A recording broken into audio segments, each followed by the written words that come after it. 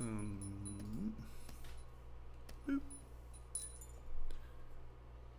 Are we streaming? There we are. I know it's the same.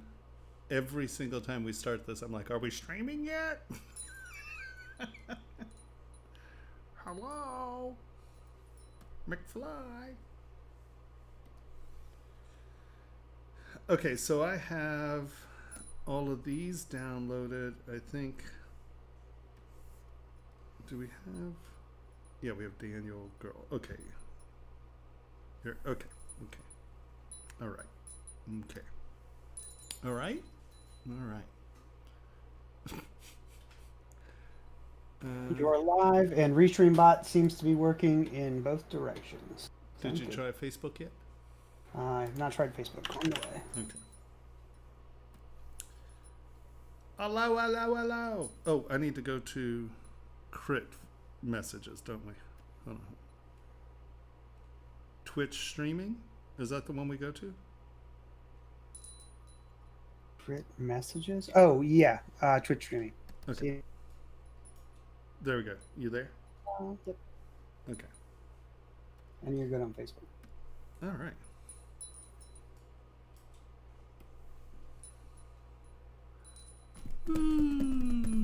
Wow. We went from 18 people to 5. People were not amused with that, were they? They wouldn't like it. Wow. How dare you check Facebook? Wow, those some happy fellas right there. They're like, what a jerk. We're out of here. All right, well.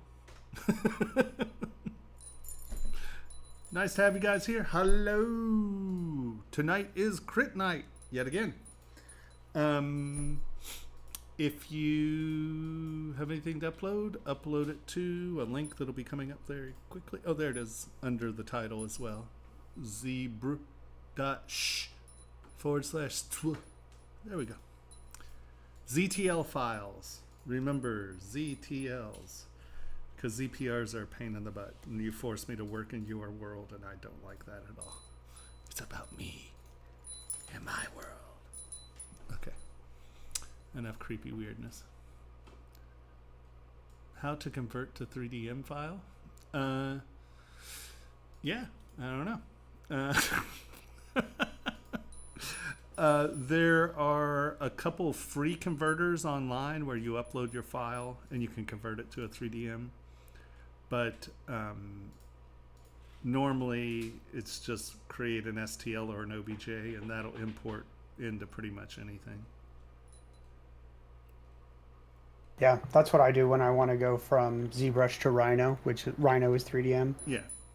Save as an STL or an OBJ. Yeah.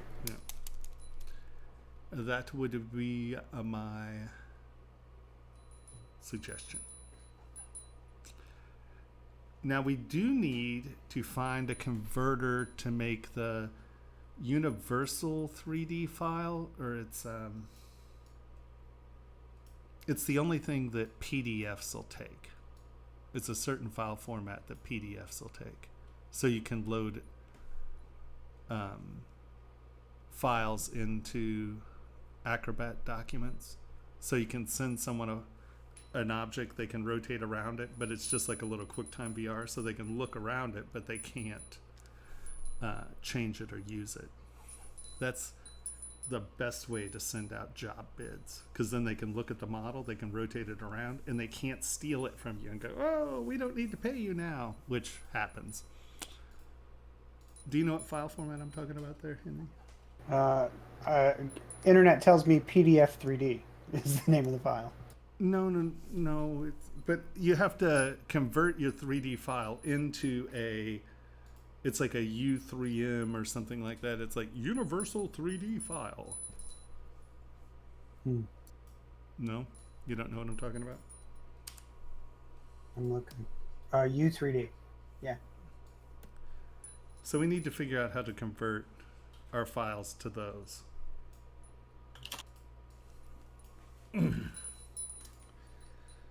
All right. Hello. How is everyone doing this evening? Morning, afternoon, whatever it may be.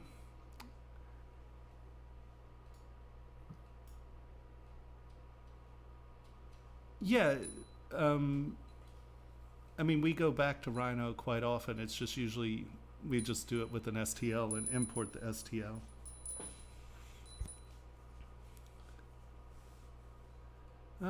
Good old LA. I miss it sometimes, not often. I miss the people, some of the people. I miss my friends. I don't particularly miss LA.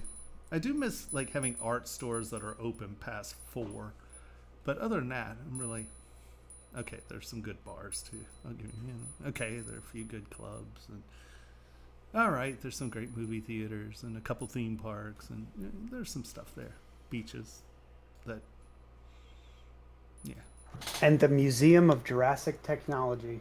I love that place. It That is place so cool. is so weird. Yeah, I love it. That's an ex-Cal Arson. Yeah. Mm-hmm. All right, so I guess we're starting with. Nope, Jake Holden. Damn it, Jim.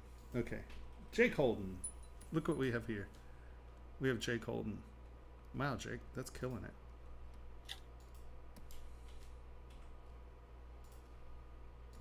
Is Jake here?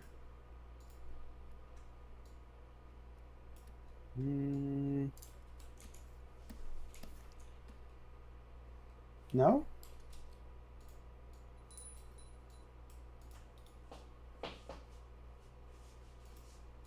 Oh yeah, no, it's a great place. To answer this question real quick, will you pull up Kitco? While I grab a link? Yeah, sure. The question is how to weigh model in ZBrush. Oh, yeah, Kitco. And I have that stuff all out here, but if you go, so this is not a watertight model. Usually, I'll just close holes. Normally, that will deal with it.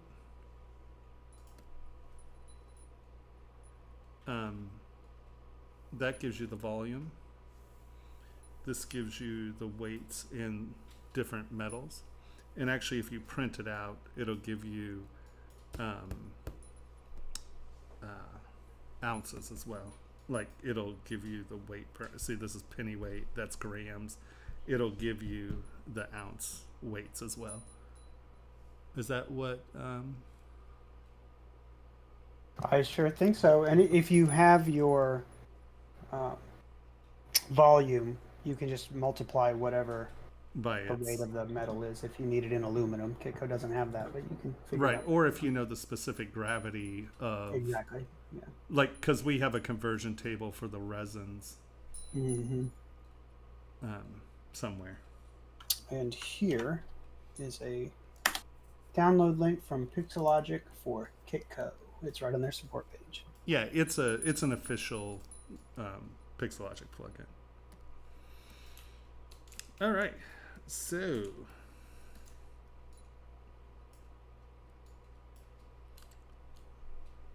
we got a good rotation there. This stuff's really nice.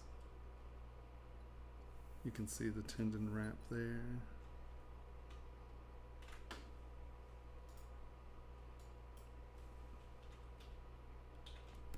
Like, I like the stuff right here, the meat folds, that's really nice.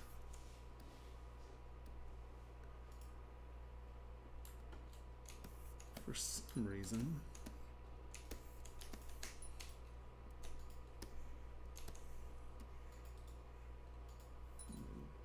Double, let me see what's going on here. For some reason, this feels just a little cramped right here. I don't know why. It might not be. It's just with that up and rotating, I just feel like this armpit's a little cramped. It might just be my eye. I could be totally, absolutely and utterly wrong.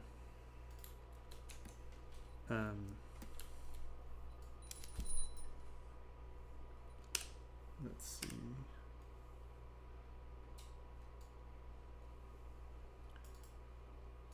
Where's my... don't I have it right here? I thought I had anatomy for sculptors right here.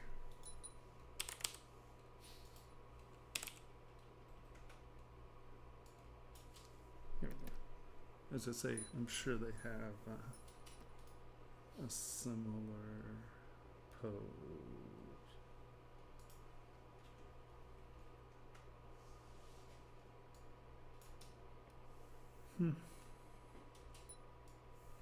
Maybe not.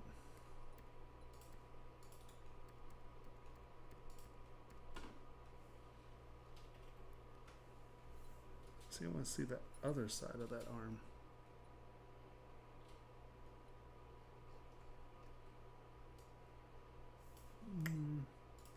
No, he's rolling forward. Yep, you know what? You're probably right.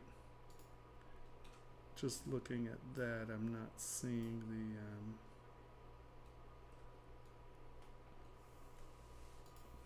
see, like right here. No, you're probably right. For some reason, it's just looking pinchy to me, but I think you're probably... come on. There's something in this armpit that's bothering me. I can't figure out what it is. It might be that this is too sharp, and maybe that shadow's making it look... for some reason, I just think there's either too much airspace here in the pec, because he's rotating around. You know, it looks good. Just double check the armpit. Like, just stand in front of a mirror and do it and just see what that looks like, because that's the only thing that I can see that's anything. For some reason, that armpit just feels pinched to me, but I can't see it. Otherwise, I mean, your anatomy is tight. It's really nice. I like how you dealt with the hair. Your pole's sticking into the skin. If you do have it, you may want to give it just a little bit of a flesh, you know, like a little bit of pushing where the flesh is touching the pole, just so it doesn't look like you accidentally left the pole in the middle of the meat, if that makes any sense. I know I'm being persnickety there, but when you produce something that looks this good, we're going to try to find it, right? It's beautiful. Your anatomy is tight.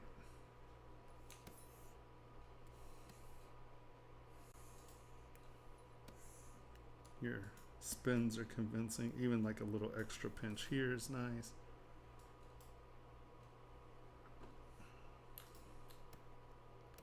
Yeah, I think I might have even just softened that lip there a little so it didn't give us quite as deep a shadow. I think just smoothing that out helped a little. Oh, Henry, we can offer the discount on anatomy for sculptors. So that's something we can give the code out to. Oh, really? Yeah, Cool. to our viewers here. Woo! Right? Look at that. And no, I didn't get Anatomy for Sculptors out just to do that. I really do use it. I think it's a great book. I mean, we don't make a commission off of it. Yeah, I'm not making any money off of it. So...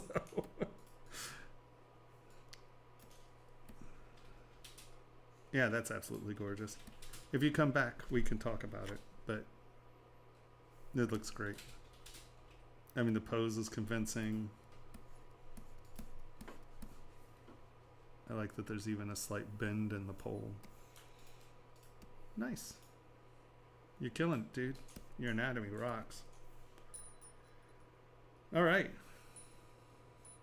Who should we go to next? Up next, we've got Danny. Danny.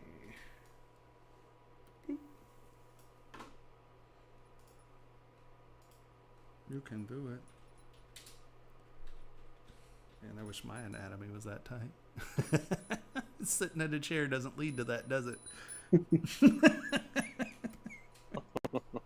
Ah, those were the days when I burned calories.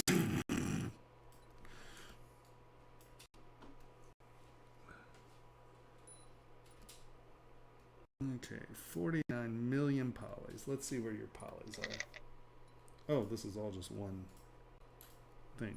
Okay, that makes sense. So let us. It's much easier to deal with in multiple poly groups just because my poor machine is slow as dirt.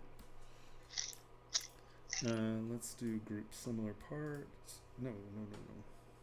Where's group similar parts? I don't have that pulled out, it seems. Poly groups.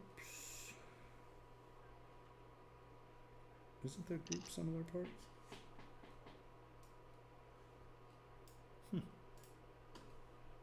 No, I guess it's split similar parts only. Okay, let's split this up into some parts just so we can browse around it a little bit quicker than me having to. This machine is not, it only has 16 gigs of RAM, so it does not like bigger models. I mean, it'll do it, but I'd prefer to be able to go in and actually look at some things. Is Danny here?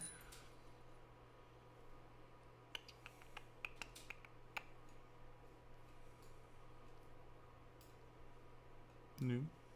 Don't think so. You know what? This might just take longer than me spinning it around, huh? Forget it. Oh, God. Here we go.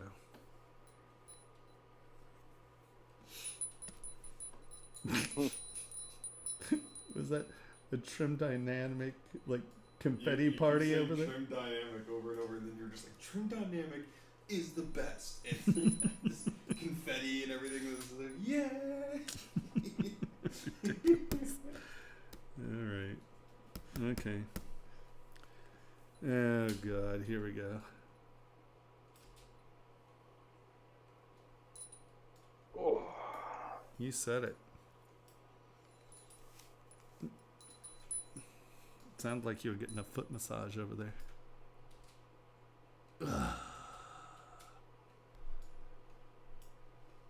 Well, CJ, there's a Ringmaster plugin as well. I think it's now called Ring Utility. It's in the same place the last plugin was.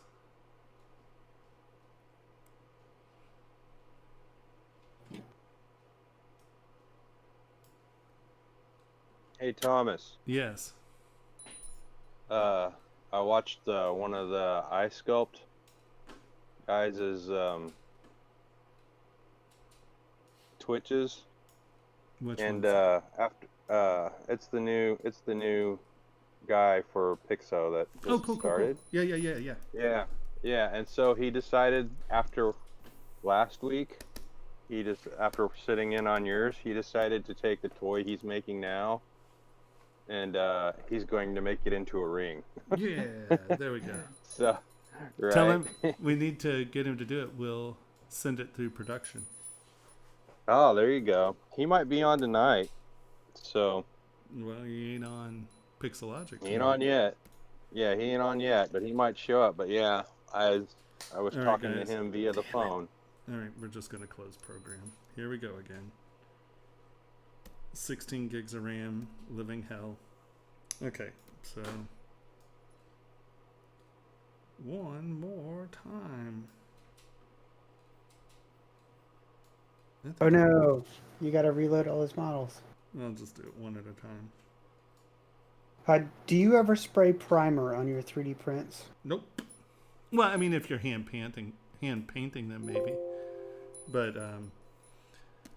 no, very rarely. I mean, because most of my prints are sort of utilitarian, so like I don't paint any of my prints. Like there are a few that we did for Tin Hun that they got hand painted. So yes, I would probably spray a primer on those. But no, for the most part, I do not. But once again, if you were hand painting them, I definitely would. And I would probably use the miniature primer, you know, like one from Citadel or Valpartha or something like that, because that's designed to be really, really fine. So you're not getting a ton of thickness or pollution, if you know, because some of the other primers throw a fat splatter or a flat spatter, and that's not what you'll want if you're doing something small. All right, well, let's just look at what we got here.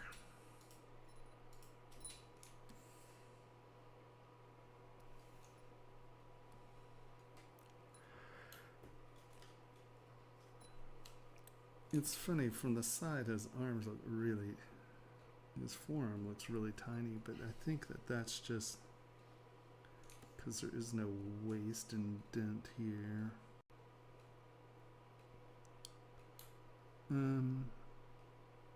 I think your upper arm is short. Hold on, let's go to Sword Soft here. Enable control bar. Alright, now we're going to get rid of that, bring you over here, and let us get Lazy Nezumi out here.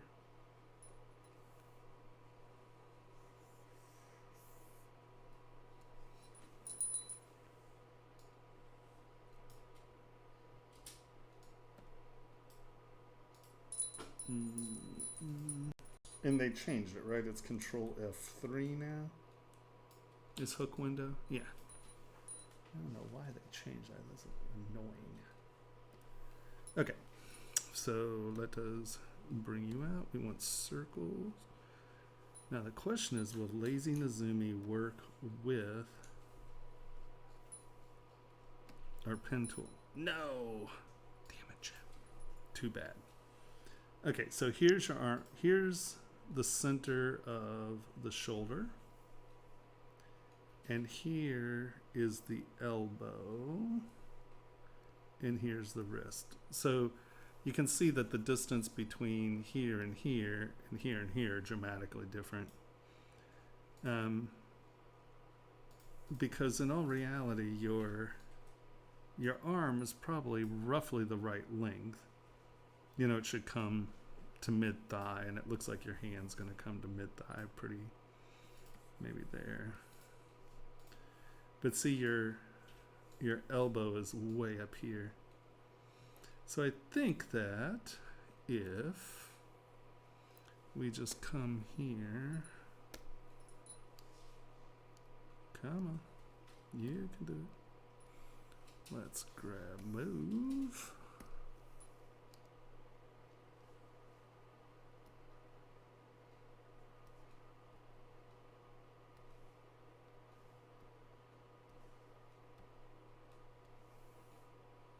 And I think that's probably a little closer to what you want. Because you got to remember that your elbow hits your waist, right? And then your palm touches mid-thigh, just above the knees, your fingers. So if you look where that's hitting compared to where that's hitting, that's probably a little closer. You know, you're pretty blocky, so you know, anatomy in quotes isn't really something you're dealing with in the lower body. But in the design, and once again, this is just purely aesthetics. What I say, take or hit, you know, it doesn't. But I think that even if you're planning out something that's very mechanical, having nice curves that tie together, like your silhouettes, I think can still be sexy. And so if you take your silhouette and just make sure, let us go, boom, boom, all right, give me move, I'm going to make it infinite depth Z. And I'm just going to change our silhouette just a touch here so you can see what I'm talking about.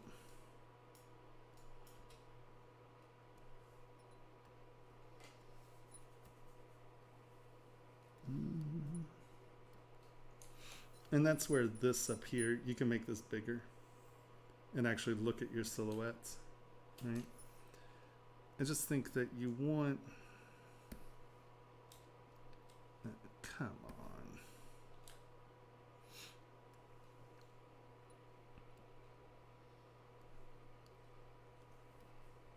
You want just a slightly sexier silhouette. Now, once again, you could be like, well, no, Tomas, I really wanted that to be square. Cool. You know, you can always ignore me. Henry does. What? I rest my case. Hey, where's the back face mask button if it weren't in your UI?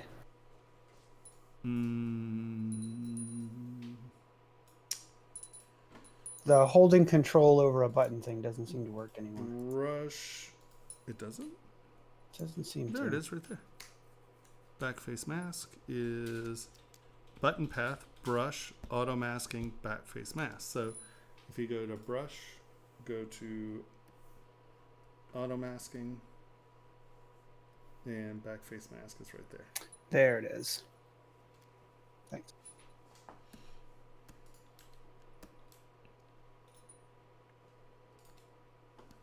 Like I said, I'm sorry guys, my computer does not like.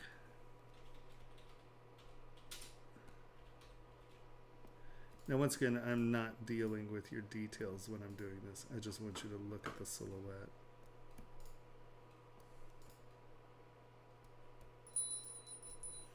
Just look there and you can see that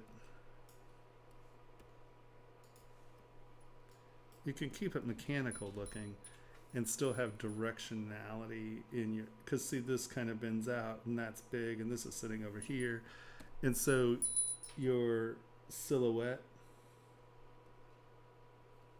where your silhouette here, this is really lumpy and that's sort of pointing this direction, this is coming down and that kind of points down. You know, if you just give it a slightly smoother. Now you could be like, oh, well, no, it's old tech. It's supposed to not look biomechanical and blah, blah, blah. If it's a conscientious, if it is a conscientious design decision, ignore my words. But, you know, just like, see this, like the problem with this hinge, right? If we go back, oh my God, it does not like 40 million poly model, right? If you look, this is your pivot, right? And see how it's like this? So that means, you know, you have odd pivot areas, right? Where if your pivot is more like that, you know, it's going to work off at this is running up here. So this pivot should be out here, not in here. So if you kind of think of the directionality of your pivot, I think you can clean up your lines a little and make it a little bit smoother. Just your silhouette being a little less chunky. Come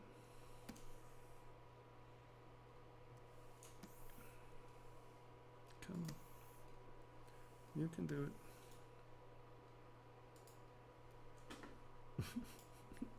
I love he has a little tiny face. Like his head is like half the size of his neck. And once again, that's design. I'm not saying that's a problem. It's just there's a lot of neck muscle for that little head. Right?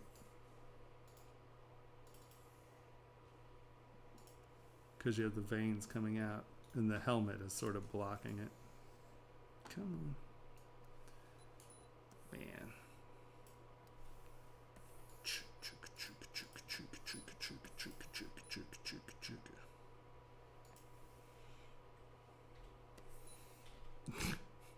There we go. You see what I mean? It's like if you're thinking about the anatomy of what's happening here, it's still fairly human anatomy, right? So this is coming up. And then this is sort of doing that, right? But his jawline's here. His skull's probably like that.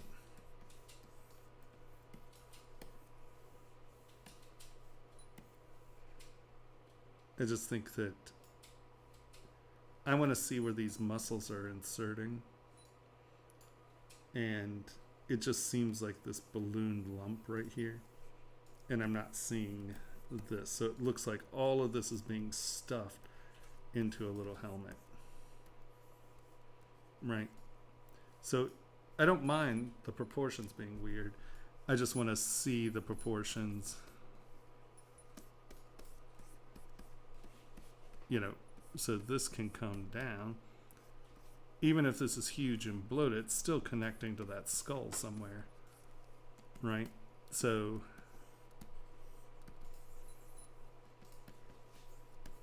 I want to see this connection, and you'd lose it. Not just because it's behind the helmet, it's just this all seems to be pointing up and away. Right? It doesn't seem to be... come on, give me the body. I know these are... There we go. You see what I'm saying? I'm not seeing how these connect. So...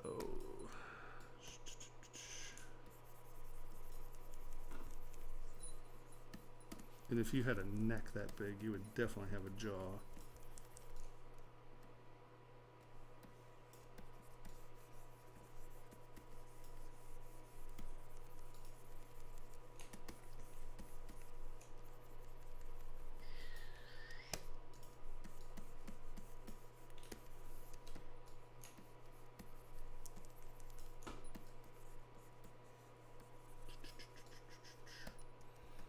And then that.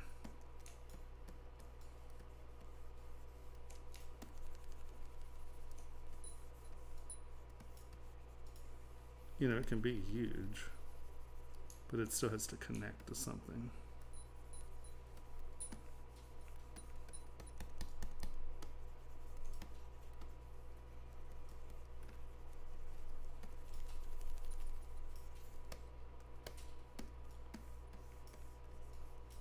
And so I just want you to have an answer for that.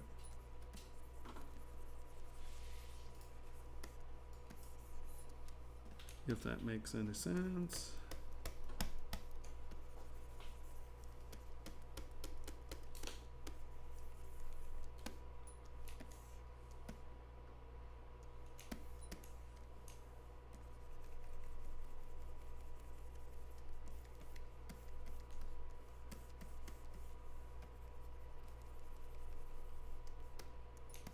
Right. As opposed to your jaw actually being behind that muscle. And now you could say, oh, well, this muscle comes over the jaw. Well, that's fine. Then make it do it. You know, I want to see where that resolution just needs to happen, however it be.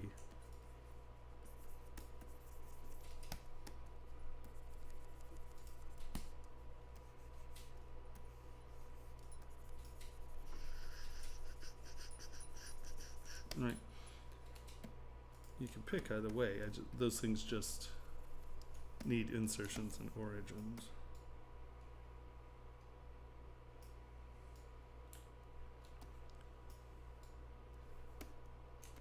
I would probably push a little bit more shape into the torso. So there's at least a little contrapposto going on there where you're getting a little bit more motion in that torso. Instead of it just being a cylinder, you know, you get these dynamic negative spaces as opposed to it just being a salami, you know.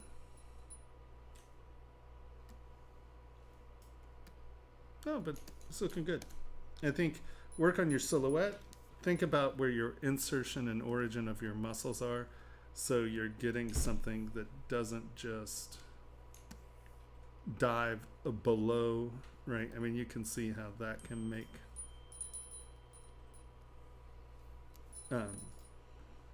right, that at least has the idea that muscles are connecting, where this winds up in front of the jaw or on top of the jaw. So work out that little anatomical conundrum. Your little mechanical gizmos are looking pretty good. Like I said, I think you need just a little bit more silhouette work to make it a little bit sexier. And I think if you actually come in here and look at your silhouette, it'll help you kind of get a grasp on, kind of what's going on. Because his torso is really tiny. Right, if we're just looking at proportions. Yeah, maybe not. Nope. That's just an optical illusion. Interesting. Ignore me on that one. I was wrong. 1, 2, 3, 4, 5, 6, 7, 8. Yep. No. Purely an optical illusion on me. You were right. All right. But like on this stuff, think about the totality of the totality of the design in the sense of how it works together. I didn't touch this side. This is the side I was futzing with. But think about how the design works on upper leg and lower leg. And see if you can get the design to, make some sense as, you have this stripe pattern. I would continue that down in here or something. So you have a continuation of theme. Everything's not a different visual vocabulary.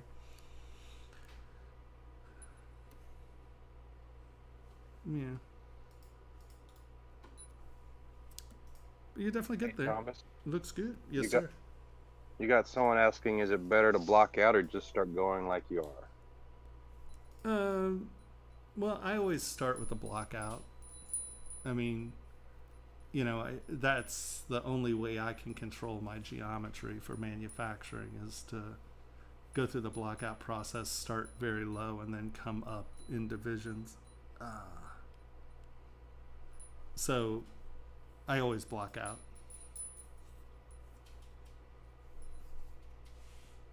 It gives you a mesh control. All right. I guess we can go to the next. Who's next? I wrote Andri. Andri is next.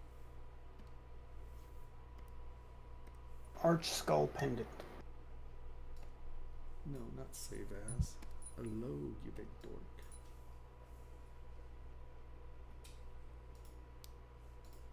Come on. You can do it. Who did you say? I'm sorry. Andri Drozdov. Okay. Yep.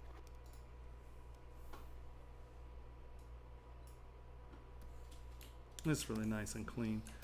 This would print very well. All of your layers are really clean, concise, and tight. Your details are nice, separated, sculpted in layers. This is a really tight piece for printing and production. Your little guy here looks good. You are probably going to need to blow the details out a little bit more on the face. Make them just a touch more cartoony, just because, you got to figure it's 1/10 of a millimeter. You need a little bit more oomph to get the really tiny stuff going.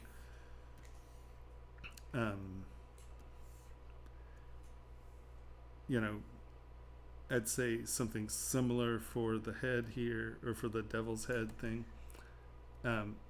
You just have such this nice, clean, flat, simple style that I would probably try to bring some of that into these guys as well, where you're just simplifying a little bit and giving them a slightly more planular information, where just get rid of a little of the surface detail. I can't believe I'm saying that. Me of the surface detail.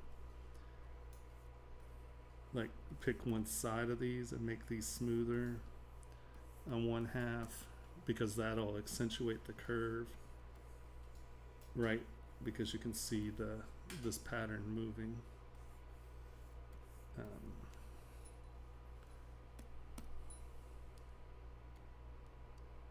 Man,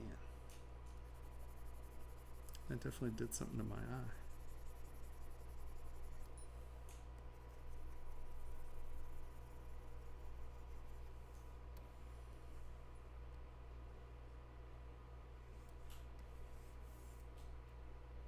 It's crazy. If you ever heard me say remove surface detail.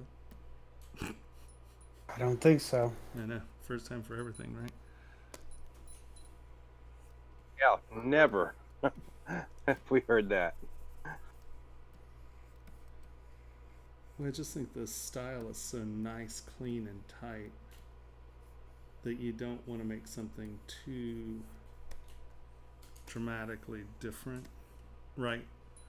Because once again, we're telling one story here. So I don't mind, like, you can see that by simplifying the underside of that, you're getting some of the same flavor. And then, you know, you have your lines here, of course. And, you know, just kind of simplify the texture on this so it's smooth, like the angel, soldier, paladin, whatever he might be. Ooh.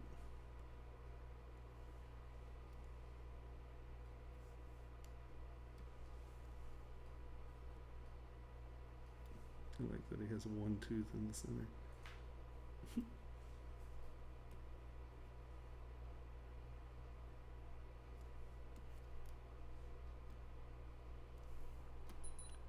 And similarly here.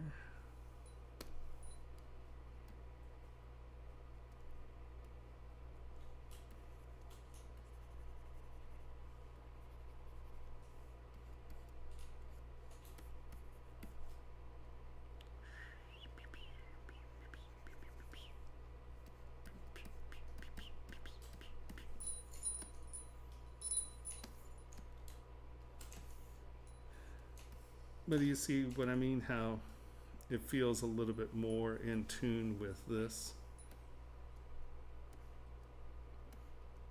I'd probably make it a touch bigger too. I think scale wise you could probably get away with.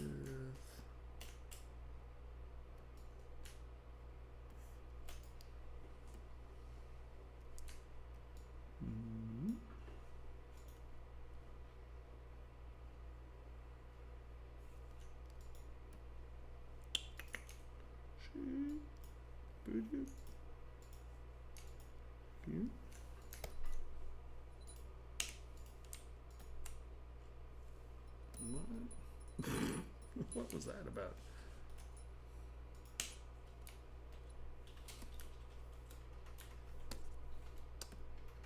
Nope.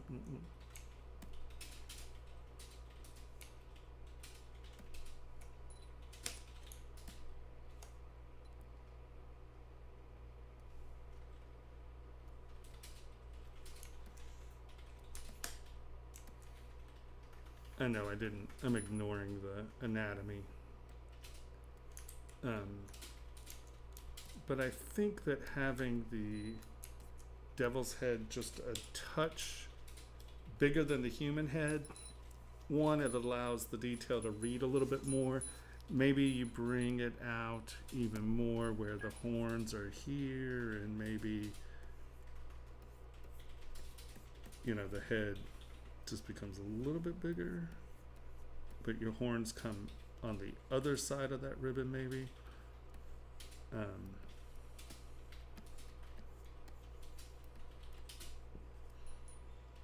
Maybe make it just a little bigger, because one, it then has the presence of being superhuman, right? If it's the same size as the angel skull, the angel by defeating it didn't overcome much, right? It's like standing on a rat head or something. You're like, all right, what do you want, a cookie? You killed a mouse, right? So by making the adversary more intimidating, by making it larger, it also sort of comes across as, you know, if you're looking at where it's standing, you know, you're sort of standing on the head, right? So, you know, just make it look like it overcame the devil, right? You know, you have that.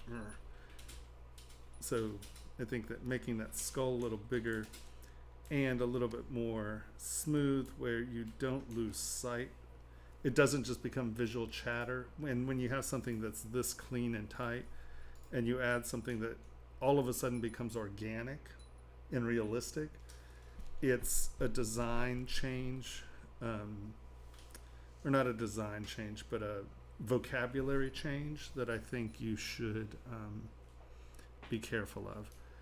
And I'm assuming that this is a wing set, and then this is a wing set, and then this is a wing set, right? It's sort of like 3 sets of wings. This is that inner fluff here. I would try to somehow on the first one of each of these sort of try to make these clearly sets, because when you first look at it, it just looks like he has these little turkey wings as opposed to these big open nice form. So somehow or another, you know, either put, let's say, are you packing up? Yeah, go tomorrow. Oh, okay.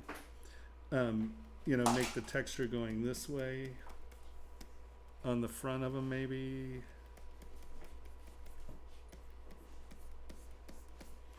And then maybe this way on these. And then this way on these. You know, just something in that vein where you're getting that these are sets of wings. You know, maybe these go this way, these go this way, and then these go this way, right? Whatever it is, just you see how that now all of a sudden puts these in line with those. And that becomes much more visibly a set of wings, a set of wings, a set of wings, as opposed to turkey wing, really cool patterny skull. Because see, you have the rays here, the rays are coming into the eyes as well. So it's easy to mistake these when you're not seeing the wing tips curling up, for these to look like rays, and he has little turkey wings. So that's the only other, I mean, it's nice. The inside looks good. All of this will print very well. You know, I would say maybe just give these a little bit of a roll, SK twist, come in here and give these just an edging. So at the transition, they still retain that over and under sort of thing. Yeah. Just in the print, that'll be a big deal. Oh man. How's your eye doing? It hurts. I don't know. Sucks.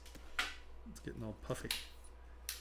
And be careful not to do too deep of undercuts in the back, because if that's something that could pull out, that's fine. I mean, that's not a problem. But if you're doing it on the inside, which you didn't do, okay, good. I was going to say, if you did this bevel on the inside of these, that becomes a double trap, right? Because right now what you have is,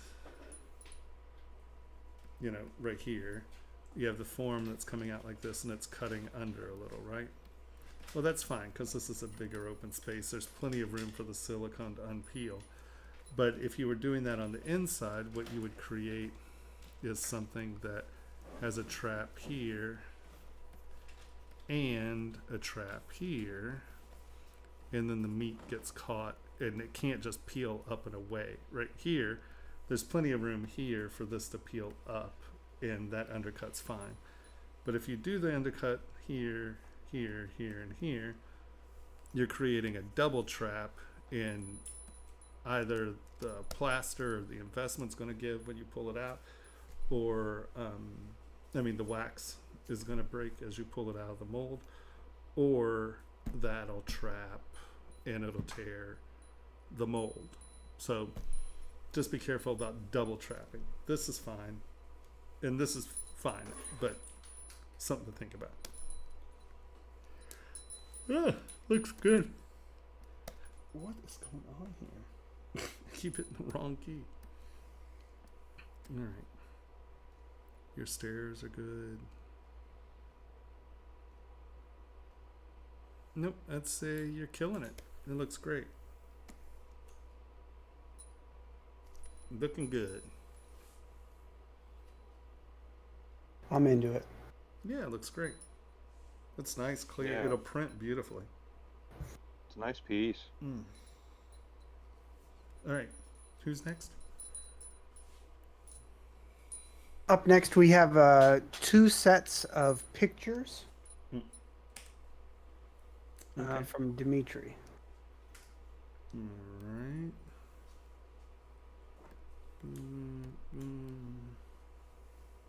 Open. Boop. It's photos. Okay.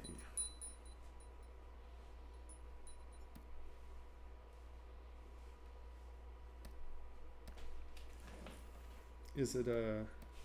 It's a dog, not a horse, right? Yeah, it has toesies. So it's a dogator.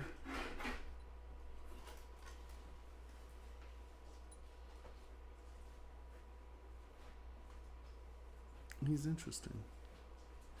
I like being a dog, the proportions of the bodies are different than, your stereotypical minotaur. So it's a interesting perspective shift.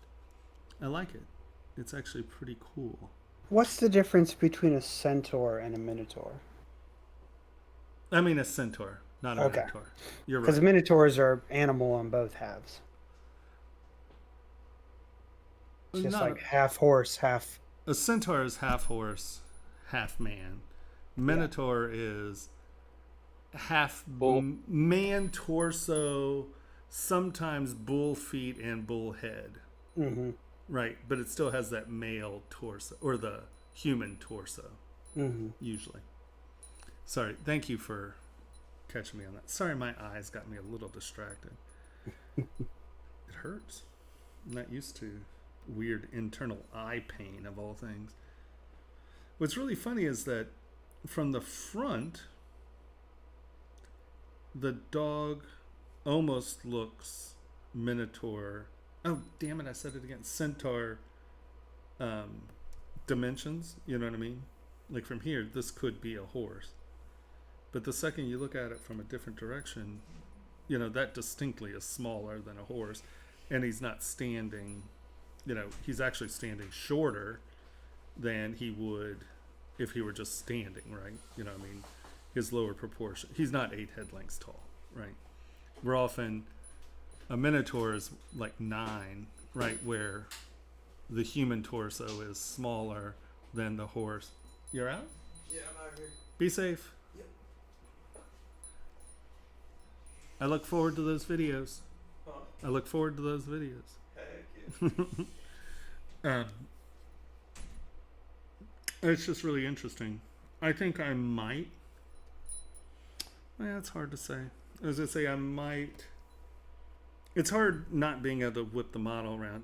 I might say with the torso being so small, you might want to thin these shoulders out just a touch. But it's hard to say without actually being able to see around the model. The anatomy's fun. I mean, like your anatomy's good, but you blow it out of proportion nicely. Like the forearms are really big. You push the hourglass nice.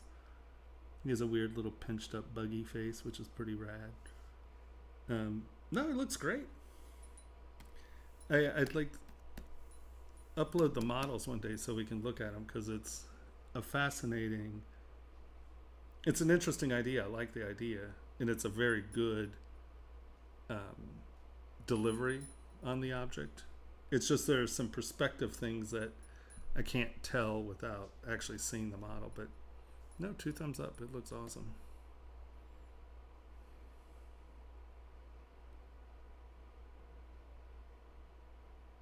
Interesting textures. It's interesting that is like this arm is more anemic, this leg's more anemic, this has the fabric wrap, this has the fabric wrap.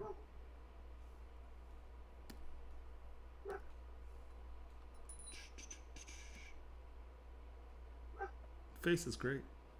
Really nice. You know, it's realistic, but the proportions are blown out a little.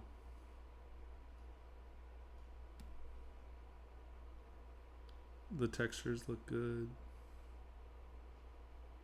He's a good character. Interesting. No, I'd say you're killing it. Both look great. Like I said, some of the things are far easier to tell when you can actually rotate the model. Like I like the wicker sort of girdle, arm and leg piece. No, it's fascinating. I'd like to see the models. They look great though. All right.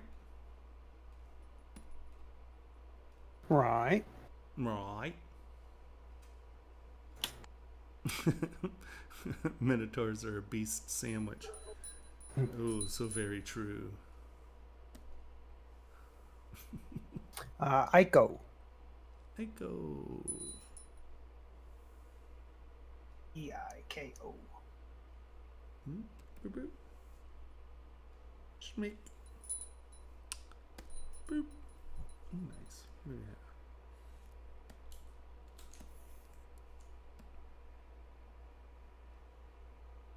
I figure a cable end, like the wolf head bracelets, and then there's the ring that holds them together.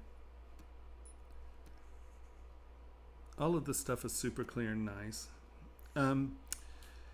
Now, what you're doing is what a lot of people do with fur. Damn it. And you're drawing in the detail. And what happens, it becomes very chattery, right? You lose sight because everything's roughly the same thickness and it's roughly the same depth. So what you should look at is turning these into mats of hair. We'll do one side.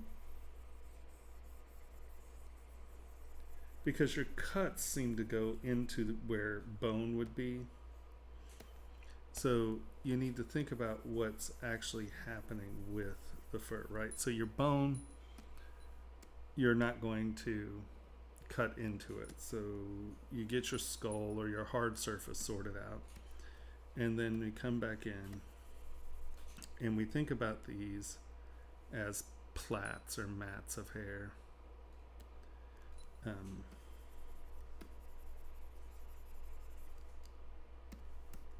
Right, so let's make sure that our snout is sort of where it is. We don't want to cut into it.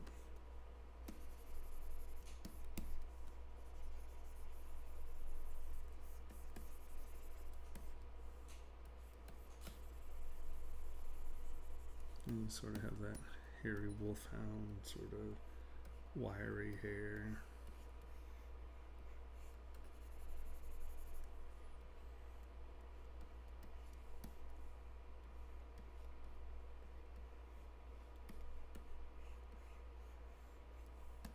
And think of them in simple shapes to begin with.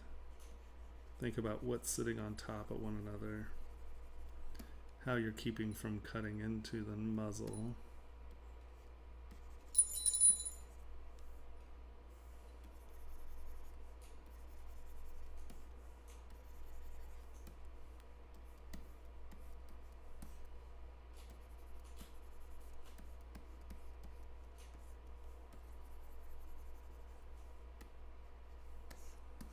And then you're going to think about your eye socket. Because, I mean, if you think about this, your eye socket, you cut that down in there, but that's really cutting into the bone. If your eyeball's right here, because there's bone on this side of the eyeball, right? There's a eye socket and the cheekbone there. And even if it's abstract, if you break a lot of those rules, or break a lot of the surfaces, then your brain's going to be like, hey, what's going on there? Why is it soft there? What's happening? And same here. Let's get our brow sort of in place. So it looks like you got your rough shape in, and then you cut into your rough shape as opposed to adding on to your rough shape. So when you cut the hair in, you cut the hair into the bone and the structure of the piece, as opposed to bringing it up on top. Right, and so I'm just thinking big shapes, right?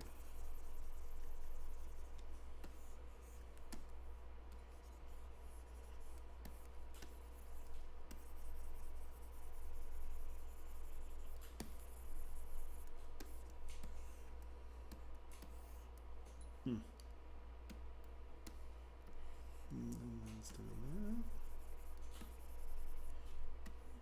That's probably doing that. Right, so you can see that by starting with the structure, I can now come back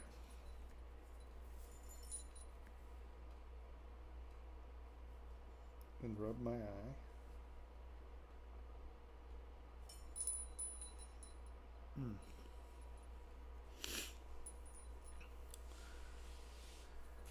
Turn my Z intensity up a little.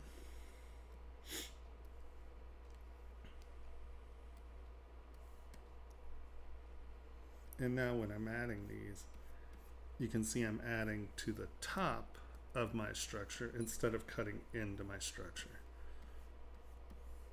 And then when you start to get the rhythm of your hair, it's not cutting into the bone.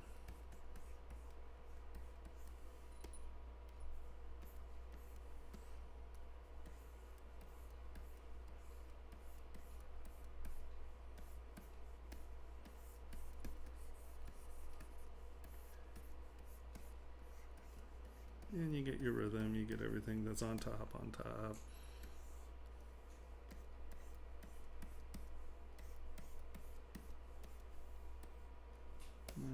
These, oops.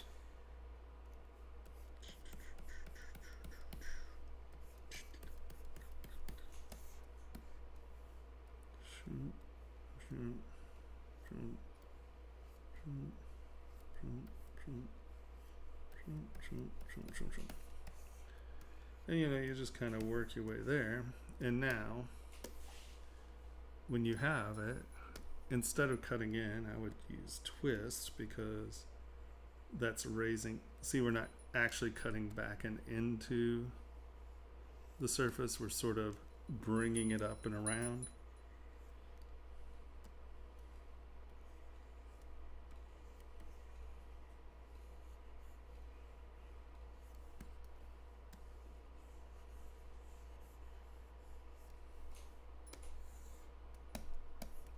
And so I'm not really changing the substructure shape.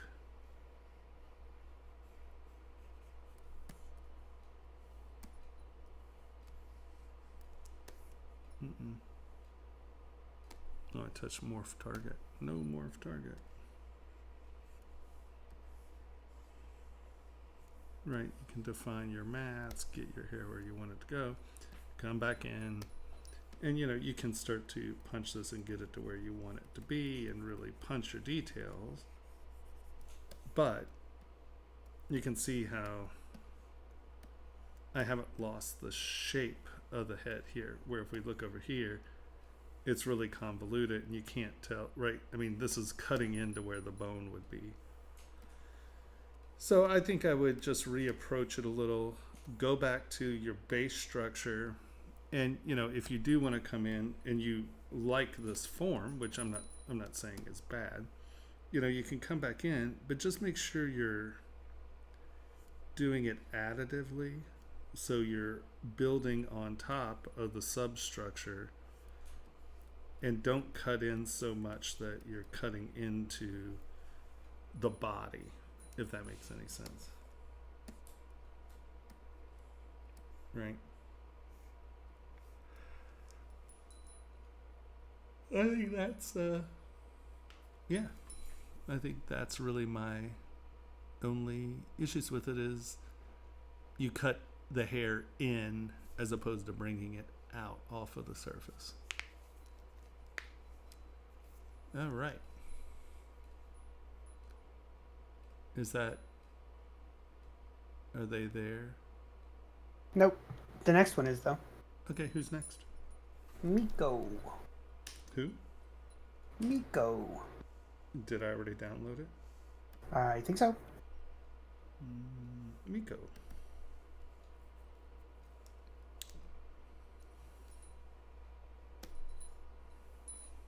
That's lovely.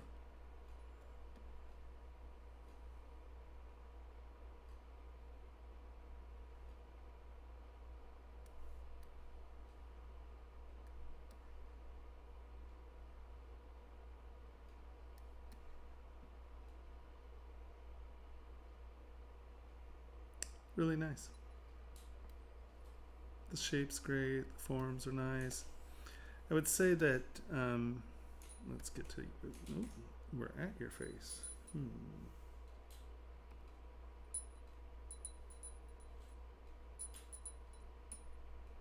Okay. Because she's younger, and this is stylized, I would probably lower my res a touch here, get my brush a little smaller.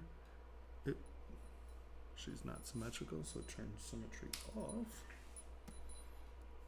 And smooth this out just a touch. Wow, look at me go. I keep telling people to take detail away.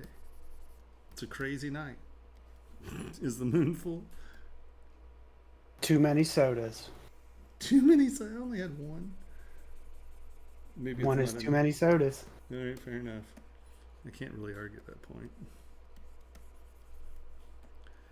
But by getting rid of that lip right there, you've smoothed their face out a little. I just think it was a little too deep because it read as an eye bag, or, you know, a reset socket. So I think by smoothing that out, you're retaining some of her. I put that dent in there. I'm like, and what is this weird dent in her face? That would be me. Sorry. I think that, especially being this stylized, that is a pretty radical dent. And that smooths her cheeks out a touch. Unless she's meant to be older. But I'm not getting that from anywhere other than those little eye bags. So I think that youthed her up a little. And then all these details are nice and crisp and sharp and beautiful because they were constructed. But then when you get to your coat here and you have seams and these became muddy, but this is still tight where you added it. A way to make seams, I know everyone's going to be shocked at this, use SK Twist and roll the seam this way. Come back and roll the seam the other direction. Take the pinch, get it big, and do it softly. Don't just get in there and go, right? If you'll notice, I'm just tapping these. And you can just creep them together. And you see how that is now retaining a similar detail vocabulary as the stuff that's, because see, the snaps are so tight. And then your fabric is loose here. Oh, my allergy. Maybe this is an allergy thing. But just by coming in and using SK twist and rolling that, do you see how that sharpens that up to the point where it's a similar level of detail as the snaps? And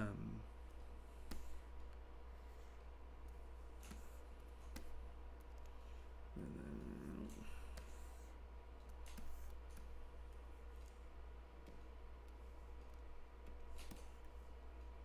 yeah.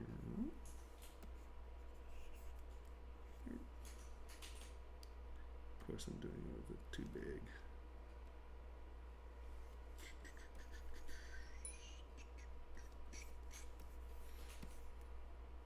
And then pinch.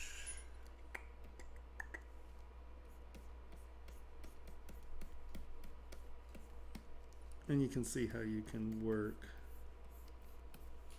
that together. And that way these seams and stuff have a similar level of detail as, or a level of crispness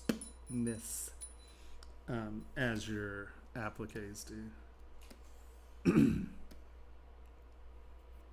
I'd say you might want to try that with the hair as well, because I think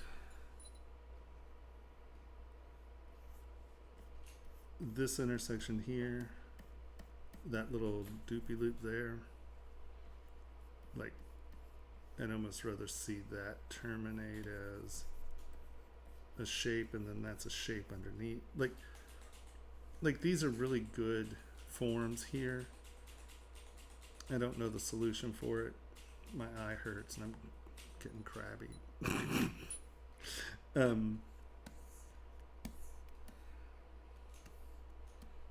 Maybe it's, this is still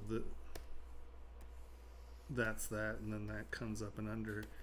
Just this intersection's a little odd for me, because you have, once again, you have this really nice form thing going, but then this is sort of attached to that, and this is sort of that, but this stops the curve.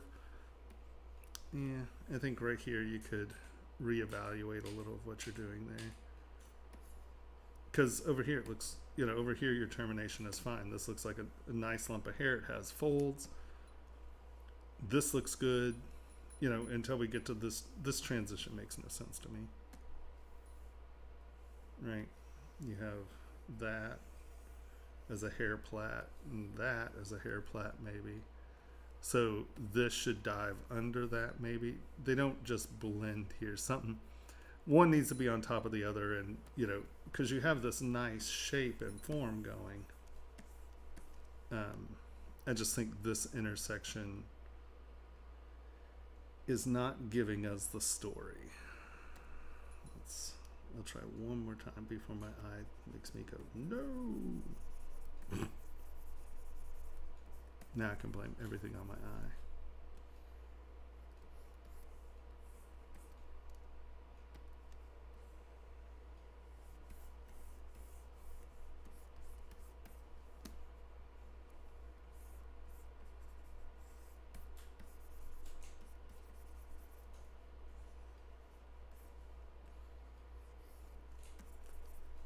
Yes.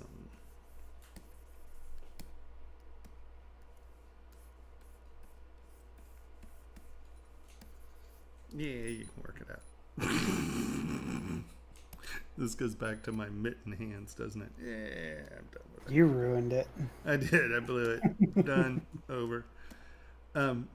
Honestly, other than that, I think that, like I said, some of this fabric detail is a little soft. I would crispen it, make it crisper so it ties to the same levels of separation of form as the helmet and the head and face do.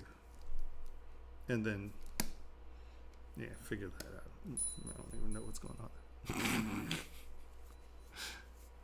So, an additional question from them. They want to know what they should focus on to make the next one better. This is their second sculpt that they've sent to us, and they want to practice more stylized busts before moving on to something bigger. So, what do you think they should practice? Retaining the same vocabulary, right? If you'll notice, the jacket is distinctly softer than everything else, right? Because you constructed this stuff, right? You didn't sculpt that. Right? You took parts and you built it up, where the jacket is sculpted. So I would say that whenever you're doing something, try to keep the style the same. And maybe it's something like you do something like this, and then you extract it. I don't know how to. Okay, we're just gonna say that's good. So we're gonna accept, and then you have this, then you have the sleeve.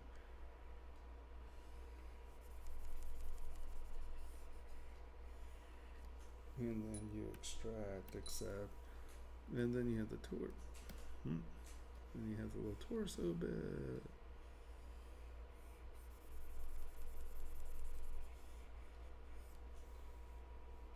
Extract. Get on, accept. And then here, instead of trying to figure out your seams, you actually have different parts. And that could feasibly help you get the seams to look as if they are the same as the stuff up here, right? I would break that into polygroups so you have sharp thing. But do you see what I'm saying? How this now appears to be very similar to how you've constructed the straps and the buttons and this and that. So don't lose it on like this stuff, right? I mean, you could easily make this, and especially if you did this in polygroups beforehand, these would be actually fitting together better.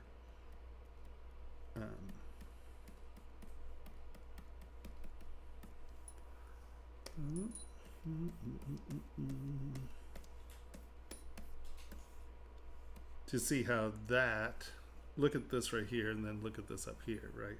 This has a similar feeling.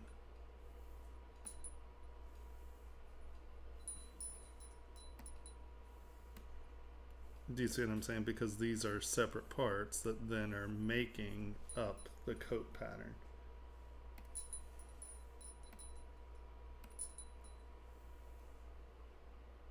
Does that make sense? Hello, Alex.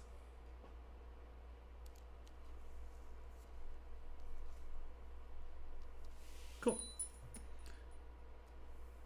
But I hope that makes sense, that this is a different style than the helmet. So just try to retain your styles. Make sure you're sculpting in the same visual vocabulary. But it's great. It looks awesome. It's beautiful. I just think that, here's that whole thing, right? You're sculpting something stylized, and then you get into something, you're like, oh, I'm going to make it look real, right? Like the devil's head and that angel. Everything was so clean and stylized, and then the devil head became realistic. I think you're doing the same thing here. You have all this clean, stylized. Now, this is very realistic because, it's sort of constructed in the way that the helmet would be constructed. So, yes. But even the straps, they're clean. The hair, very stylized.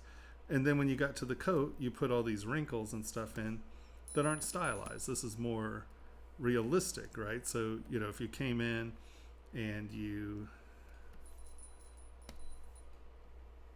made these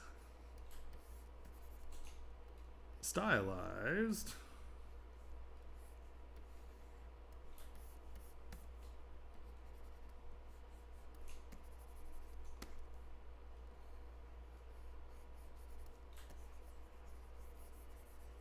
right, it's not trying to be as realistic. But I would argue that's still too realistic for this style. I mean, I would have made this simple. Right, you get your collar.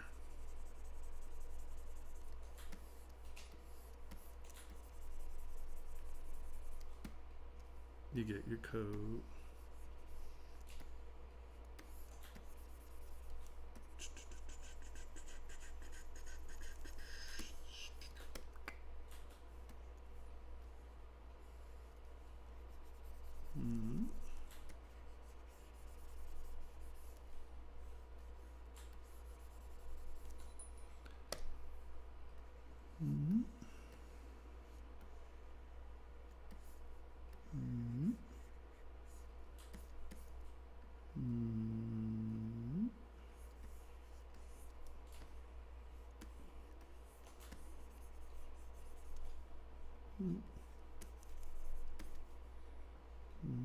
Ooh.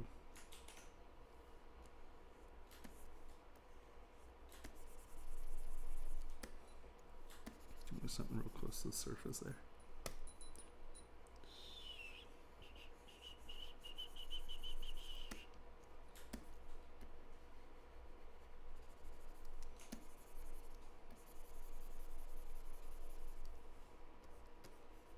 Because that's really probably how your motorcycle coat's cut.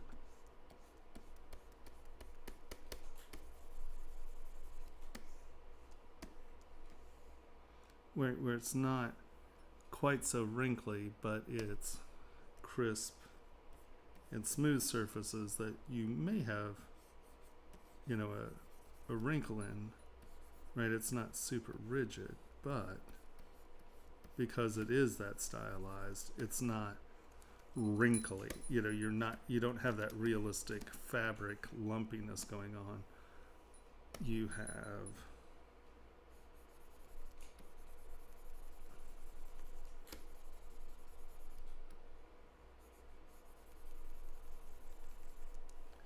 a stylized solution to it.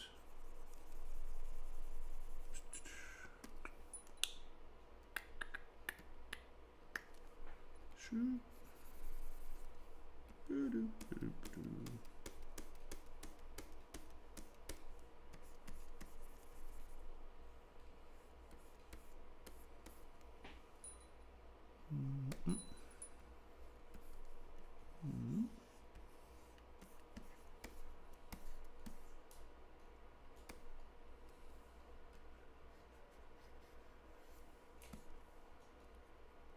Does that make sense?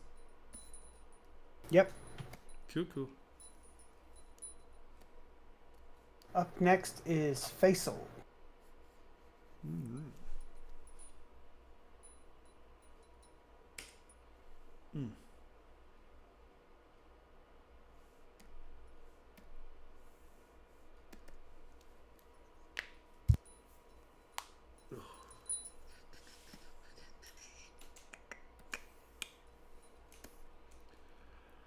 All right.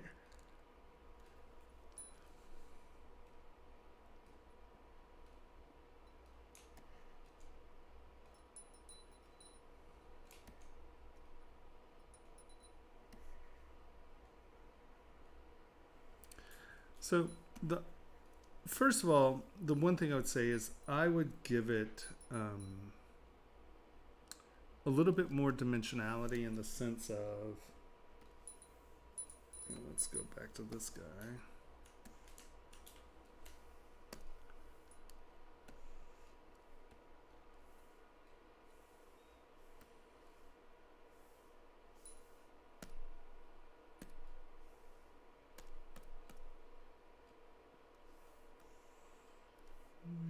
We're going to just give this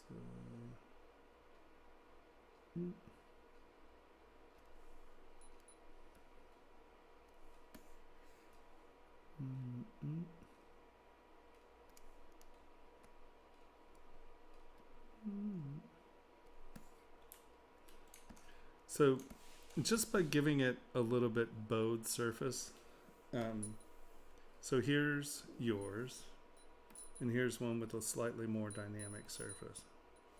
Now if we go to a metallic, see how this is reflecting as one surface, right? All of these flat planes reflect as one surface because basically it is just a big flat surface. Where if we get this bow in here, you see how it's dark over here, it's bright over here. You get a much more dynamic motion out of it. So I would suggest finding a way to make it a dynamic surface. So your reflectivity story is more interesting than just flat. And now, you know, that can also come with, what do we have here?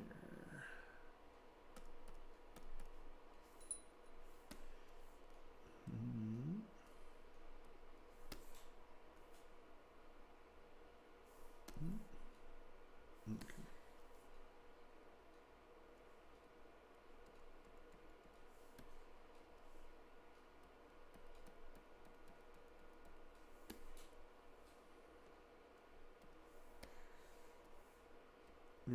get some real dimensionality going on in some of this stuff.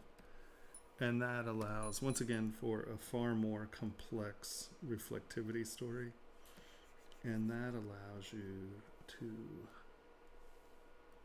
really get in and allow the surfaces to kind of bring some interest in, right?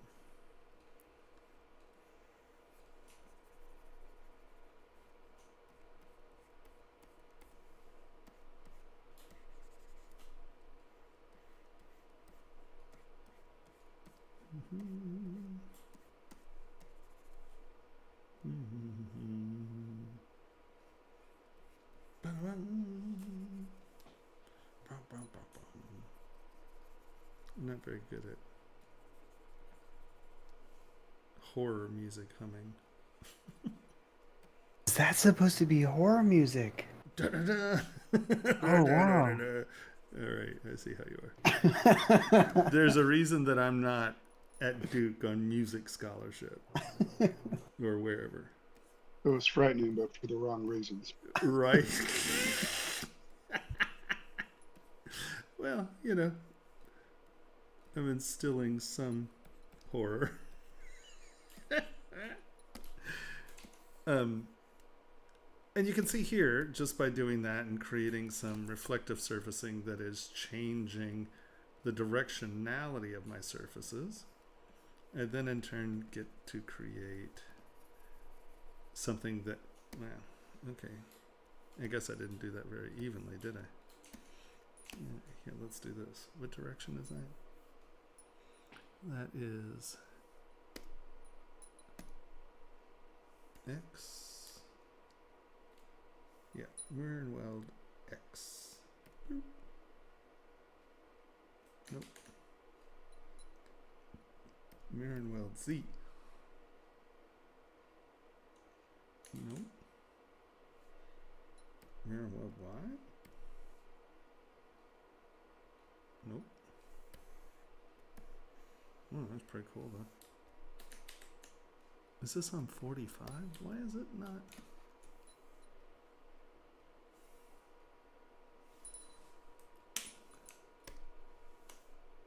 Okay, so it's mirror and weld Z is what we're looking for. Q. But why didn't it do it? Oh, I guess it did. It just did it the wrong way. Mirror Z. Mirror and weld Z. There we go. Da-da-da! I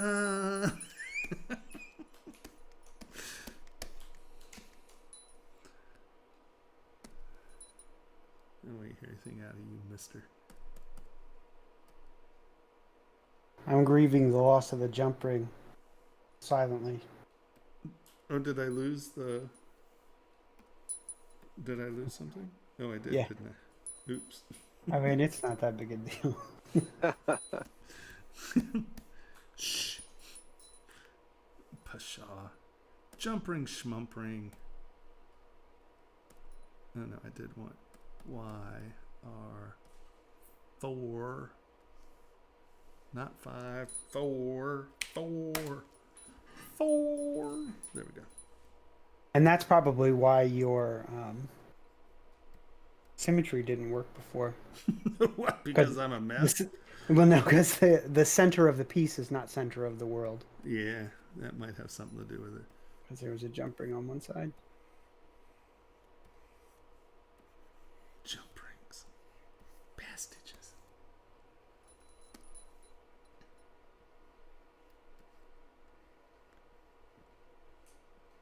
Alright, so I've made a symmetry disaster of this. But hopefully, my point is not just on the top of my head.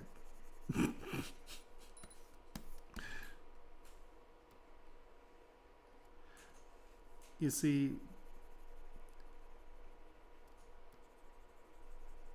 by creating complex concave and convex surfacing, you're allowing for there to be a much more dynamic reflective story happening here. Yeah? Yeah. Ja, Yeah. da. Yeah. And there's your jump ring.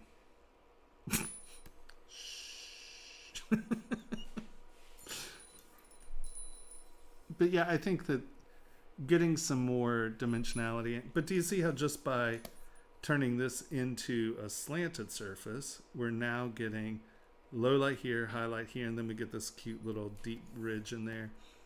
And as it moves, those are the little glitters and zingy wings that catch your eye. And you want the eye to be there as much as it can. You want it to travel and stay interested as long as you can. So the more you give motion to the surfaces of what you're creating, and this isn't just for jewelry, but metallic things obviously are a little zing wingier than resin things. You know, you start to get a far more interesting reflective surface, and in turn a more interesting part. Any questions? Nope.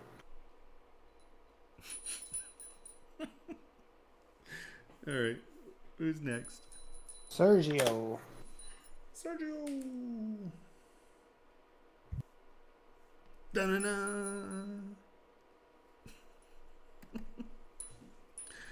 All right. We all know. Let's turn off that paint first thing. I don't know what horror movies you're watching where you think that's the music. Old 80s movies? Oh, that's even older than that. Yeah, but like Triumphant, that was like da-na-na-na, da-na-na-na-na, like The final what horror countdown? movie? Yeah. Wow, What you went to the watching? final countdown, did you? No, you did. No, I was like, da-na-na, I don't know. Oh, What like the old- hell? Like early 70s, late 60s horror movie? I'm like talking soundtrack. about 30s vampire-y weirdness or what the hell do I know? I don't know anything. I think you just referenced Doug Funny there. Wanna Jack Bandit. Oh no. Don't make me cry, it hurts. Oh, What's going on with your eye, Thomas? I don't know. Yesterday I must have got something in it or something, because this morning it's a little puffy and it hurts. Or it's been getting more painful as the day's gone on. Oh, yeah. And I tried to wash it out and I'm not. So now I'm just, Keeping it closed mostly? yeah, it sucks. Yeah, I got a metal shaving once under my eye like that. Embedded in the, Not embedded in my fun. under. No, it wasn't. Yeah, it got under my bottom lid and just stayed there. And all day long, I didn't know what it was, scratching the heck out of it. Yeah, this feels like I got punched, kind of. You know, it feels like Oh, it's not quite that specific. It hurts along the edges. Do you sleep face down? No, I do not. did someone walk in your room and punch you in your sleep and you did not know? Did someone That's punch you far while more you were likely. sleeping? Liz was You like, know, my "Shut first up, wife used to do that. Bagak!" Yeah, my first wife used to do that to me while I was sleeping. Yeah, that's why she's now an ex, I hope. Yes. Yeah, no, that's not acceptable. No. You wake up and someone's just wailing on you. Yeah. Oh goodness. Makes you reevaluate your situation real fast. Indeed. All right, Sergio is here. Hello, Sergio. How are we doing, sir? Are you in chat? Yeah, I know. Yeah, they're in chat. Sadly, I'm nowhere near a hot towel. When I get home, I'm definitely going to hot towel myself. You're in chat? Yeah, no? Nagyul Designs. Oh, I thought it meant verbal chat, like talkie chat. No, Okay. texty chat. No, we don't. No, I don't see him in there. Okay. Well, you can always join talky chat instead of wordy chat if you want. So here again, because of the stylization, ignore my anatomy comments as you choose. The arm, so if we look at our proportions a bit, the upper arm is about that long, the lower arm's that long. So you have dynamically longer lower arms. Hey, Tomas, hold up 1 second. Meculum? Yeah. There you go. Hello? Are Can you guys hear me? Sergio? Yeah. Hello, Welcome, hello. How are we welcome. doing? Oh, what's up? So, like I said, stylistically, I understand. Like, I make long forearms quite often, just stylistically. So, ignore me when I say this if you're like, well, no, Tomas, I wanted those to be long. Great. Yeah. So, there's obviously a thing here.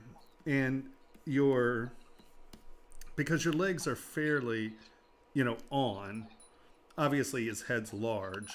And I mean, that's obviously meant to be that. So, but otherwise, the proportions are pretty on.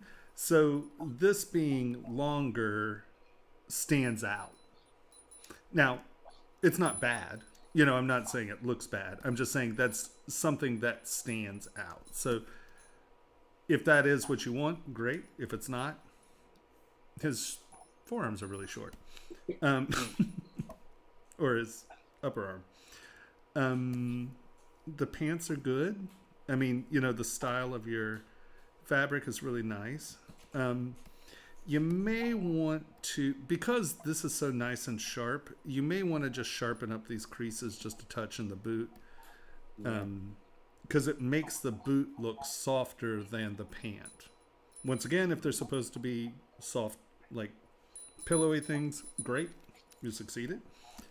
But all of these are pretty crisp folds, and then this becomes a really soft fold, and it just looks like you didn't go.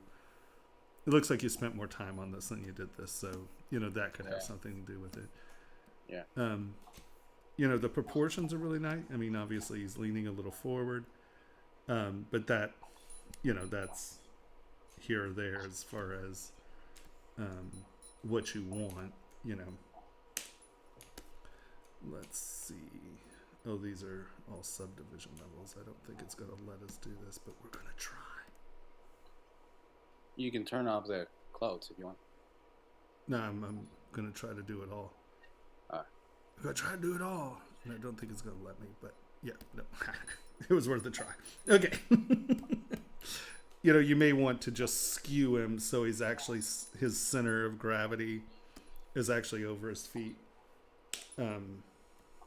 So is it like his shoulders and hips and feet have to be on the same line, right? Yeah, it's just like he's leaning really far forward here. Hold on, let me get rid of this. Because if we look at it from here, you can see that his center of gravity is way far forward. And that just comes down to, you can just readjust the posture. If you just skew it, you can taper it right into place. Because normally, I was like, what just happened there? You have your head, neck, torso, leg. Right.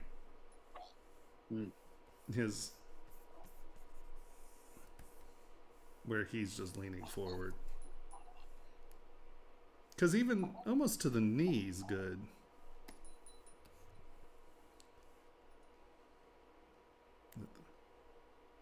He's still a little forward, right?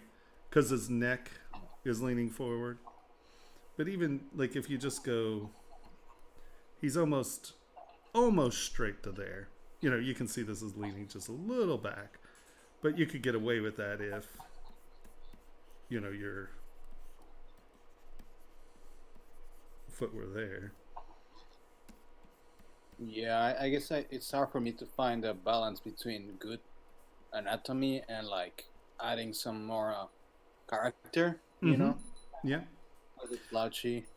Well, and also the thing is, this is an A pose, right? So at this moment, it's not really important because the second you pose him, all you have to do is bring, you know, that leg out a touch, and now he's centered, right? Mm. So I, I'm fairly forgiving in A poses because obviously he's not posed yet, right? So that's not horrible. It's just something to keep your mind on, right? Yeah. Um, and then let's look at his face here. Oh, the face is nice. I think that I would probably, especially since you defined this being this crisp, it's hard to tell if this is the upper lid and this is the eyeball, or is this almost like a second brow lid and then the eyeball is actually the recess? Do you see what I mean? Well, that sharp thing is another subtool, and it's supposed to be his eyelashes. He's Okay. kind of supposed to be like a Japanese dude. Sure. Yeah, so basically that's his eye there. Right? And this is Yeah. the lid? Or is this Yeah, the ball? That little bump in there is like his lower lid. Right.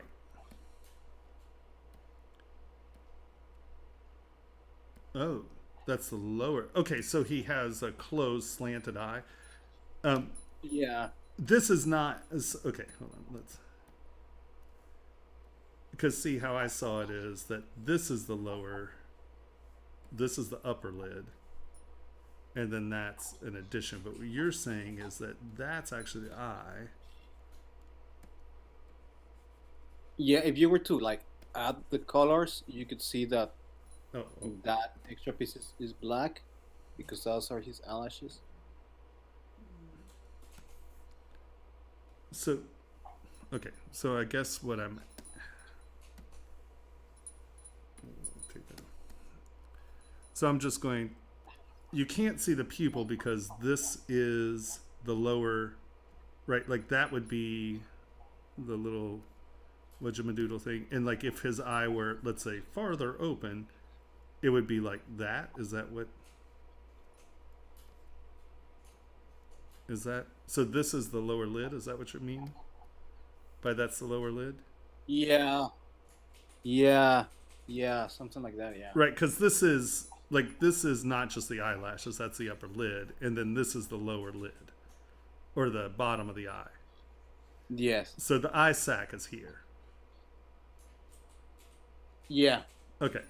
So what I would do is let's go back to where you were here. I would not make this so deep. I would fill this in some. So you're selling that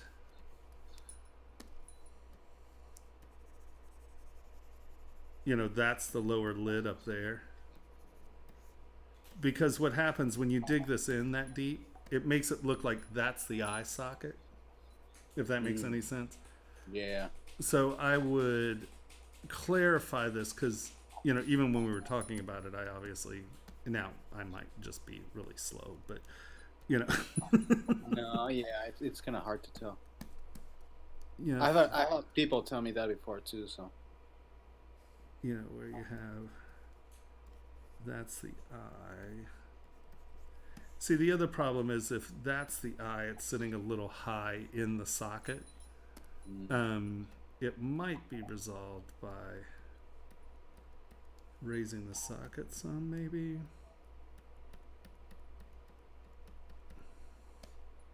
Because now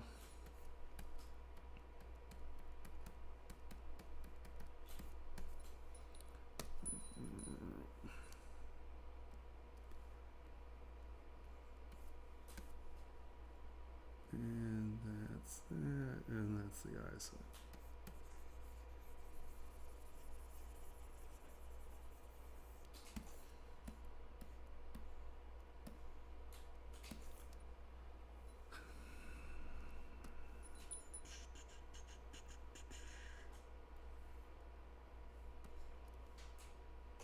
maybe giving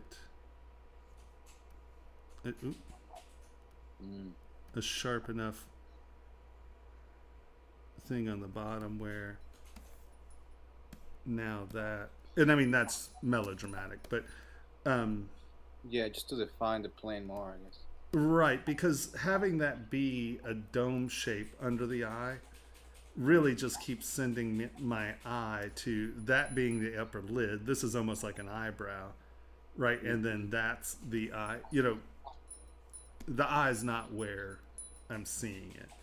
So let us, hold on, let's turn these off for a second. And now go back up here.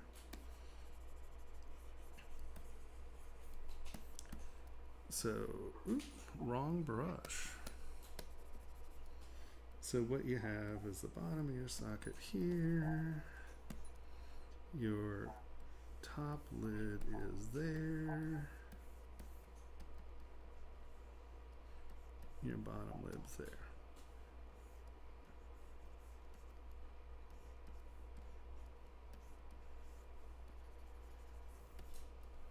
Is that kind of what's happening? Is that what you're... Yeah. Yeah, I mean, he's kind of like, I guess his expression is more like, you know, kind of like smiling with his eyes. Like, Right. kind of like squinting. Right. So...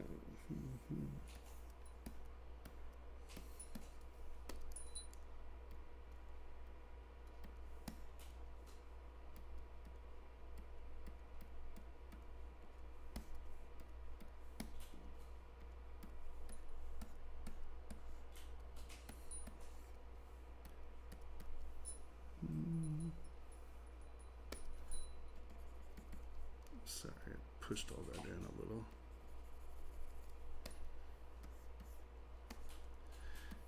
I think that maybe the socket, like those muscles, because, you know, if you're smiling, all of that raises. Yeah. I think that'll help define that some, where you're filling in this bottom area instead of cutting it out. Right where that is, you know, sort of what's happening there. Right. I mean, is that sort of what you're talking about? And then let's turn that. Oh, let's bring those out. Oh no, those are different ones, aren't they? Oh, yeah. These. I was trying to do. There we go. Those are the ones we were looking for. Yeah, yeah, it's actually the other ones up to the eyelashes up to. Yeah. So now it's something in that. So the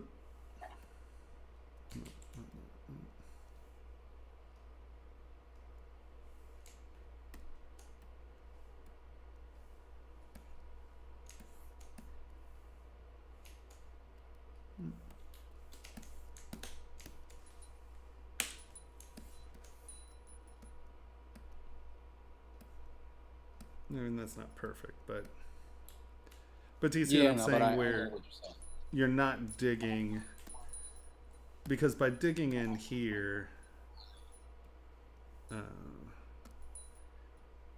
just how it's proportioned, it makes that look like the socket, right?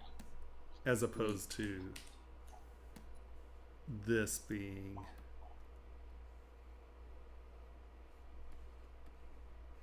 the socket, right?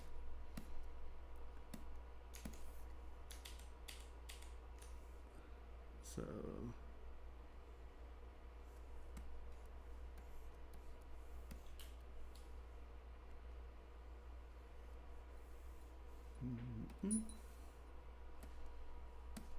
and see how that makes a little bit more visual sense.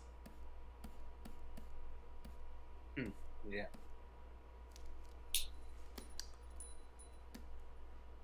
I just think by digging this in deep, see how that instantly becomes the eye socket.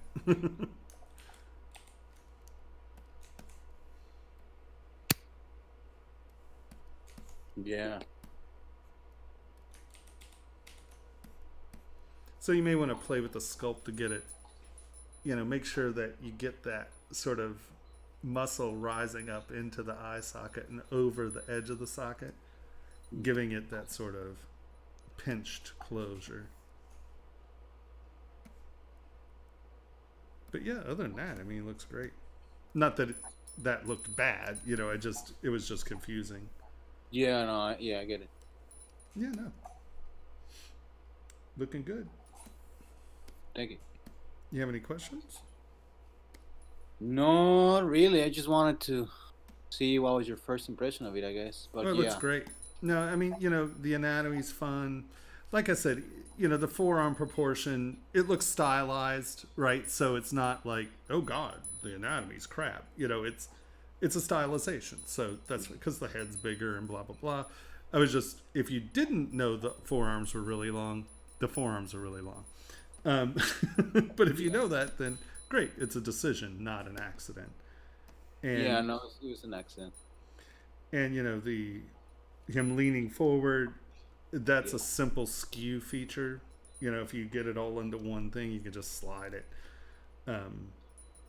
That's not a big issue. Yeah. The second you pose it.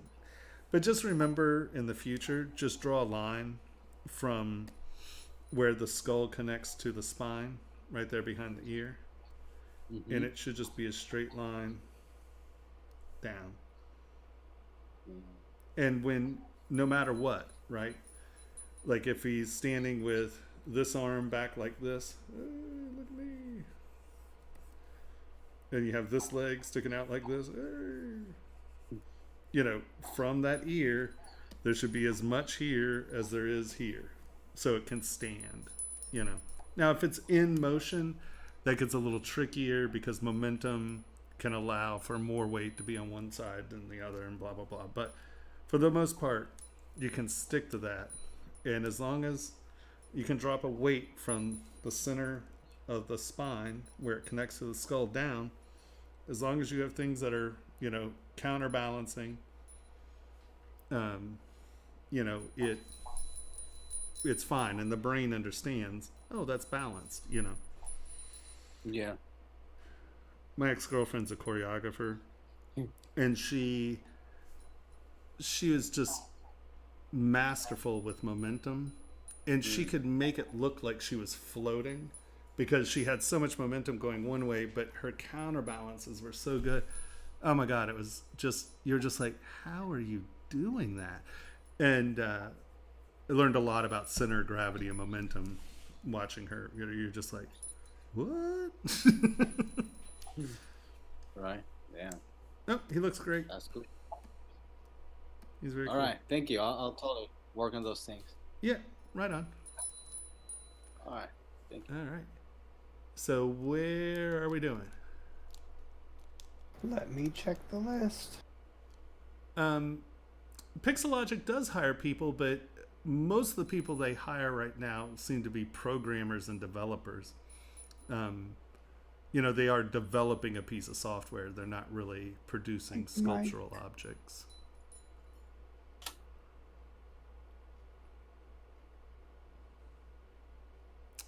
All right, Bazad, you jerk. Nadia. Nadia.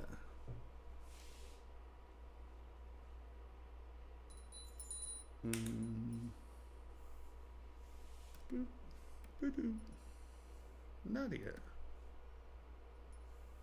Oh, lovely. Is Nadia here?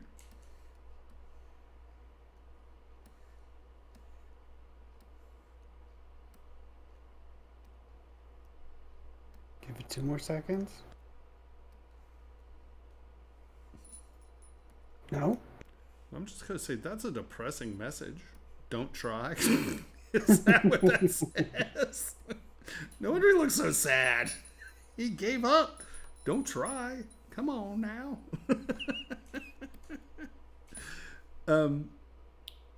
Really interesting use of space and what you've left out. I like it a lot, actually.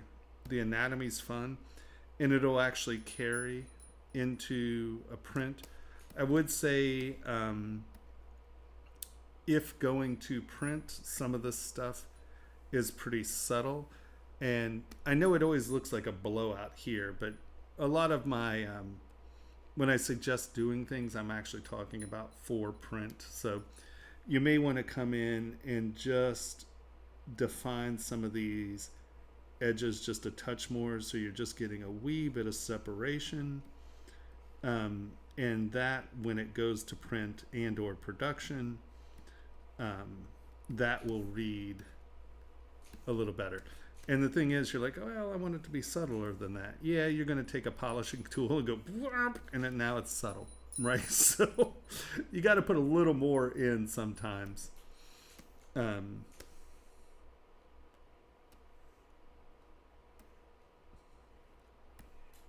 just trying to see where those are. The only thing you have to be careful of is this ring is really only going to fit with the finger going through this way, right? Because what we have is in all reality right here, this becomes the thickness of the band right here, because both of these are down and they're flat. And so what you're probably going to have to do for wearability is to either cut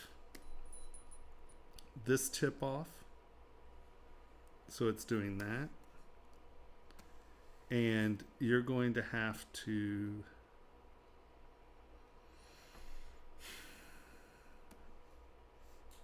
I think you're probably going to have to raise this too. You know, give up. I think that's what we said. No, I'm totally kidding. Totally kidding. I'm trying to figure out how to get it in there.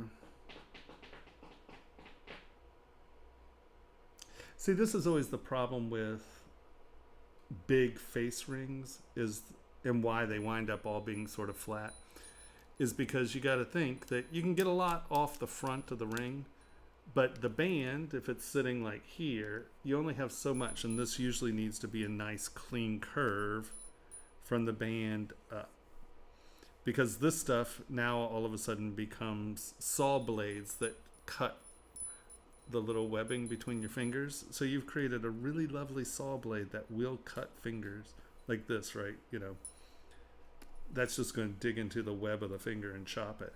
Let alone this. I mean, you cannot wear this ring this way unless you plan to wear it on a middle knuckle, which is something that is and can be done. But you really do want, there's a reason that, you know, all rings are shaped like this. And that is because if they're not, they cut the finger. So, you know, if it is a constant reminder to yourself not to try, if you get this, push this up, because this is the halfway point of the ring, right? Actually, you're well below the halfway point of the ring. So your problem is this is going to cut the meat. Now, could you see that anyway? That's just a little stub of the ear that you see. Okay, so chances are what you can get away with, we're going to mask that real quick. If you push this up, right, you still retain the same silhouette.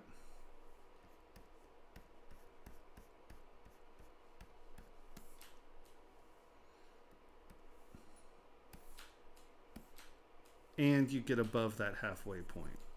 Now you can then kind of bring this part of the ear back down because that's not getting too wide there. But, you know, from the front you can see that it's looking pretty similar. Obviously I just dragged this up. You know, you're a little filling in, and there it looks normalized again, right? But do you see what I mean? How we're trying to pull this stuff up. Now, obviously you can't have that there because that just becomes something very destructive. Trim dynamic, knock that back and up.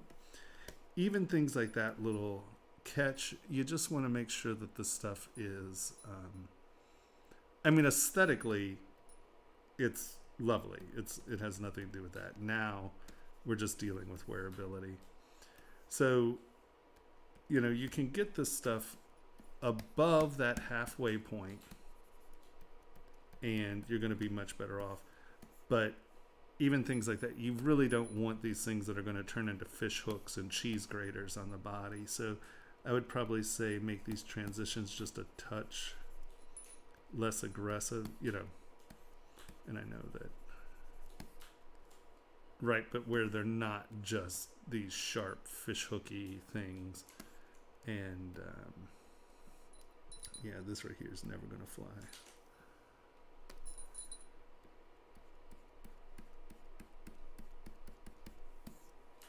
What? What just happened there? That was weird. Alright, move.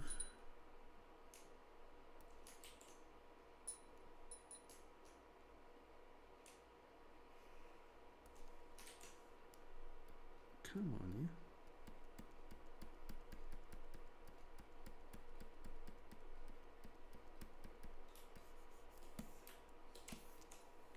Or you can see by dragging them forward, we're not really losing as much down detail. And if we grab that,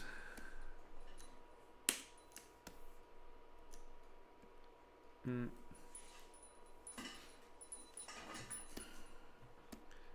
then taper this up and away from the finger.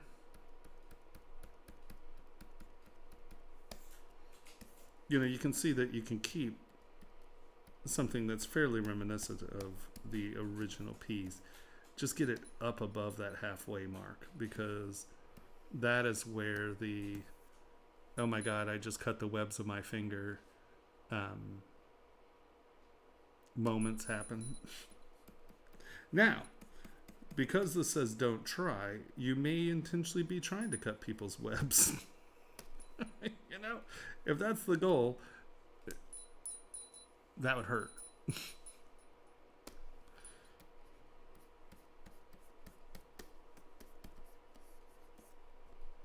All right. You can't have anything that's going to be a cheese grater.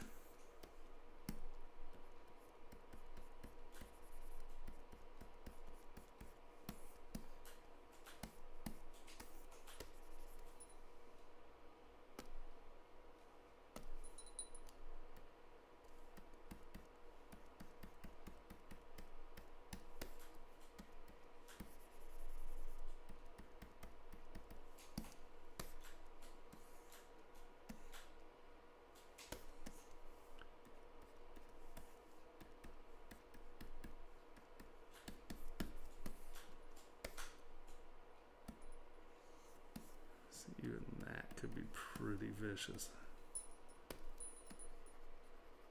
It's something like this where it could be potentially seriously damaging. Print out and wear it around and just see where those, oh my God, I've just injured myself, I'll never write again, sort of wounds can come from.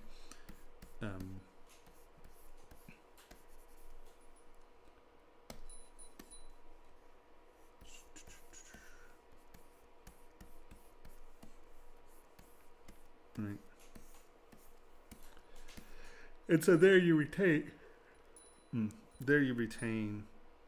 you know, the profile or the silhouette that you want, but you've raised it above the halfway mark, or at least the damaging things above the halfway mark. And I think that will become something that is producible and wearable.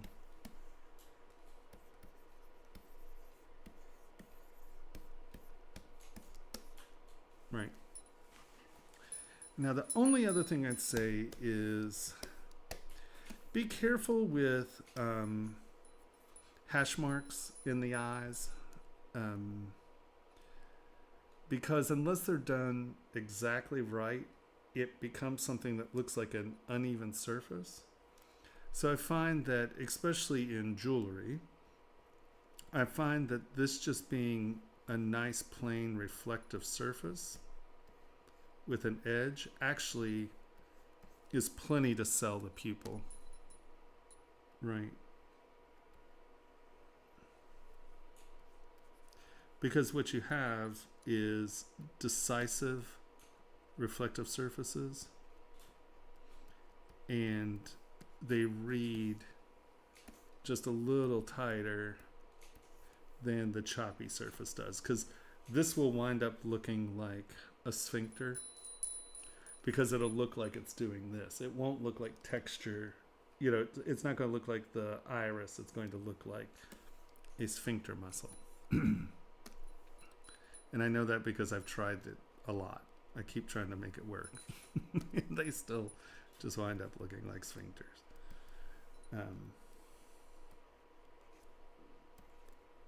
But, you know, that reads, that'll wind up reading better dimensionally. It's a great face. He has a great, you know, expression. If you want to look up the subject, Ryan was nice enough to point out that this is Charles Bukowski. And the don't try is a quote. Oh, of course, Bukowski. That's funny. I didn't. Of course, Bukowski is don't try. Oh, Charles, come on, man. The other thing I would think about is the sharp edge here. That's actually, once you said that, that's actually a good likeness of Mr. Charles. I would knock this edge off. Once again, wearability issues. That just becomes sharp, and when you get sweaty, it's just something that rubs. And all you have to do is that, and that makes it much more comfortable to wear. I don't know how I didn't recognize that. He's got his alcoholic nose bumps. It's Charles. It's good likeness, actually. Now that you say that, I see it. While you've got that ring up, can you answer Shock Troop's question? What is the smallest detail you can add to a ring before it becomes unprintable? It depends on the printer. That's a hard one, because once again, I have things that are, 1/10 of a millimeter steps that actually showed up incredibly well. Hold on, I think Instagram has them. I actually made these as a test for Formlabs. They had a Fashion Week thing, and I sent them a model that I intentionally put detail in that I didn't think was going to show. And honestly, so this is the model. Actually, it's funny, this isn't the full model. This doesn't have the things all the way around the edges. Interesting. Come on, you can do it.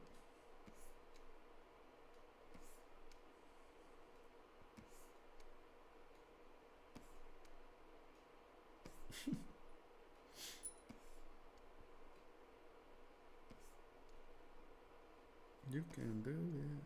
Okay. Bum, bum, bum.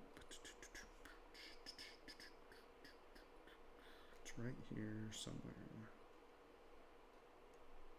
There. Come on, go to the sides. Well, here. But you can see this stuff in here. It showed up really well, and it is tiny. So depending on how you approach how you do it, you can get extremely small detail into a part. I wish we had one of this stuff back here, because a lot of this stuff I put in and I had no expectation of it showing up, and it did, and I was just like, holy Hannah.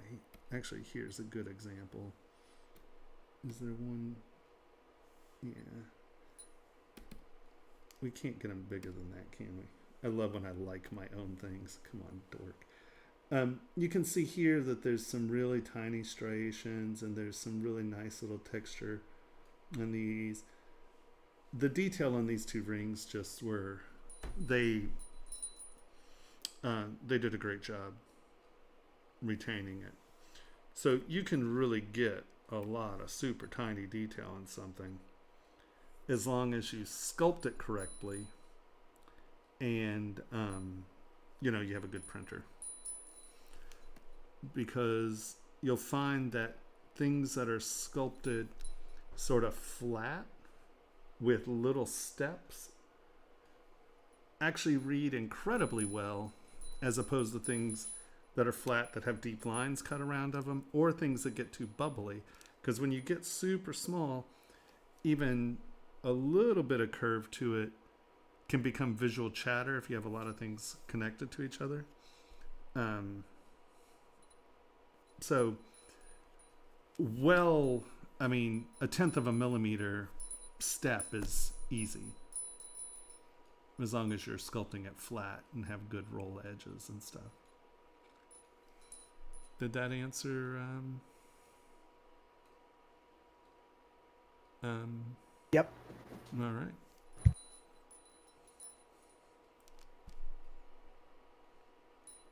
Who's next? That is Yvonne, Nadia now. Next up is David.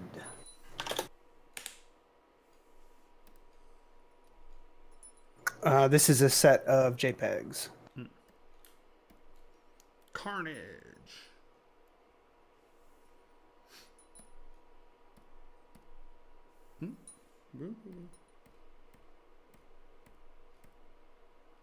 Okay, is that where we're starting? Stop it. I'm not editing anything. Yeah, there should be 5 views of it.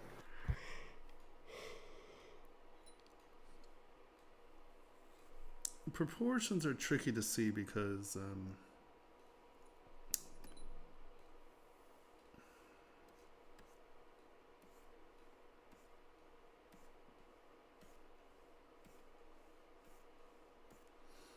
he's close. I think that from the back, his torso is too long, or his butt and hips are too tiny, because these muscles aren't really coming up and into the lower back. Right? The lower back is actually up here. So if, I think maybe just in the back, well, we'll see from the front, but I think your waist in the back is too low. And I would say, yes, that is definitely true. So what our issue is with our hips is that you have them dive in, and your hip muscles actually come up here a little higher.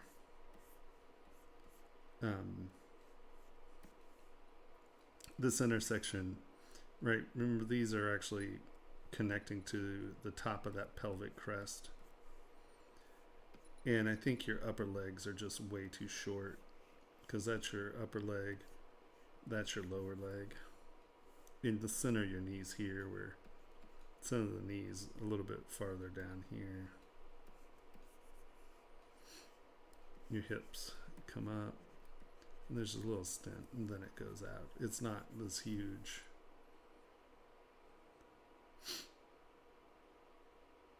And do we have one from the side?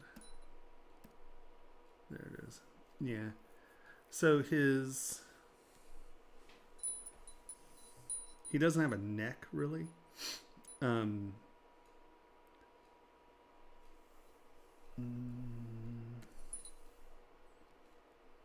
Right, and then that's sort of where the back of the head attaches, is about there. So the skull is up here. In the face. So I'm thinking that the face is just too long. And I know that's very distorted, but his jaw is sitting like down here.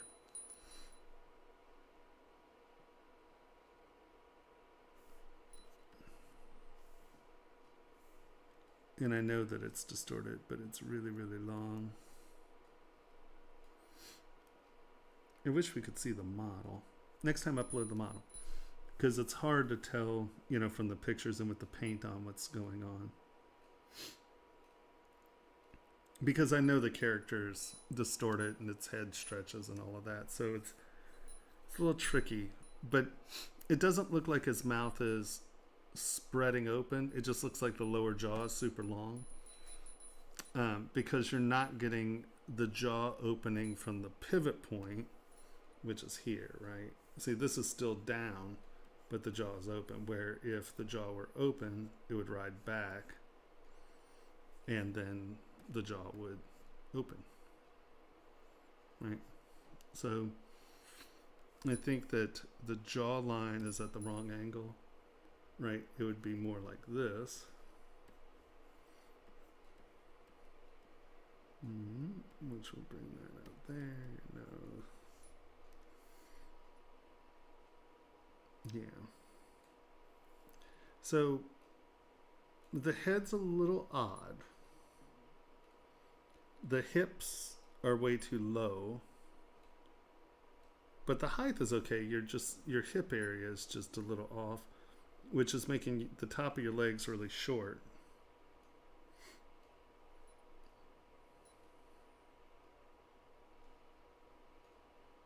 Because see, the hands are really kind of winding up in the right place. It's not that the height's so incredibly wrong. It's just that your hips don't come up to the waist. So in turn, all of this is low. That being low makes the length of the thigh short. Because, right? So that's your hip joint there. So see what I mean? If these came up to where they're supposed to be, your buttocks comes up. And that gives you a far more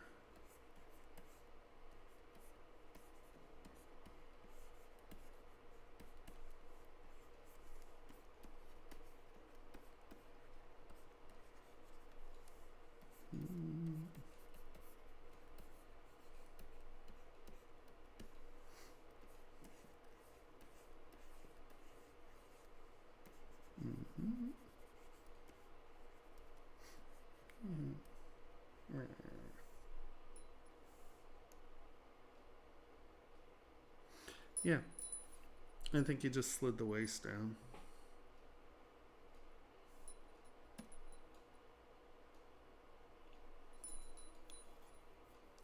Indubitably.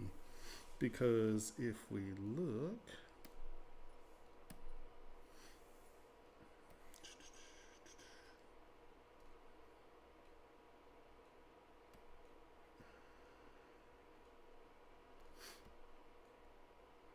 right, see how the leg comes all the way up to here?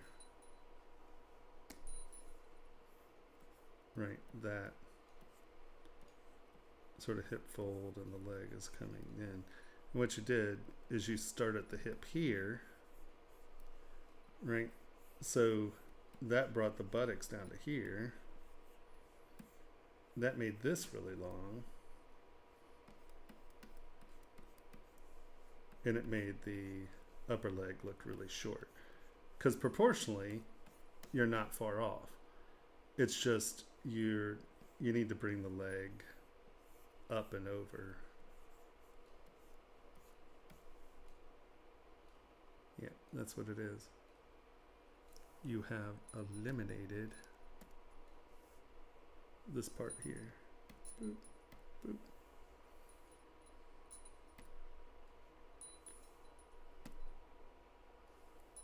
All right.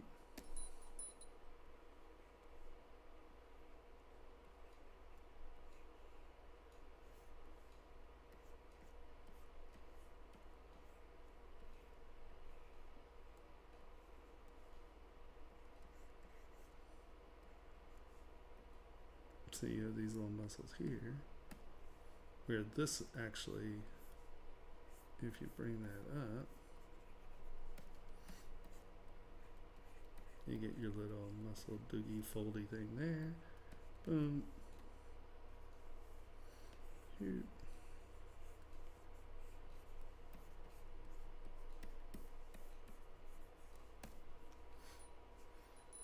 Yep. I do believe that's it. Right. Just think of that curve. It doesn't stop right here. Right, these muscles come and insert up in here. So, you know, the leg isn't that. The leg is that. The leg curve is that, right?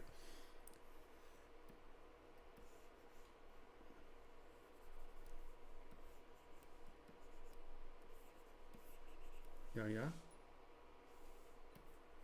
Oh yeah. Yeah, yeah. Yeah. Yeah. All right. Did that help? It's good for me. Yes, you can cook a resin. Yes. Depending on the resin, you could definitely cook it. Well, unlike the new castable 40, if you cure it too long, it will start to shrink. Nice. Yep. All right. Where are we? We are on Garage. And they have a note along with their file that I'll read.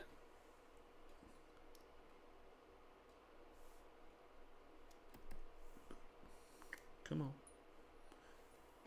You can do it. Oh, holy Hannah. All right, let's see what we got here. Oh, you baked it on. This is one of the ones that came in as a ZPR that I exported as a CTO. Is that one more high res or is it? Yeah. But there's no way to unbake that, is there? I'm sure there is. I don't know how to do it. People scream it at us in the chat every time this comes up. Is 8 minutes too long? No. That's what she said. Oh. Wow. So if we go to color, MRB, color, fill object. Nope. Yep, I have no idea. I never know how to deal with that.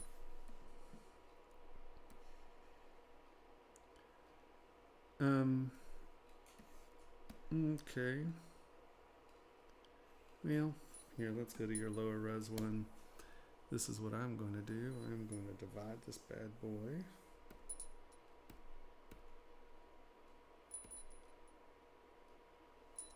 Lower res. Turn you on. Make you history. No. Turn you on. Make you history. Come back here. Project history.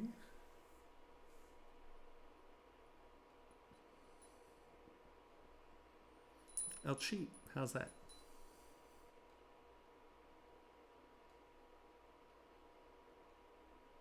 Works for me.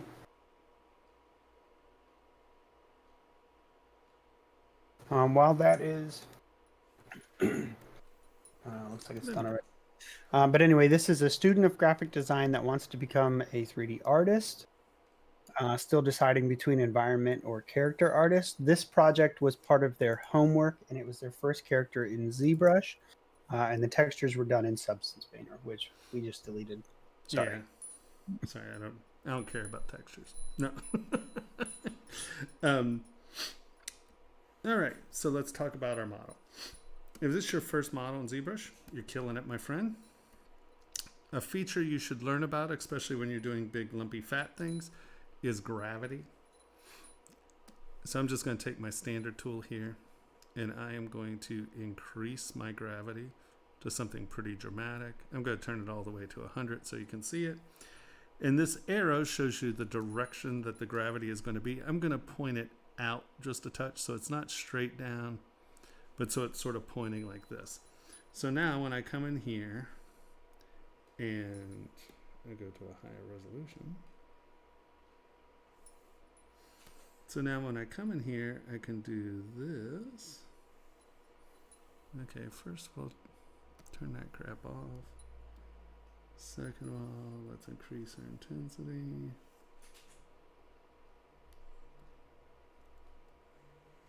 All right. So, and I'm just doing this melodramatically so you get an idea of what's happening here. Gravity is just that. It's artificial gravity. So if you're trying to do wrinkles and stuff, it becomes really nice, like down here, where you get these folding forms. And like I said, I'm doing this at 100, so this is really strong. I'd very rarely do anything at 100. You do the bottom one first and then kind of work up, and you can see how it really allows you to get some very subtle, graphic, lumpy, fat stuff. So playing with gravity and playing with which brush you're using gravity on helps a lot. With the belly, I would say that I probably want to see a little bit more weight in it. And all I mean by that is if you have that much weight,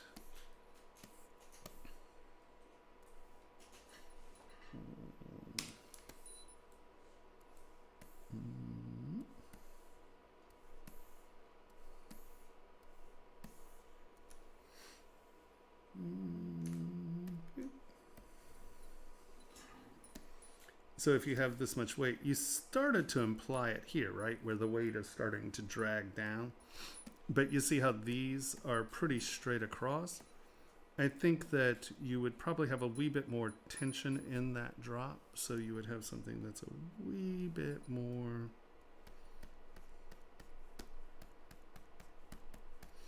as such, right? Because it's actually dragging down.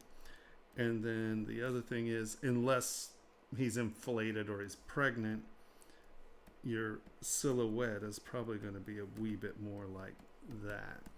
So can you see how we just instantly turn that into something that is dragging and the weight is pulling it down?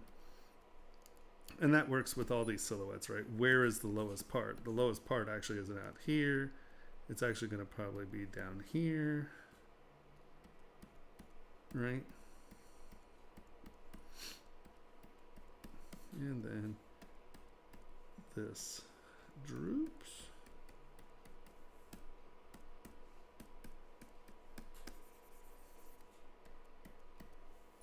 And if you have that much weight, you're probably dealing with meat that's crossing over one another.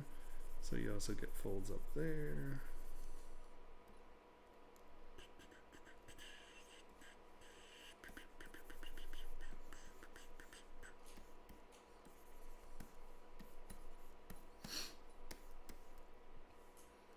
And these are not folds like fabric. They're still puffy up in here. They don't scoop out, right? And then your weight is down in here. Right? You're not going to get these airspace. Like in fat, the intersections don't look like this. They look like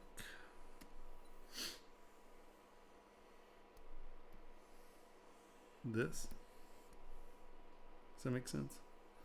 So instead of these things being so scoopy, it really is something going over another surface. So you wouldn't have those scoop outs like in here. You're not going to get that kind of separation if this is fat.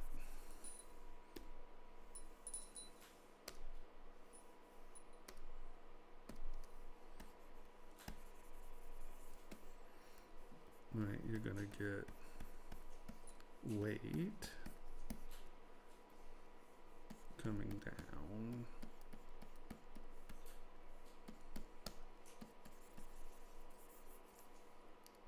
And folding over. Folding over. That's on top of that. That's on top of that.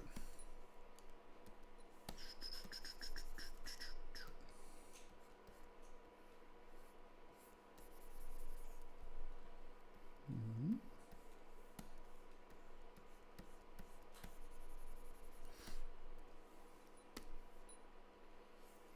Mm, mm, mm, mm, mm, mm.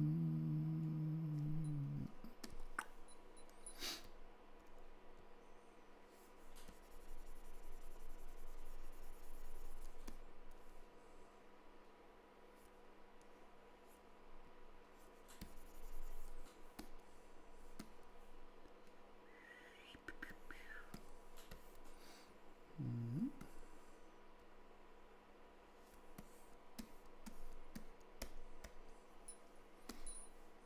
Mhm.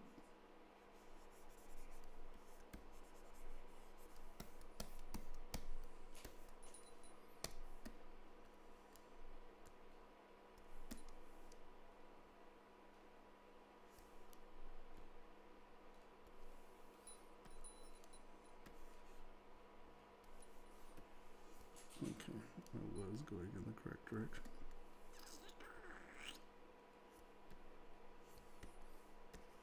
What is going on with that? Turn symmetry off. Why are you not? See how that's... Oh, there's a history state. Once you've chosen history and then your brush will start acting funny, remember that you assigned a history state and that's why it's acting weird.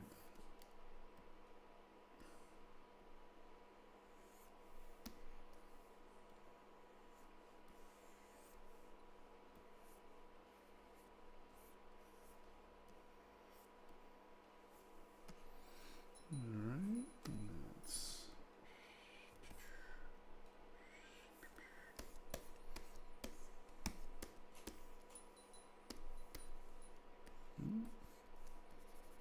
Mm-hmm. Where is the gravity modifier? If it weren't in your UI. Right here. It's in brush. It's under the brush stroke, under modifiers.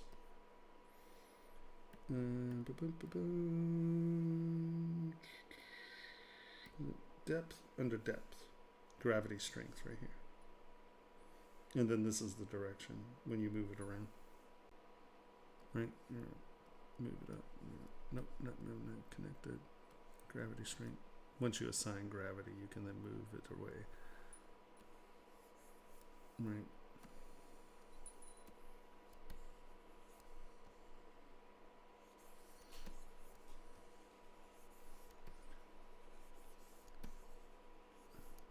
Right, you can see how it creates interesting little wavy, meaty bits. And then that becomes something that's a little bit more realistic in as far as how the meat is being distributed.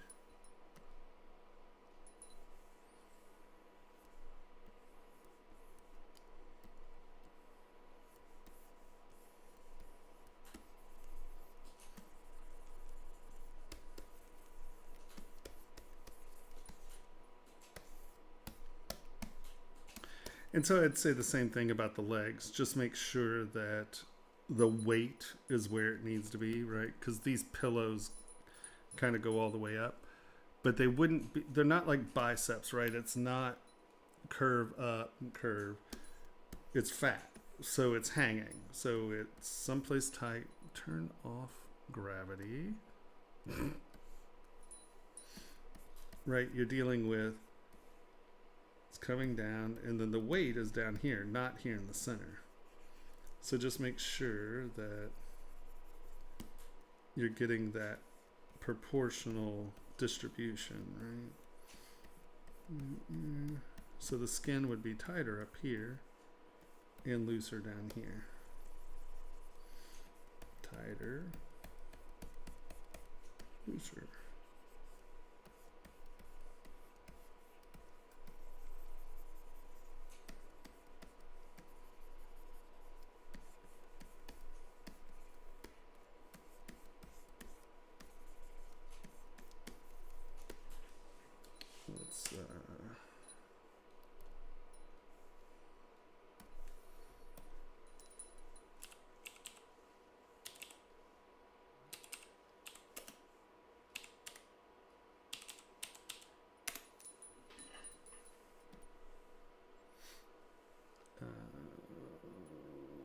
But you see what I mean? See how the weight, even this bubbly, you have the weight is down here. Let me see if we can find, wrinkles. You see what I mean? The weight of them is down at the bottom of the curve, right? Yeah.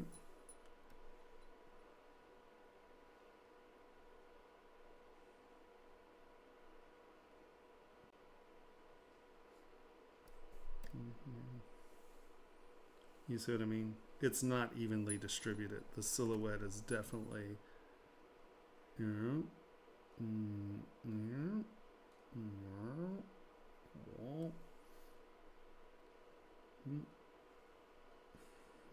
so the weight of these curves are on the bottom side of the pillow, right? It's not a half round, it's a droop.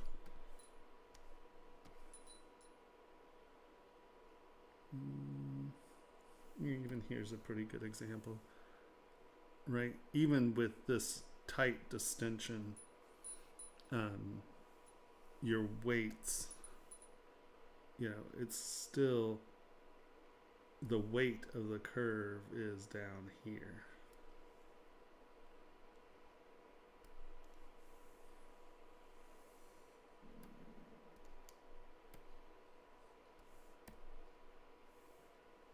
Right, see how the curve of the weight's down at the bottom of these?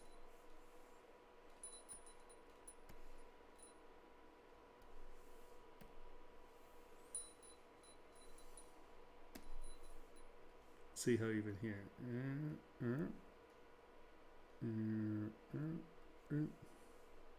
the wrinkles aren't up here, they're down here. Right, you're getting some wrinkling there, but you can see that the feel is down. Does that make sense? Prime example. Right, those curves aren't coming in from the side straight and then bending. This is the point where you have the hanging from, right? It comes down, it comes down. It's not going over and then down. I don't even want to know what's going on there. That's something we didn't need to see. Never need to see again. I don't know what was happening there, but that was too much. Too much, I say. See here? They're not half rounds. There's weight.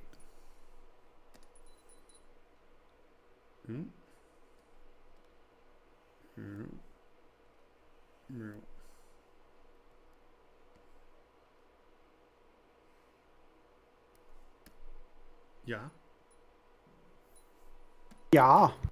I'm not winking at you guys. I really am just trying to see. Oh. I thought you were winking at me. All right. Who's next? Up next, we've got Olga. Olga. Yay, Olga. Olga.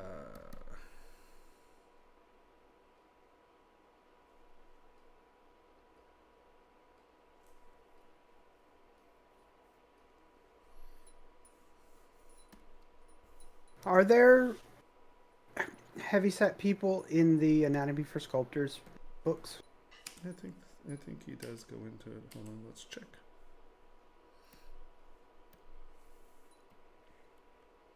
Yeah, I mean, he talks about fat distribution, right? There you go. I mean, that gives you, I know that they go over fat distribution. I think, that, yeah, there you go. I mean, that's,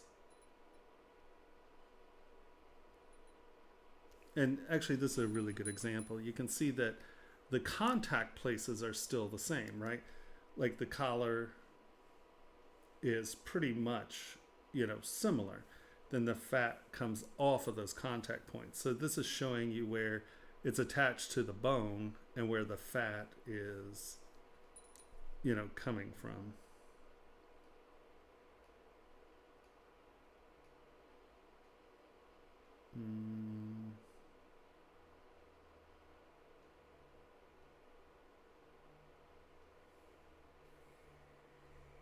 So that might be the area for, because I know they go into fat distribution.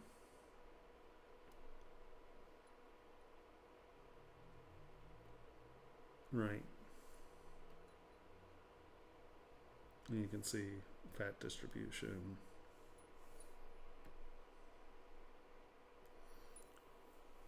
And you can see how it starts to add. I know that it might be in his other book.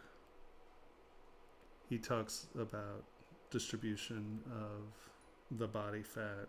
That might be in the face, though. I'm trying to remember. But yeah. At least that gives you an idea about distribution of fat. So yeah, there's a little bit there.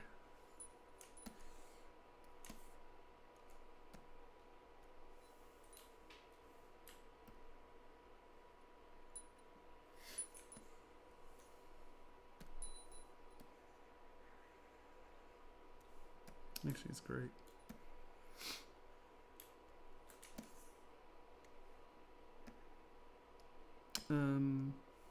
I would probably, like you did the buttonholes there, I would probably give a little bit of indication of tension, surface tension here somewhere where, you know, this is actually tying and pulling a little. That's obviously not it, but I think you know what I'm saying. Same here. Make sure that you know, this is actually coming in and pinching this fabric up and in. So you're going to get a little bit of wrinkling there, because that's actually cupping, you know. So this is pinching out of it.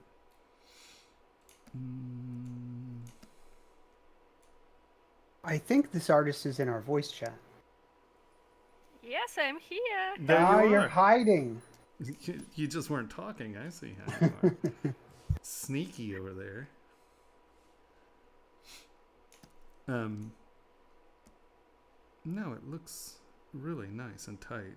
I think that, like, I feel like the fabric has been laid in, right? But you haven't really gone in and tuned it. Like, you start it with the hat and start it moving down, and you didn't quite get to everybody.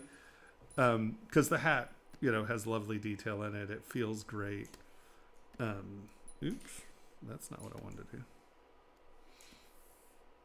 You know, it has some interesting things going on. I think you might need just a touch more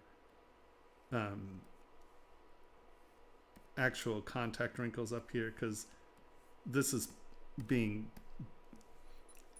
crimped or pinched in pretty tightly. So I would say you probably need a little bit more folding or compression towards the center of the hat, especially at this point. You know, they didn't have elastic, so it's just drawn in.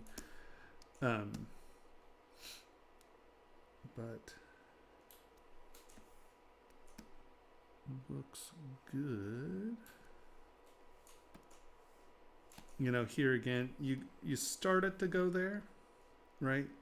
You started to get some of that, but I would definitely, you know, as the character goes on, I would like to see a wee bit more fabric tension where these things are laced. Because once again, at this time, you were dealing with pretty loose spun cotton or linen. It's pretty flimsy. So as it's drawing in, I would like to just see this be a little bit more, right? Especially with it open this far, I would probably get a little bit more of this going on with the silhouette. And not too melodramatic, you know, but you can get a little bit of character in there where that's happening. And just breaking that up a touch, you know, just becomes something that is, you know, a nice visual cue that your brain's used to thinking about. The center section's a little funny.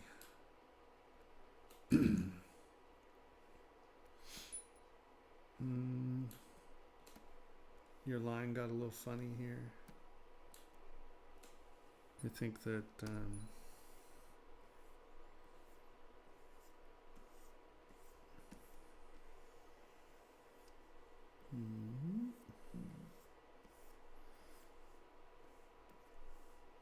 because it, or there's a button or a closure there. So, you see what I mean? This is up a little high here. I don't know why that's clinging up there. You know, because if this were just folded over and the belt's holding it, then you wouldn't get that hitch right there. I think that this just got pushed over a little, maybe.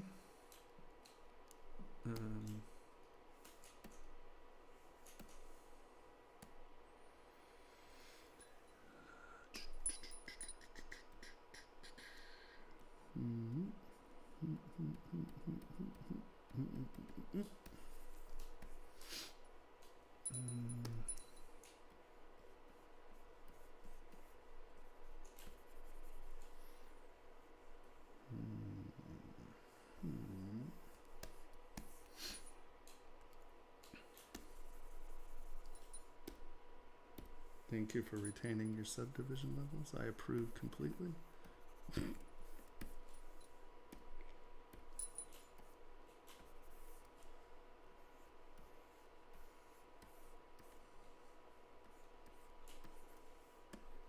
And here, because that piping is the same thickness on both sides, you don't know which direction this is folding over, right? If the front is going over the back and the back's coming over the front.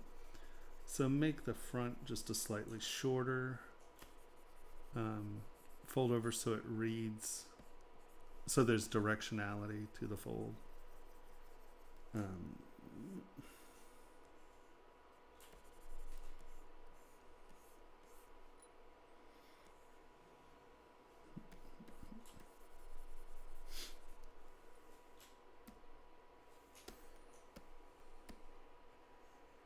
See, there's got to be a reason it bends there.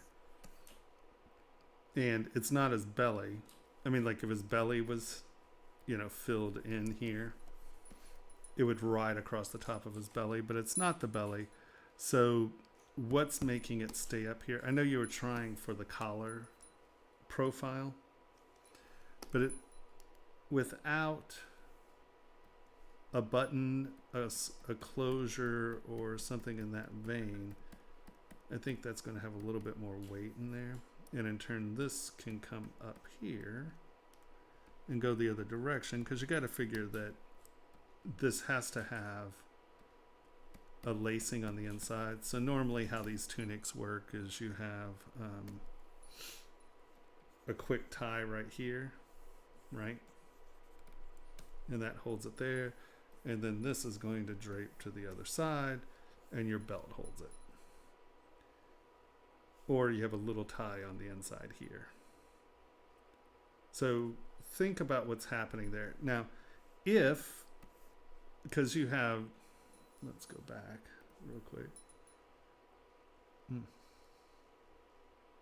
Come on, you can do it. You can do it. If there were a button, you see, then that makes sense to come up and over and down, right? But if you have a button and that's where it is, that needs to come to that side of the button.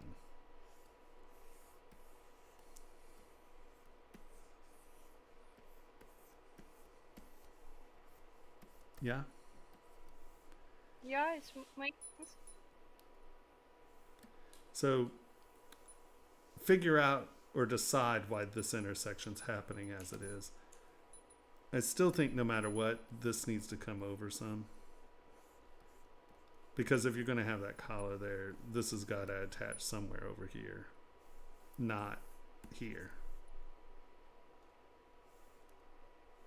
Right? Because if we look at this open, you know, that's what you have going on. So what's this doing down here? So the pattern maker in me says this wants to do that.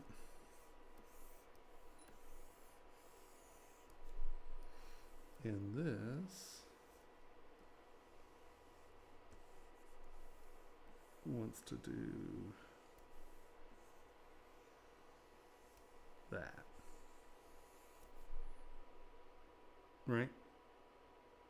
Unless there's a tie here. Because something has to be there to make it defy gravity. All right, let's see what else we have here.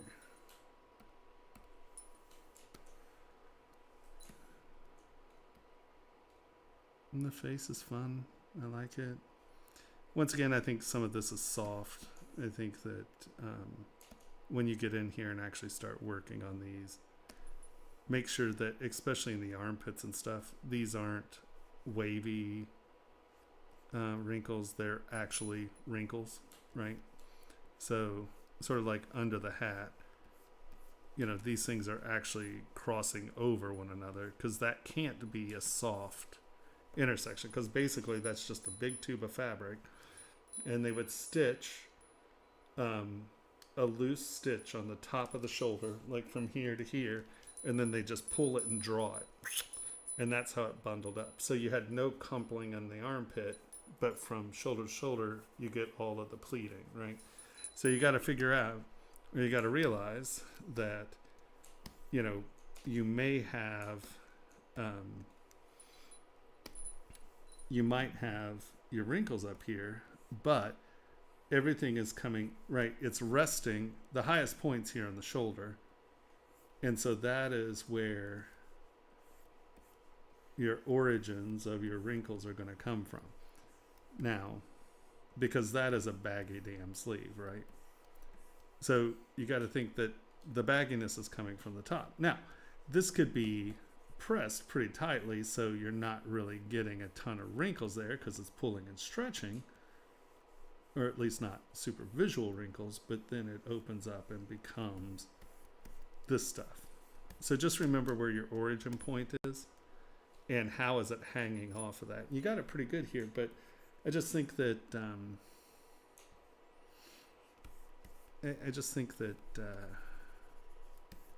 one, they're defying gravity a little, and two, they're not originating from the right place, if that makes any sense. This is the high point, and everything is going to come from there.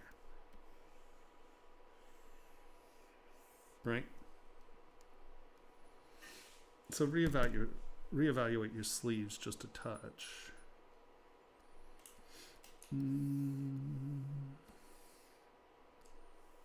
Good little pinching in your crotch. See, this is lovely. It works great. Your shoes are really nice. Your pleating or your slashing is nice. What's the German word for like free Lanzenfuß? Do you know what they're called? Because the Germans started this slashing stuff. That's gonna bring me nuts now.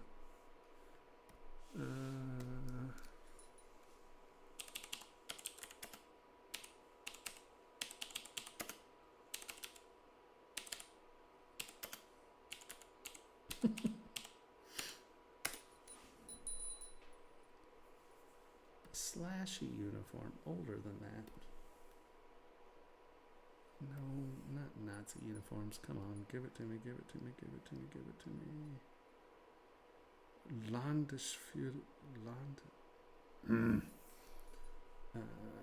German warrior. Landsknecht. Thank you.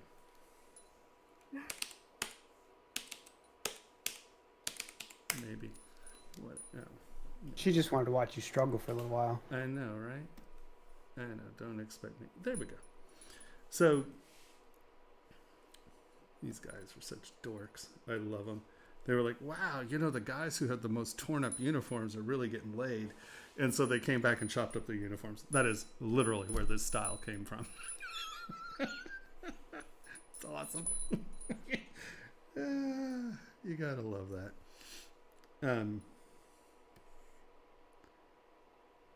dorks.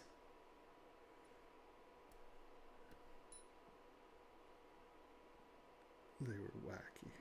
I'm trying to find a good.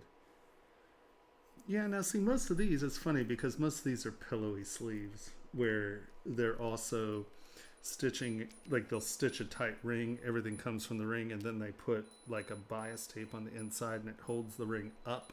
So you're getting a poof.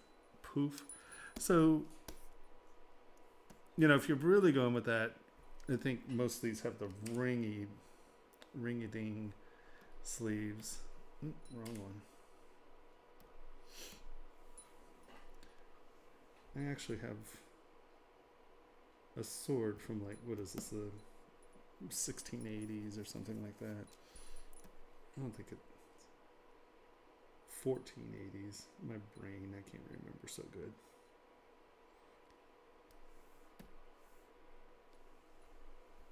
Oh my gosh. These guys are total hysterical ding-dongs. They chop you up though, they were mean. But yes, even there it's the slashy, ribbony. Yeah, that's more like your sleeve there. But do you see what I mean? It's hanging from the shoulder, right? And coming.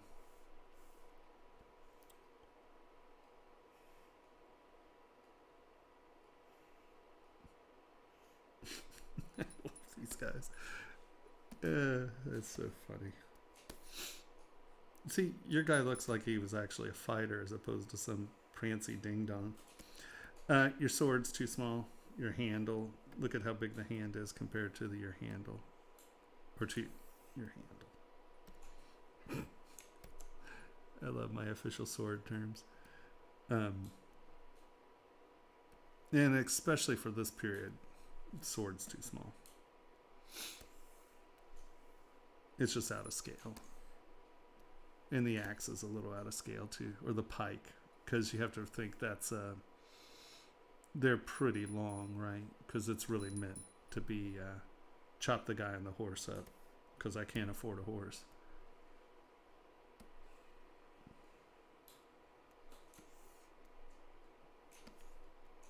Yeah, no, looks absolutely fabulous. I think I would so figure out this stuff, right? It should have just, you know, there's just so much weight here. They should have a little bit more weight at the bottom. Figure this out. I think that's your issue there. Give me a little texture here, pulling. Once again there too. Here too.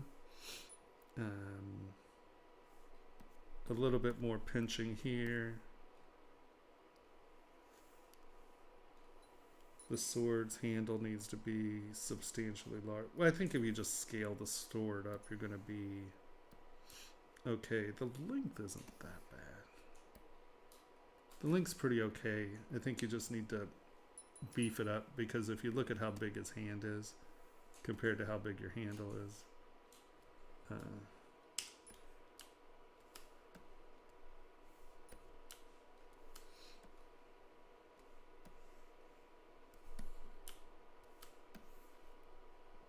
I think there are fountain pens that are thicker than that. Oops. Right? Yeah, you are right. Even that's a little thin, but you get the idea. I just think your weapons are just a touch out of scale, because if we look at the pikes in these, I mean, they're pretty substantial. I mean, look at the size of the sword, right? You know, these were big swords because you were dealing with, well, I mean, you have your short one. That actually looks more like the pommel that you made, but you can see even here, look at the scale of his hand to this. But your pikes were usually pretty darn big, because you didn't want to get anywhere near that horse. Because that horse is... Oh, well, there you go. I mean, maybe not. By the way, they had short swords. Yeah, I just think it's a little bit more substantial. They have your short sword, and then they had the large, I'm gonna pummel your armor to death sword. See, that's, yeah. I think maybe it's just thin and it's throwing me off a little.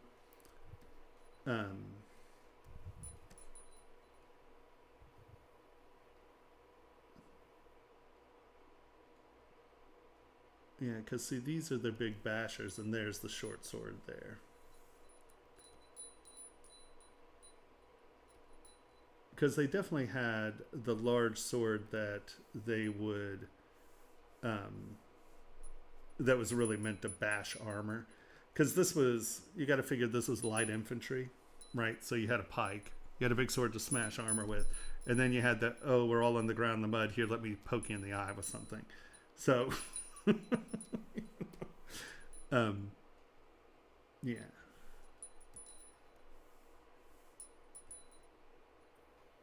Okay, I see. Actually, is that a picture of someone in costume? Okay, well, so that's good. But you can see that, you know, the weight of the sleeve is at the bottom. I know this is exorbitantly goofy, but the weight at the sleeve is down here. Yes, yes. His Yes, little it makes leader sense. hose. Yes.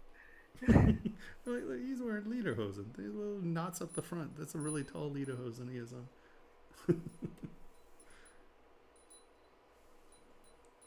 I'm just trying to find a open bodice like that.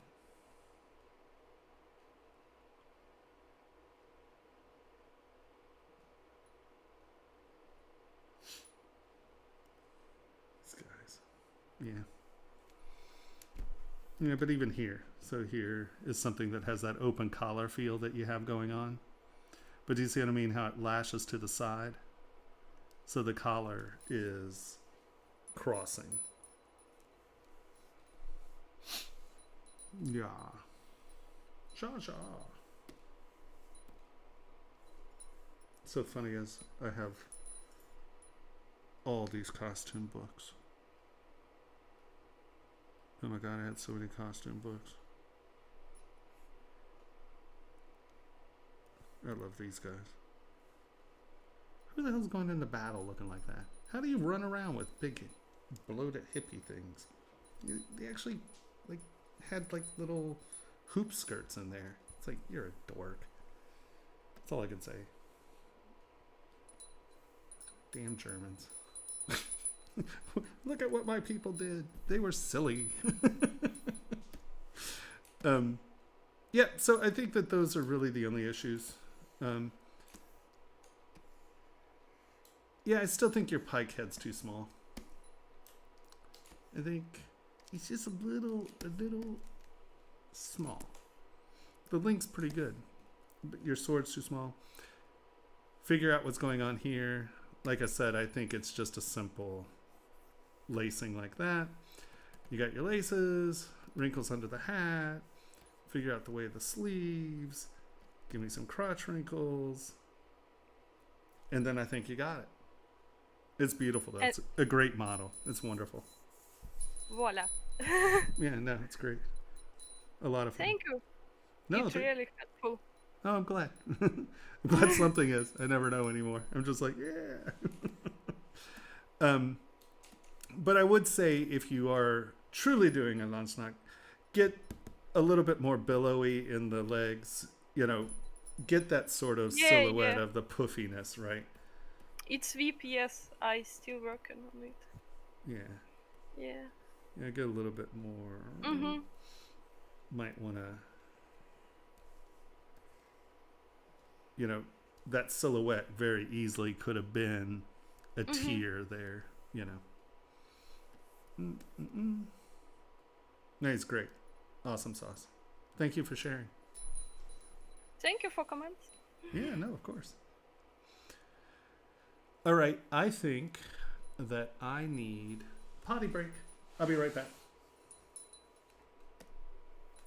And then you'll tell me who's next, right? I will indeed. Be right back. All right. Be right back. Oh yeah. If I ever get this out of my ear.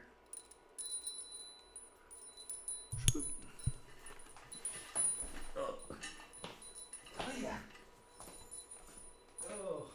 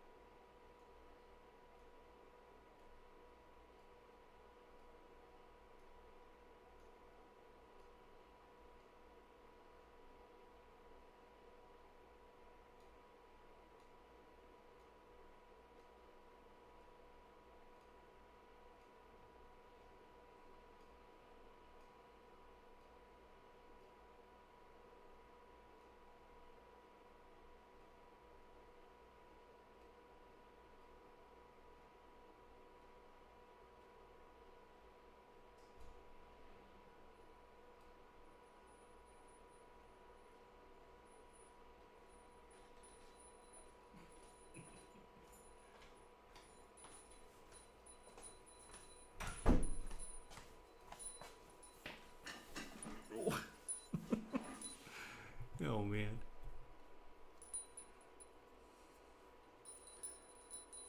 So all I could say is this is, you know that they buy cheap toilet paper when you go to dab your eye and it tears off and sticks to your eye. You're like, that's not going to last very long in its proper usage, I don't think. I was like, wow. Cheap toilet paper. All right. Who's next? Just.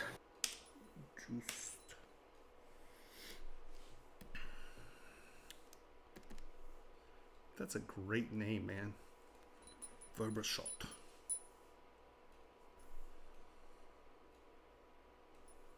Like, ah, who's looking at me? All right, let's see what we got here.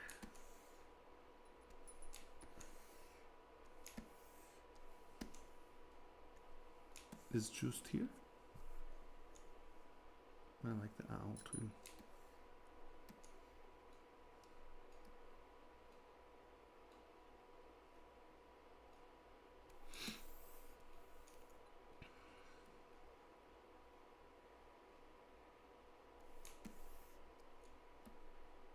Henry, Yes? do we know if Just is here? I don't think so. Okay.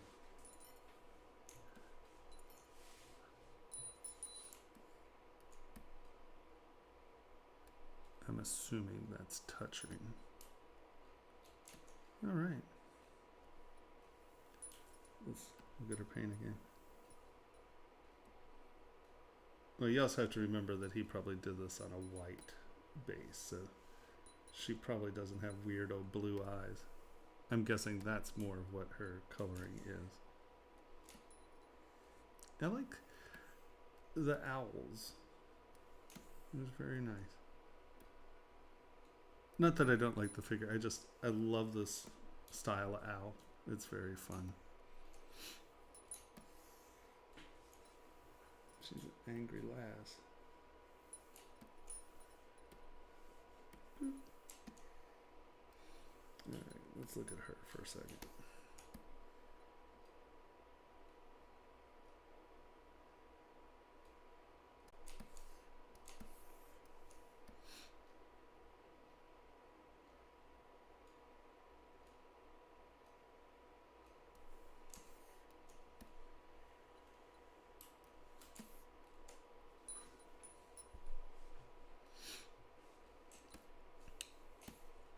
Long lower legs.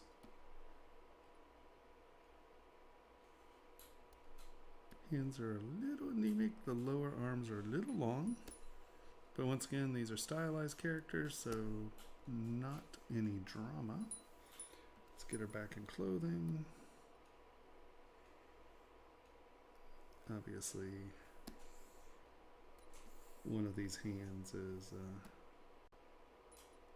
moved around. I don't know which one was which when I turned everything on. I apologize. It's probably that. Obviously, the fabric's blocky, but looks good. Your patterns look good. Nothing here is overlapping in any dumb way or anything that's particularly troubling. Sometimes this stuff just gets sloppy, and you didn't get sloppy, and that's good. You have undersides poking out, and that's okay. That's good. Showing some motion. Be careful about intersections like this. Just make sure that if something is going over and under auto group, where are you? Oh. Boop. Give me some poly groups here. Where are you? Oh, right here. Just make sure that if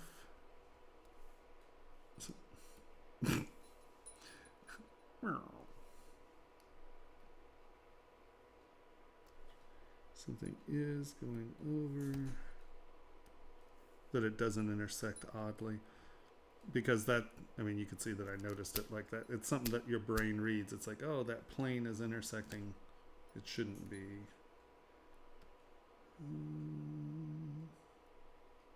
Right here's another edge.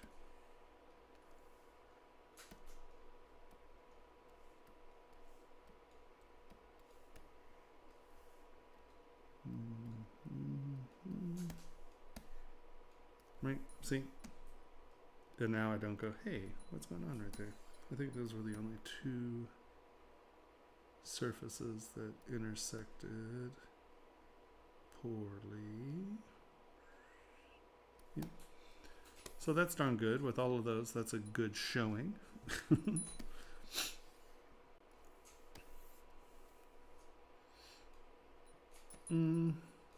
Her hands are a little anemic, or a little thin, like her thumb. Normally, you know, this has a little bit more of, and this is a common problem I see with hands. You get just a little bit more of a head on the thumb.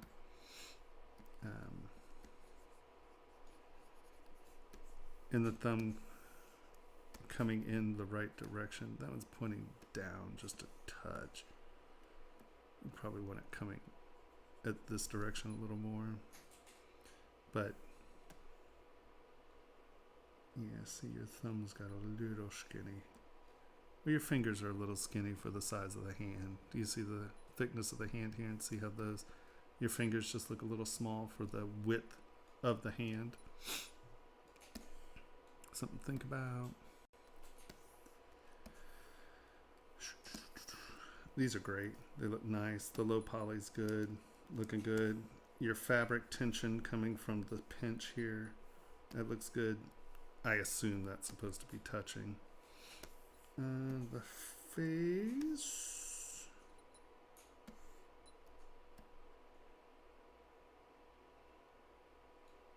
Is pretty good. I think that your model is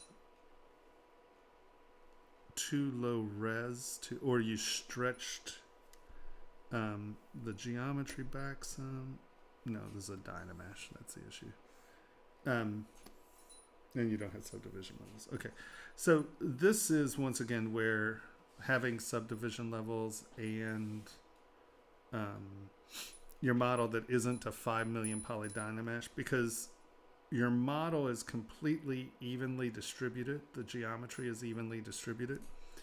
And the thing about that is that, so there's frame, right? The problem with that is that there, more than half of the geometry is in the legs and not the torso, head, hands, right?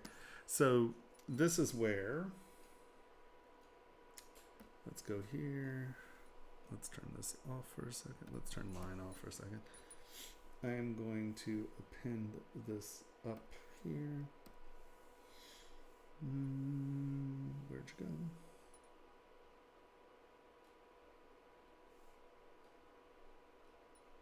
Where's, oh, there she is. Duplicate. So I'm going to show you why I do this, because this is a good example to everyone. So they Dynamesh this, and so now you have a homogeneous, even distribution of geometry. Well, that sounds nice, except, you don't see any of the legs, right? So there's way too much geometry in the lower half of this body for it to have a 5 million poly model that, or 4.4 million poly model, that can't retain a sharp edge in the eye, right? So this is why, like, I'd probably get to here, or before I started sculpting on it, duplicate it, and I am going to ZRemesh this to 5,000. Let's just do 5,300. I think will work better. 5 point, nope, 0.3, enter, ZRemesh.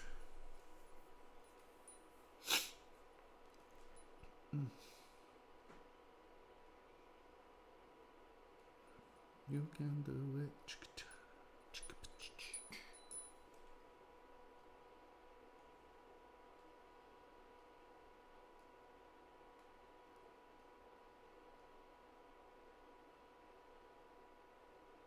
Is my volume low?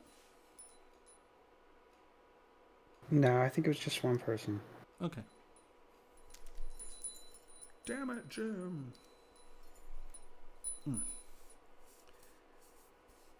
Yeah, I am falling apart. I moved all that stuff. I'm too old to be carrying things. I've discovered that. I'm broken down. Okay. Oh. The sympathy is incredible. Yeah. Oh. All right. Poor guy. So I ZRemesh the 5,000 or 5.3. I'm now going to shift to half, turn adaptive off. Oh, yeah.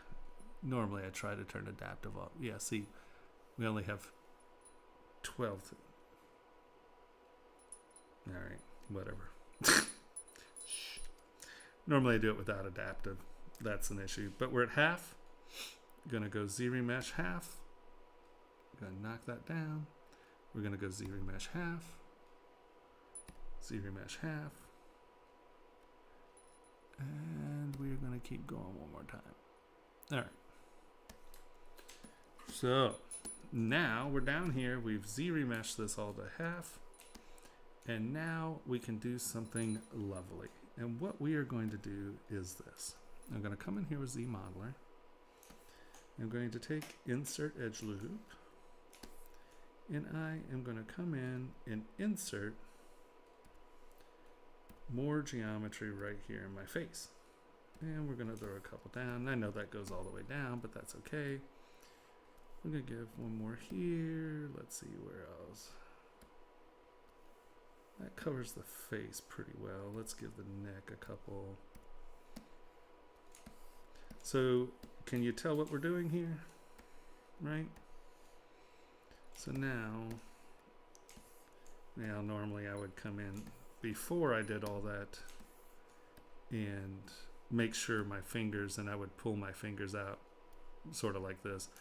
But not gonna worry about it right now because I've already divided that up, and yeah, it's just gonna be easier to pull them out here in a bit. Because I would. All right, fine. I'll do it right. I always do that, don't I? In the demos, I just slag it off and say, yeah, I would do it differently. All right, fine. I'll do it right. Fine. You insist. I see how you are.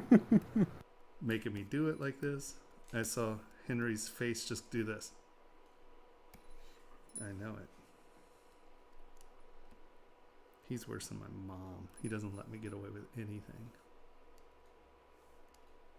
Not while I'm around. Not on my watch. Ooh, everybody calm down there.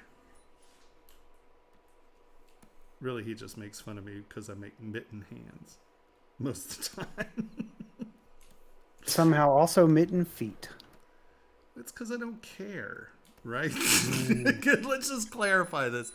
I don't care, so I don't put much time or energy into it. Says the professional sculptor. Well, on stream, I don't have a lot of time. I'm just trying to jam through stuff, you know? Just saying. Trying to cheese my way through some of this, and you don't let me do that. You yell at me. I think you're a little unfair sometimes. Take it up with my lawyers. You have to talk to your employer. I think we need a human. It's not human rights. You need an HR person? Yeah, I think we need an HR person. You know who's going to be the HR person? Me? No. Tony? No. Who? You? You need Because to no one find else is everything gonna... else too. Right, you get to do everything else. All right. Extrude. Boop. 1, 2, 3, 4.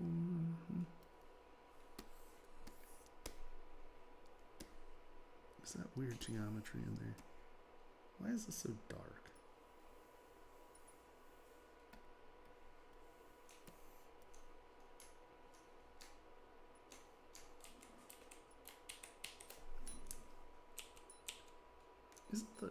Is it just this monitor? This contrast seems really low.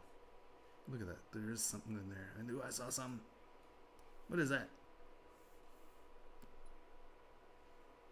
Now, see. I'm just going to make a mess of this. This is what I mean. Why am I going to bother to do this right when I'm just going to do it wrong? That's my defense. How did it sound? You know, for a second, I actually bought it. So, not too bad. Awesome. Good on me. All right. Here.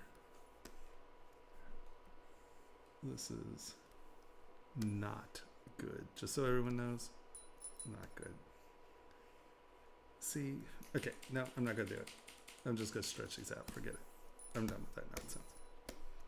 Let's go back in. Look at that. Look at how much time you made me waste. And this is all your fault. You know that.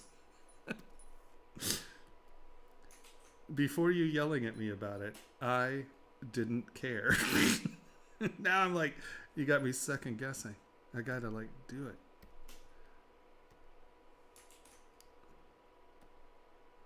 I hope you feel a little guilty. So guilty for whatever you just said that I'm sure I did. Oh my gosh, now it's not even. Come on. All right. Insert. Not inset. Boom. Boom. Boom. Boom. So, back to it. Does everyone understand what I'm doing right now? I know I'm obviously just adding geometry, but do you understand why or what's going to happen here soon? Or is everyone just like, what is he doing?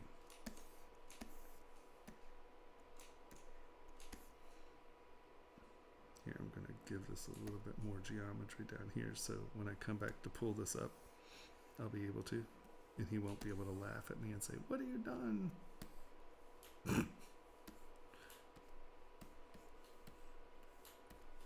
Right. Did anyone say they figured out what I was doing? Yeah, we're going to project detail. But so the other thing, I'm going to come back in and I'm going to hold down Alt and I'm going to oops. Whoa, everybody calm down there. I'm going to hold down Alt. I'm going to come back down here and I am going to delete some of these.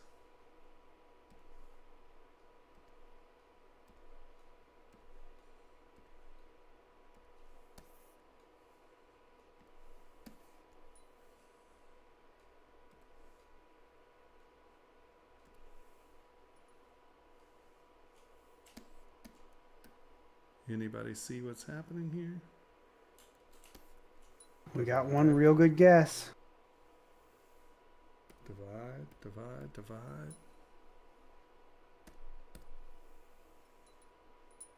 Divide, divide. All right, so now we're at 5.4 million. But if you'll notice, we have a lot more geometry in the face than we do the legs. So when I come in here and do something really super tiny, we now have the geometry to support something that small. Yeah? So now, I'm going to lower my res here a little. And we are going to project all this nonsense. And I'm just pushing my model a little bit into the shape. Hold on, turn on transparency. I'm going to come in.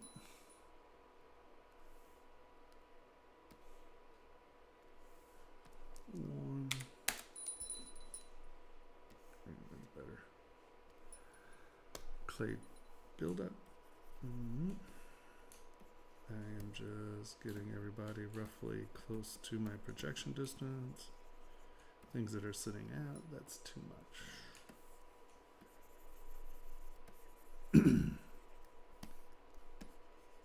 Just getting it close.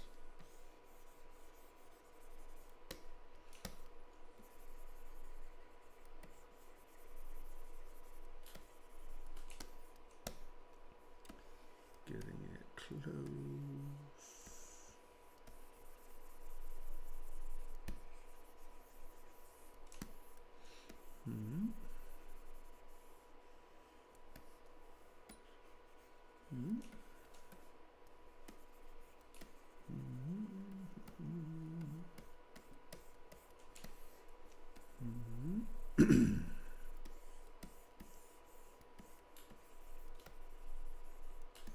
And see how much less geometry we have in the legs, right? As I stroke this down, look at how big the squares are there.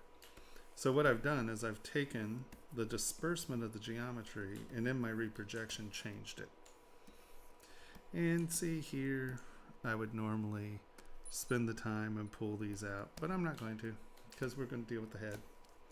I think you all understand that you could go in there and actually at that ground level, clean up your geometry and pull your fingers out properly. I don't care.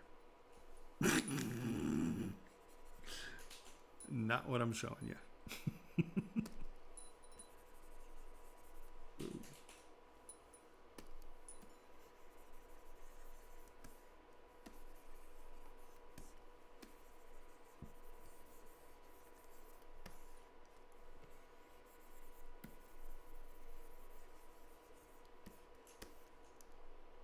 And normally, often you have to do this more than once. Right, you do your projection, then you come back in and get the areas that didn't project perfectly well. But I argue that this is well worth the time and energy because you then have geometry that you can control. And when you want to do something like high detailed eyes and make it look good, this is a place that you can now adjust your geometry and control it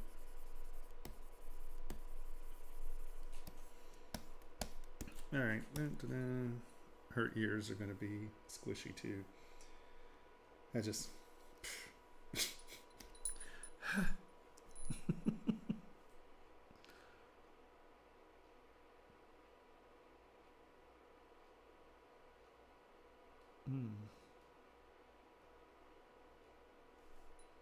You can do it.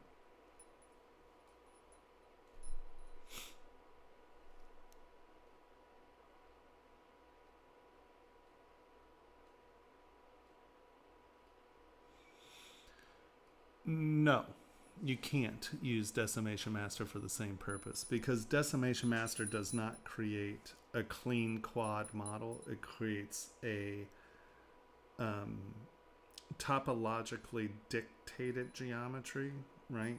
So where you need more geometry, Decimation Master will give you the geometry in the areas you want.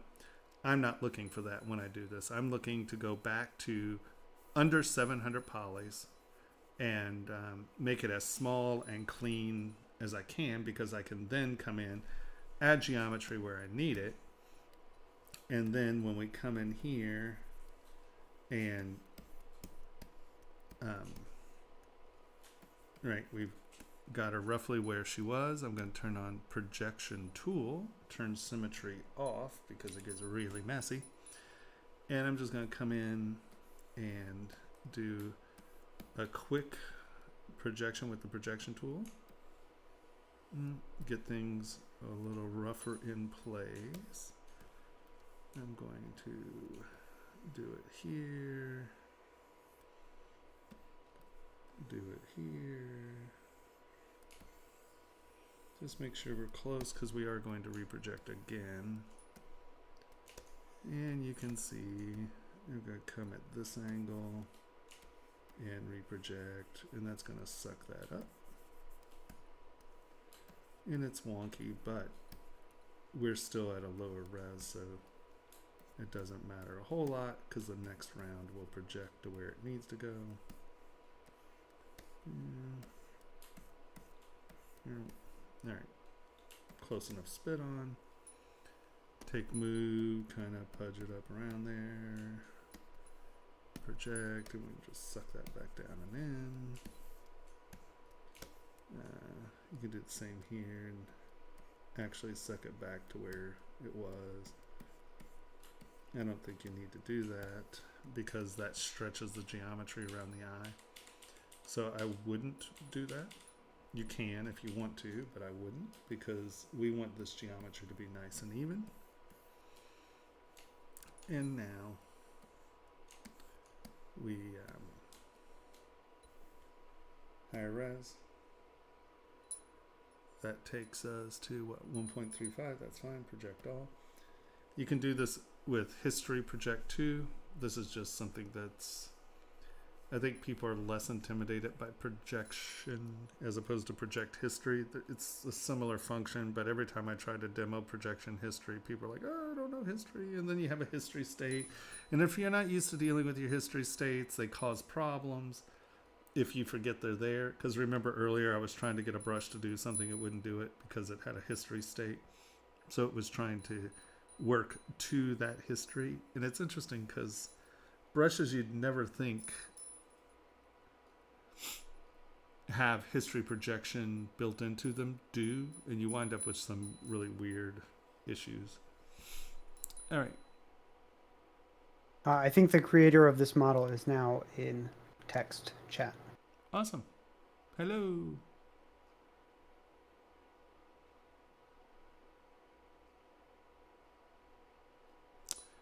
So, I don't know if you were here for the whole thing. I just, and you will have to spend time and actually rebuild your hands. I'm not going to take the time. But when you are trying to get something that has nice, crisp detail in a place of focus like the face, it's worth remeshing. And this also gives you your subdivision tools, so you have a lot more control over your smoothing, finishing, and posing. So, yes. Because, you know, you had a 4.4 million poly Dynamesh that you could do nothing with, right? So it's better to have your subdivision levels. It allows you to do things as soon as this projects. I will show you some of those.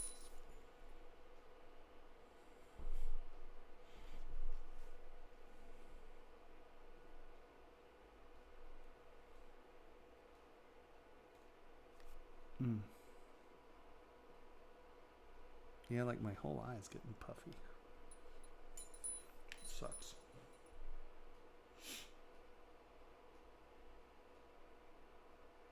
I'm blind. I can't make videos. Henry's like, the hell you say? Can't have that. All right, so that projected oddly. That's okay. And that projected oddly, and that's okay. We're just going to smooth it back out. You can see this ear projected much nicer. I didn't do it to this ear. All right, so now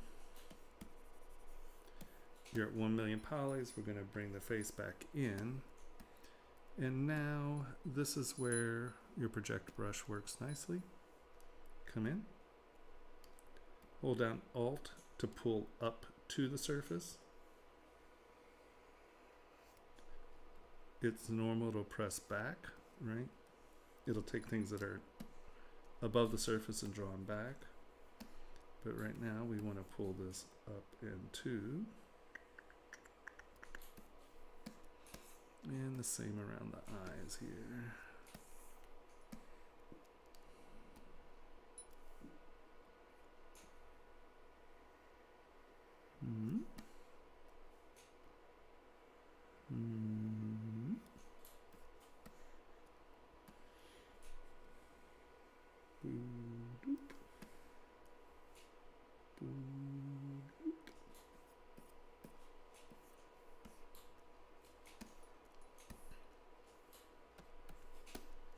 Alright, we're going to hide that.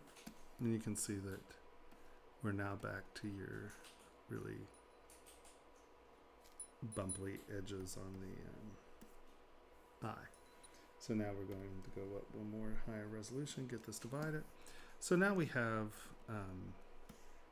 a lot more resolution in this area than you had when you Dynamesh this. So I'm going to come back in from the back side and build this up. Because you have eyeballs as a separate tool, there's no need to hollow this out this much, so you're not stretching this mesh out so much.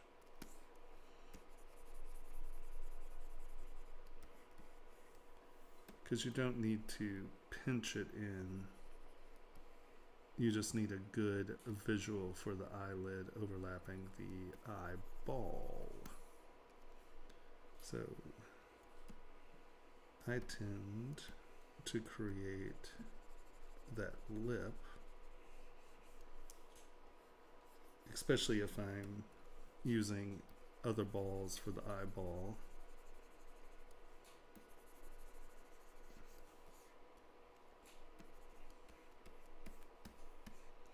And now I don't have to deal with something that's such a knife edge. I have a lot more control over how I can deal with that lip when there's meat behind it.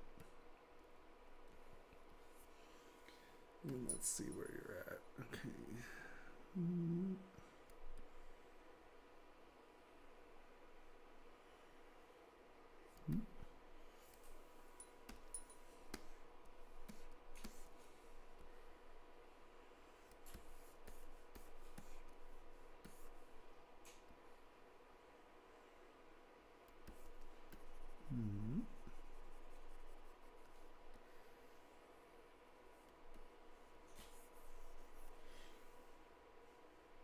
And now where are our eyeballs?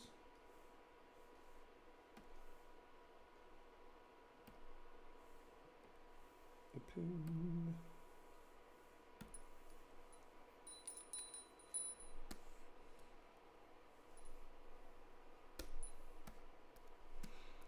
And you see here, instead of that being a knife edge, getting it to be a lip.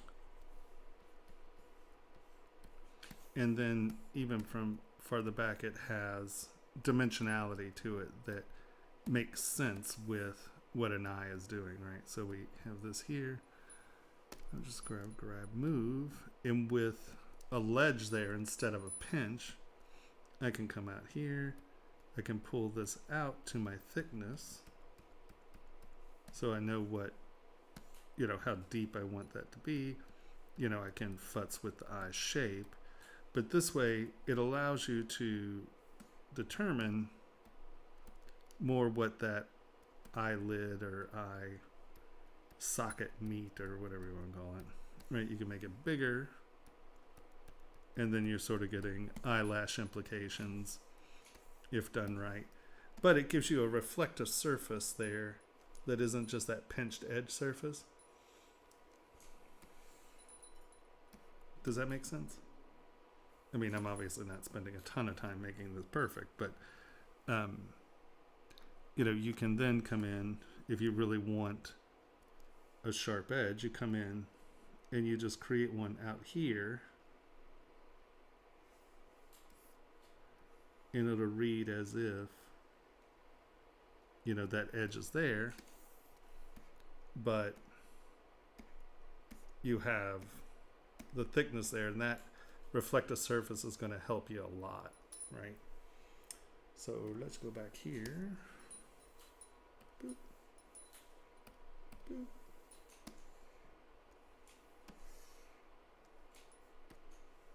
Because right now these eyes, see what I mean? They're just anemic, and you don't have the resolution, and you have this air space up in here, where if that were just a lid going back, that becomes a nice reflective surface. You don't have as much geometry pinch on the edge of the lid.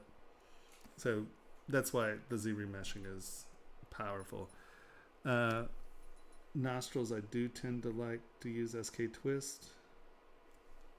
Roll it. Come back in with SK Clay Fill. Just fill that up a little. And now you can smooth it. But that gives you that a little bit more weight in the nostril area, or what's that called? I can never remember. My poor anatomy, it's been so long.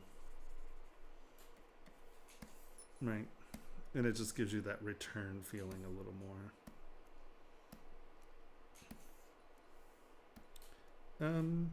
Yeah, I think that's really a lot there. Obviously, you're going to determine these are low res for, they were designed that way, so that's, das ist gut.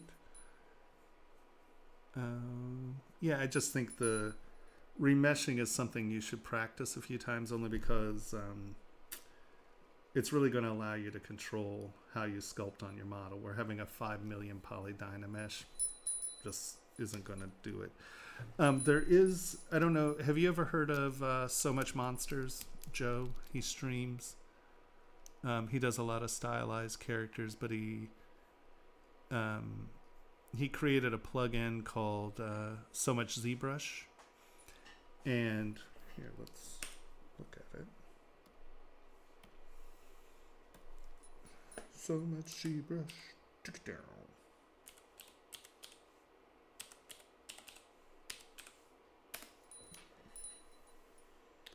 So Much ZBrush.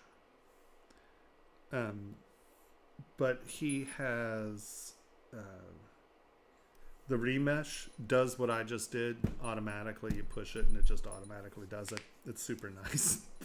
But I think it's important that you know what it's doing, or you don't know why you're getting weird things. Go to the So Much Monsters page instead of the Gumroad page. Oh, okay. Thank you.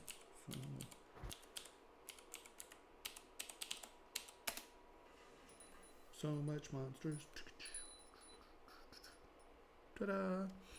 And he also has, he has a bunch of other plugins. He does Dota stuff, wireframe stuff. Did you just see this? Are you looking at this right here? So Much MPR? I don't know that one. Yeah, you know what that is, right? No. A lot of NPR? a fairly Non- boring radio station. No, non-photorealistic rendering. Mm, Do you see what's happening there? What are you working on right now? yeah, yeah, yeah, NPR? yeah. How much is so much NPR? I don't have a plugin for it. It's a pretty manual process the way I'm doing it. I know, that's what I'm saying. Look, these are like slidey knobby things. Really? Or you're not telling me how much? Oh, now I hit it. $10. Are you kidding me? What are you buying? Yeah. I'm just saying, it has sliders. It's got sliders. I know how much you like a good slider. I'm just saying, you're the one griping. Who griped? I didn't gripe. You're griping a little. A little bit. Chat, was he griping? Come on, give it to me. You know it. He was griping a little. He was griping. Look, that was a subtle model that came out nicely.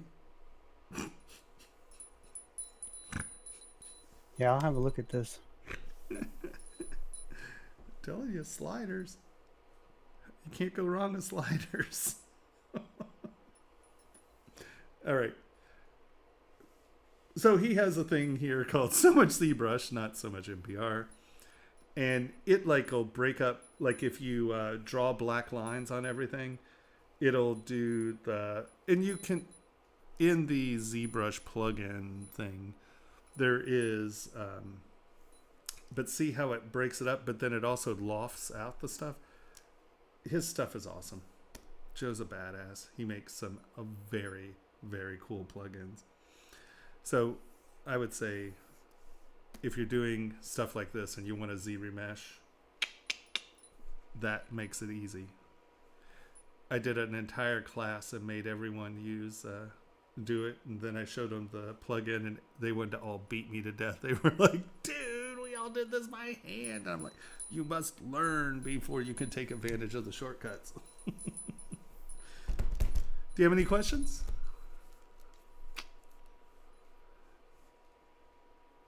Well, someone who knew how to write ZScript could make their own custom sliders. That's not me. I'm so dyscalculic. Nobody wants me writing any kind of code. I can barely write my email. Actually, I fail at that quite regularly.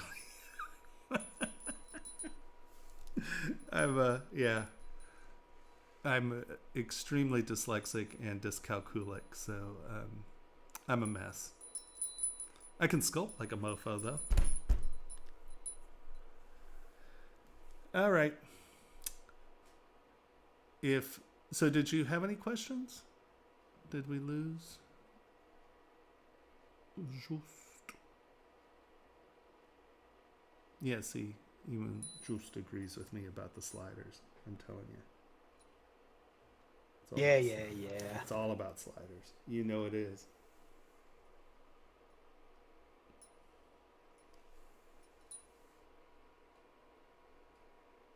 All right. Next. Daniel.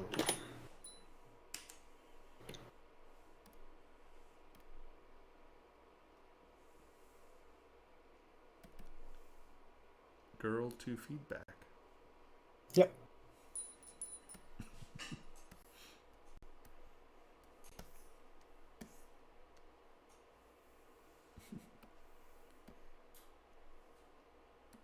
She's great.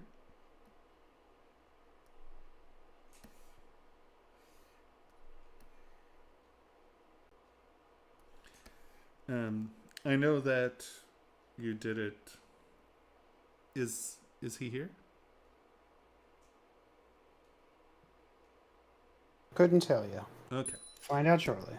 So I know that you did this with symmetry, but make sure that once you have finished with your symmetry, you come back in and you take move topological and you come in here.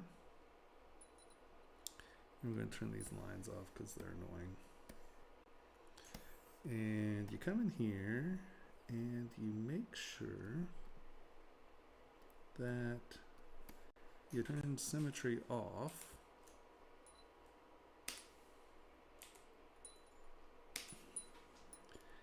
And you make sure that nothing is sitting on top of one another, right? So these, no, get over there. No, you get zooming in. Fine, I'll zoom in. And separate the center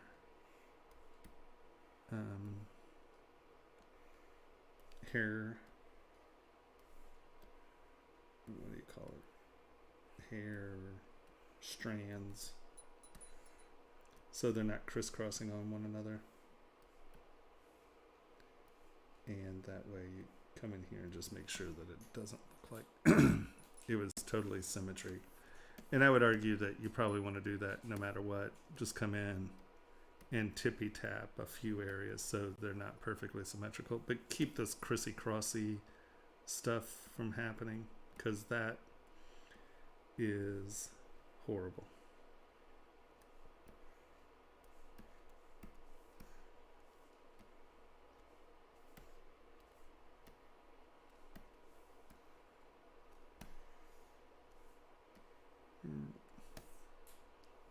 However you want.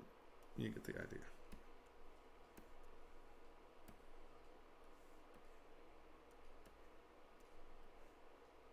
All right. And that way it doesn't look perfectly symmetrical. Come in here and just kind of move that one up, move this one down. You know, just get it where they're not perfectly symmetrical. Come in and break it up.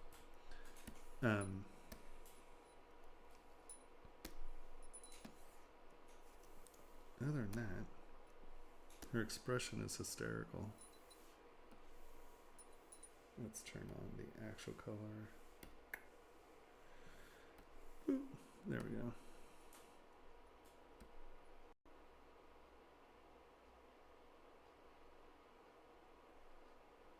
Yeah, once again, make sure the hair doesn't actually penetrate the body.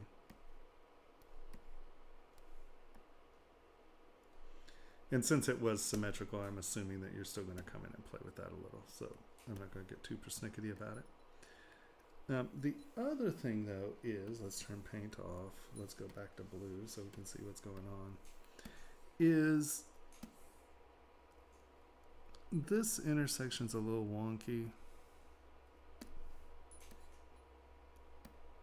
Because even with a puckery face, and I know it's stylized,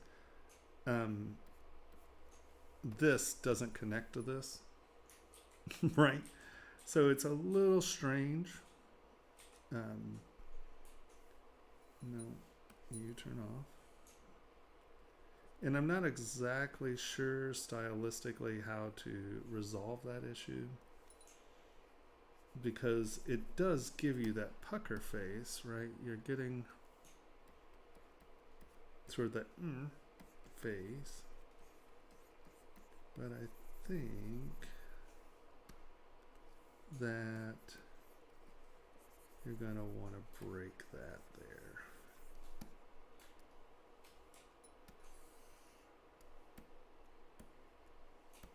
If that makes sense.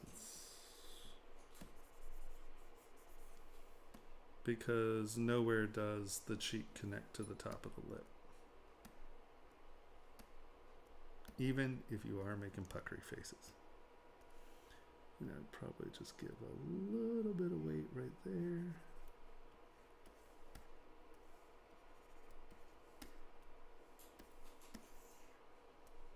Right, because that's giving that nose just a touch of definition as opposed to just blending in.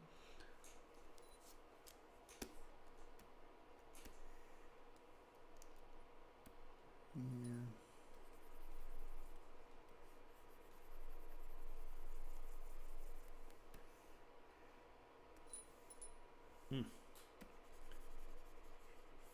No subdivisions.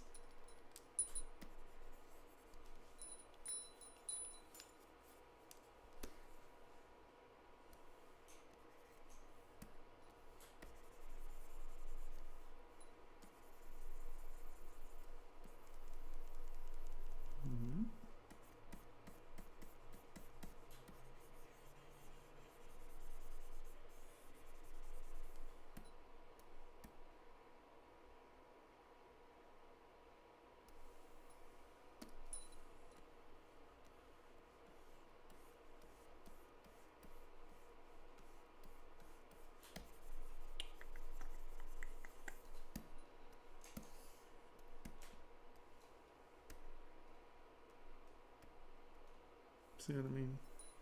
Even if it is stylized, I think there's some of that anatomy stuff that just makes sense. Other than that, though, she's hysterical. She's great. Excuse me. Yeah, so make sure the hair doesn't penetrate the body. Come back in, break up symmetry so it doesn't look like, you know, you just did symmetry and like each one of these creases in the exact same place. Come back and shuffle fuddle it around a little. Yeah,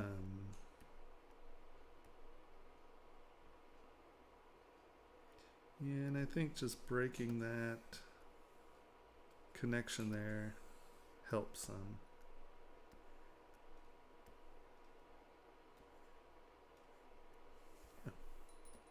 Otherwise, that's awesome. Looks great. The expression's fun. The paint job's great. 2 thumbs up. All right.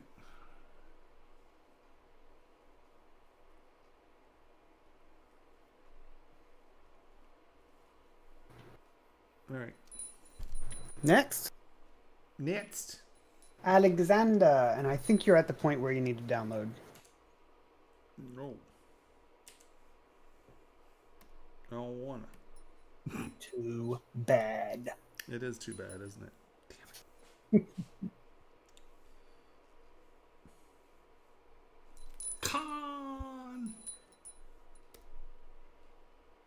Come on.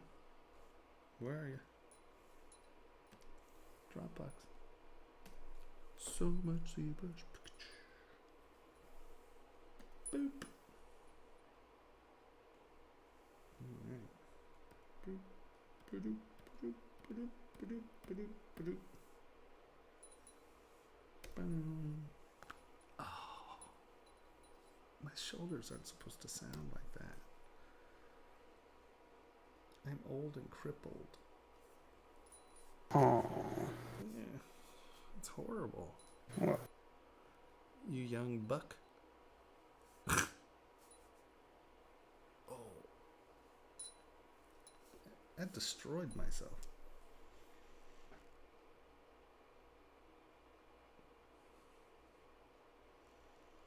Orc gears.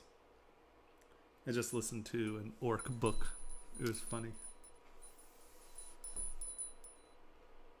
Warhammer 40,000 books have books by orcs or about orcs in orc voice. Orcs are funny.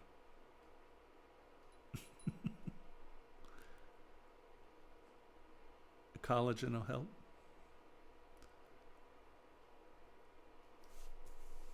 All right, I'm in.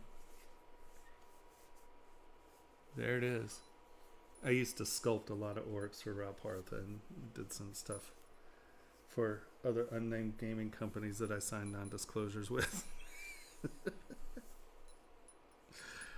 But yeah, I sculpted a lot of orcs, space orcs, goblins. So I have a fondness for orcs. Did that download? All right. Show in folder. Extract all. Ba-doop.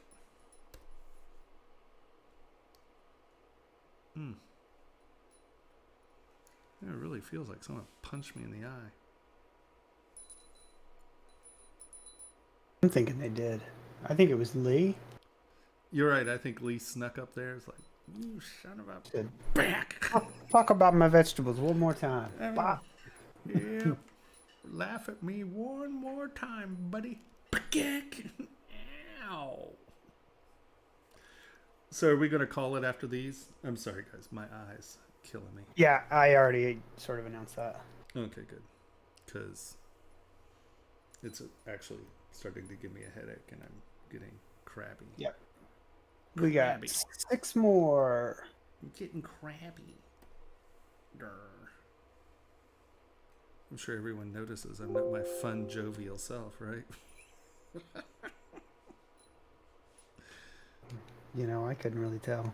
Or everyone thinks I'm being very flirty and winking at them. That's what I just keep hoping it is.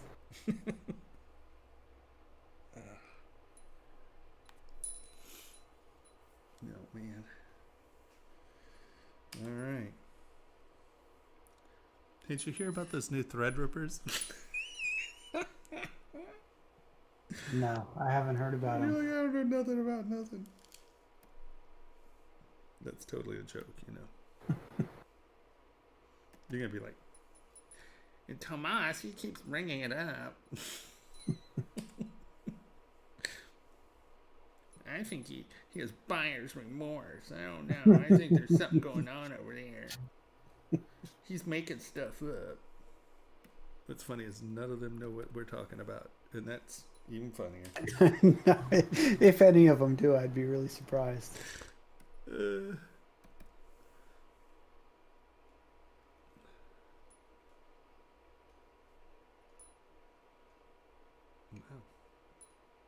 Orcs in a lot of pieces. Boom. We need Senna. We need Boop. Space Godzilla. Hell yeah. Just gonna say, I like me some Godzilla.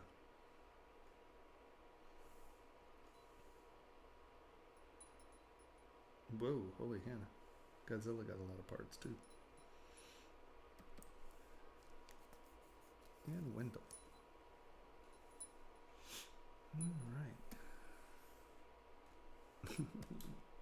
There he is. Alright, who's first? Alexander. Is that Alexander? Yep, just Alexander. There you go. He looks like, gosh, what are they called? They're like pro wrestler, these Japanese pro wrestlers. Hold on. I gotta look that up real quick.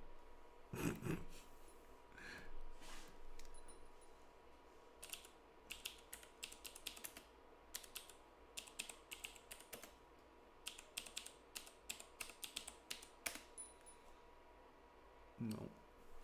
Come on. That was one of them right there. These are the guys here, I think.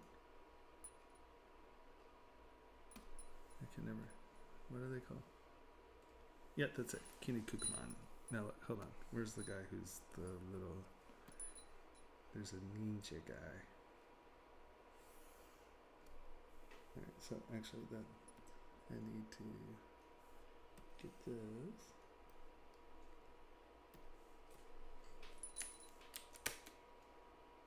I think this is it.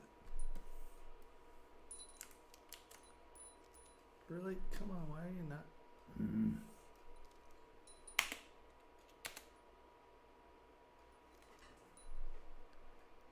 Ninse. Really? What is going on? Enter.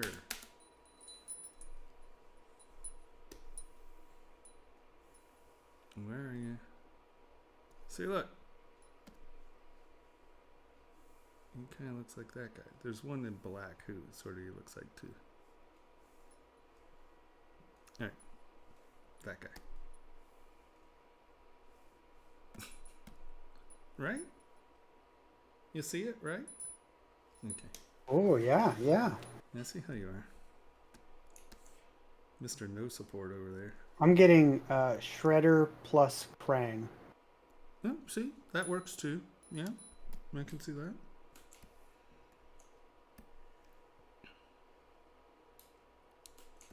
With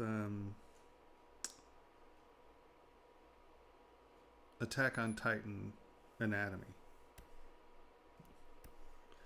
It's so funny, the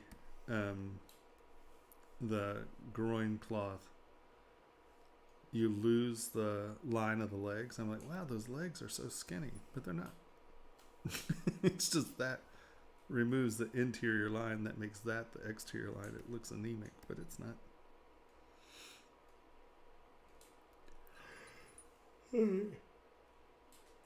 Oh, they called it. Chat called it. It's Lord Zed from the Power Rangers.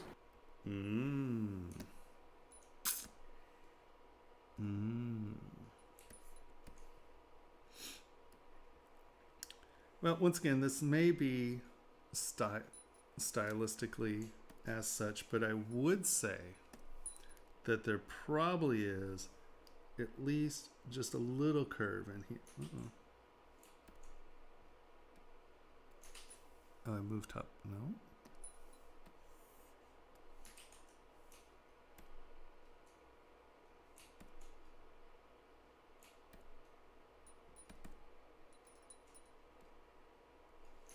That's weird.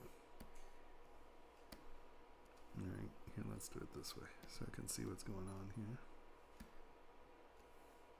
All right, I'm going to grab that, move it in, grab that, move it in. I would say I want a little bit of implication of the neck coming in. And I think the same can be said here. Just a touch of, some curve here. Just straight doesn't read very anatomical. So I think that getting just a touch of curve in there, it doesn't have to be a whole lot, just a touch of curve in there is going to give you just a slightly more appealing S-curve to the spine in that. So just give me a little bend in that. Your anatomy's looking pretty good, actually.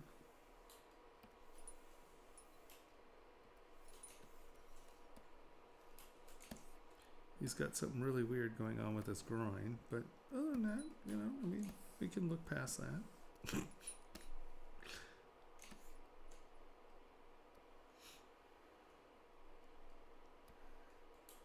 Yeah, it's fun. It's nice.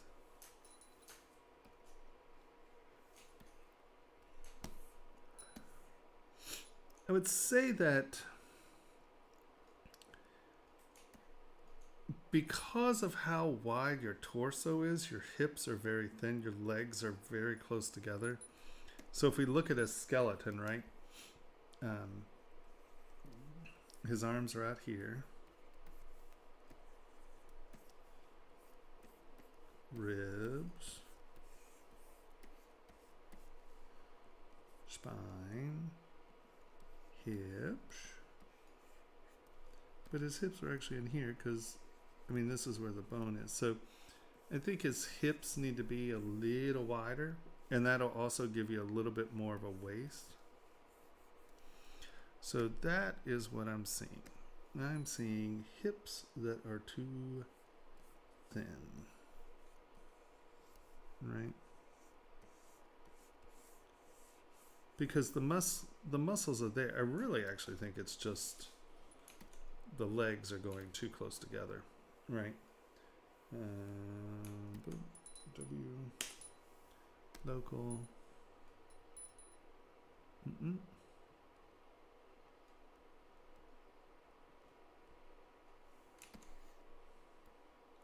You see what I mean?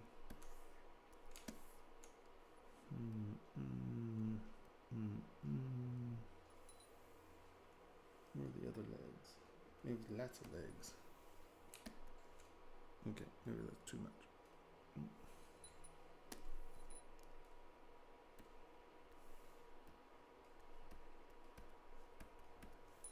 Okay, let's hide his groin here.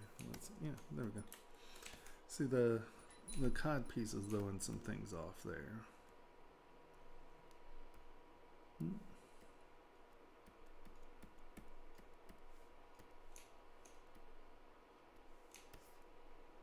And what's going on here?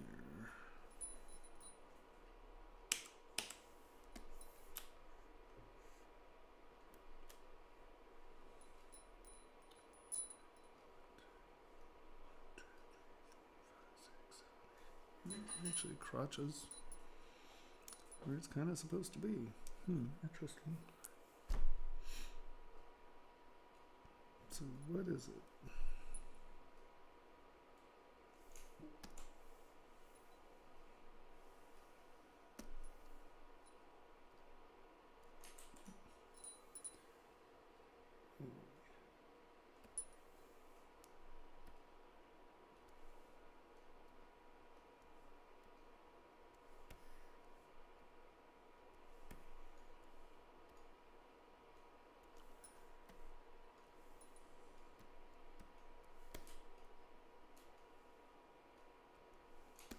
leaning forward. Hmm.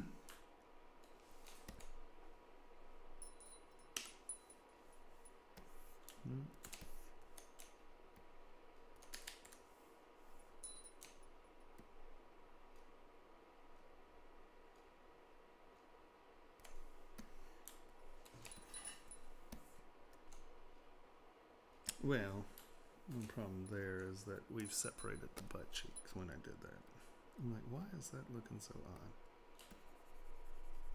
That's because that gaping hole goes all the way through, which it should not. Alright. That looks a wee bit better. So there's still something weird about that. Proportions. What am I missing here? 1, 2, 3, 4. 1, 2, 3, 4. Upper legs are too short. Okay. Once again, upper legs are too short.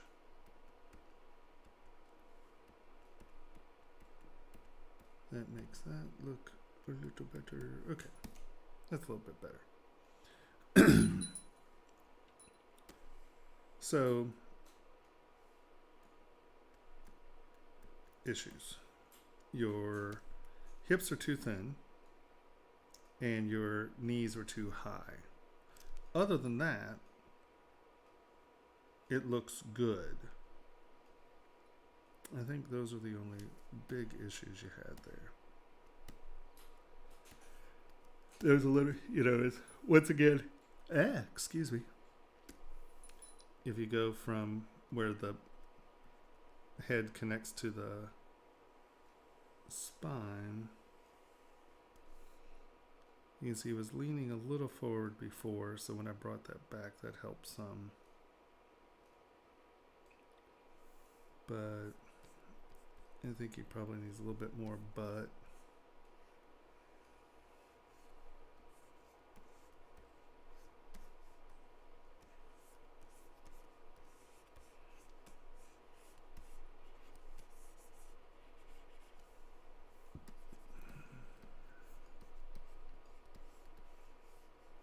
Yeah. I think that would help. A little bit more butt, bring that back. Give that just a little bit of curve.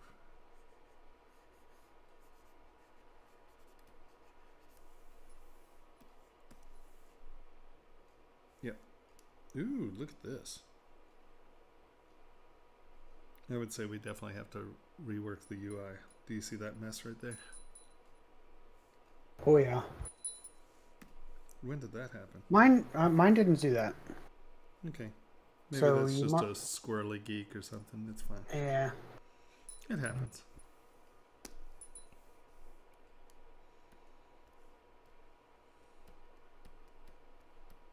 Right.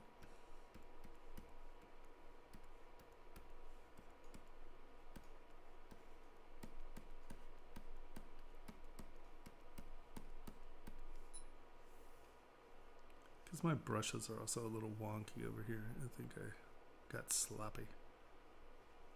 Something happened. Something happened. But yeah, I would say that those are the issues. Any questions?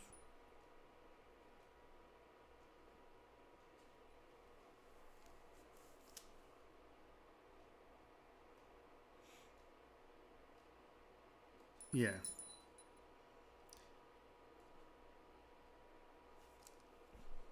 Yeah, well, that also has to do with me stretching that stuff out. Because technically, those would be in here. I kind of just... that's my doing. Let's see. Let's look at his other legs. Yeah, see. It I was. think the person who made the model is actually here. Woohoo. I didn't realize that. Any tips for the spine, like how to duplicate geometry? Well, you can always create the curves. You can create a curve brush out of a repeating curve brush out of 3 vertebrae. Is that what you're talking about? Like how to make this repeat? Because I mean, this looks fine. I don't see any problems with this at all. I mean, like I said, I give a little curve in there, but so you're saying how to make a repeatable brush out of your vertebrae?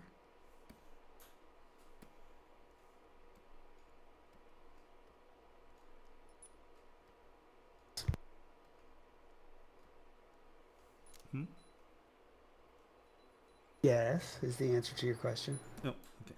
So here, let us look at these. Alexander duplicated it one by one. Okay, I feel you. I've done that more than once. Don't feel bad. Let's.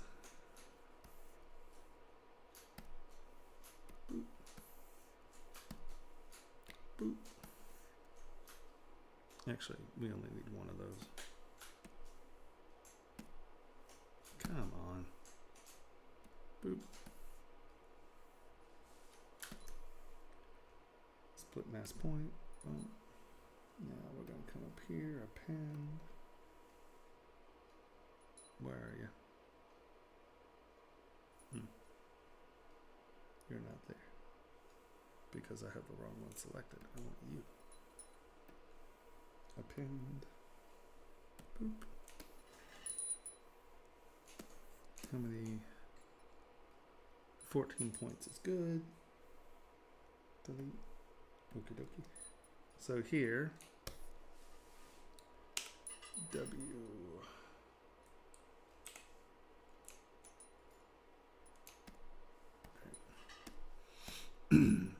Turn off symmetry.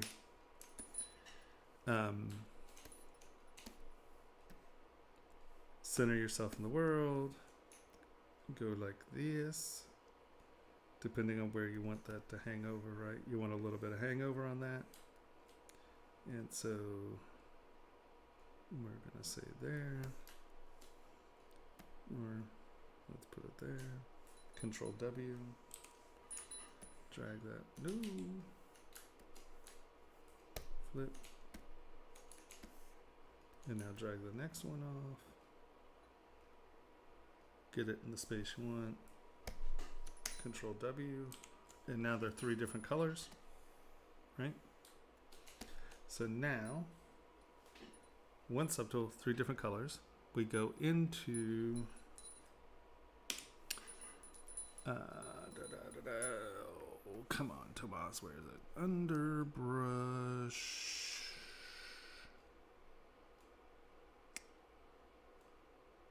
Oh, we now make an insert brush. So create insert mesh. Current brush, new. All right. So now we go here and it is under curve. No. Under modifiers.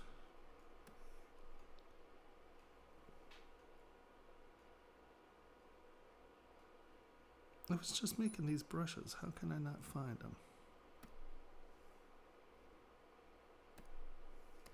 Oh my gosh. Are you kidding me?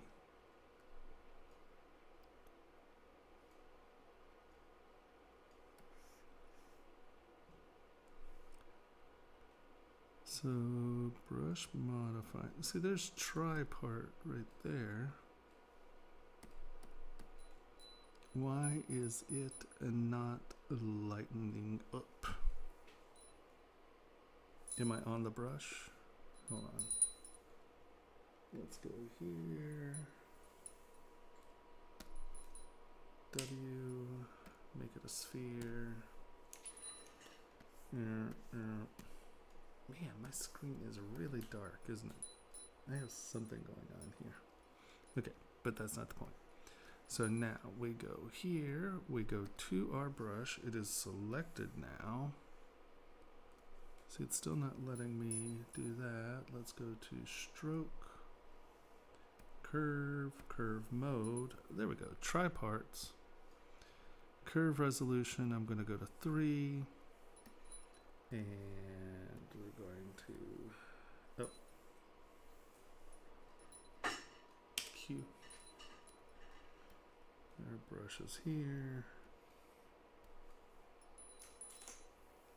Stroke, curve mode, curve step, tripart. We don't want the weld part.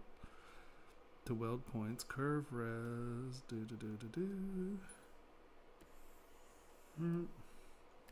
and there you go. And you see what it does is that it gives you the first one, it gives you the last one, and then it repeats the middle one. So you can do, this can be a different model, this can be, so like this is a finished bottom, and then this is a top with bolts in it. It's going to repeat the center one. Did that answer that question? Sure seems like it. And there's a way.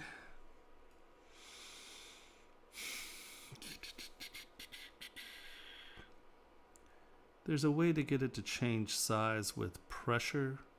So the small, like if you do it light and the pressure, maybe this is it. Light, dark. Nope, that's not it. That might be something you need to look up. I can't remember where that is, because that's something I try to avoid. But I know there's a way to get it to be pressure sensitive. So as you were going up, right, you wanted some of them to get wider. I mean, you can't always just come in, auto group, W, tap on your surface, get it straight, stretch a touch. Auto group, tap, there we go. Straighten it out, stretch a touch. Turn curve mode off. That's gonna make me nuts. Stroke, curve mode off. And if you just tap in the same place, it'll give you a little, so this is a little easier, right?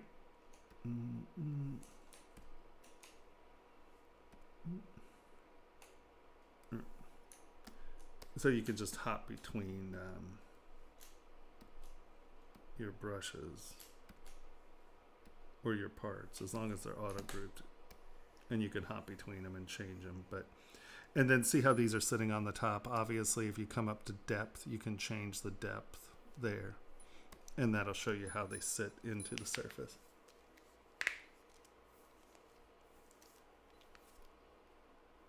All right. Cheers. Whoop whoop. I haven't seen any more questions yet. So if you are done, I'll tell you who's next. Who's next? Wendell. Wendell. Hey, Wendell. Frame. Ooh, look at him.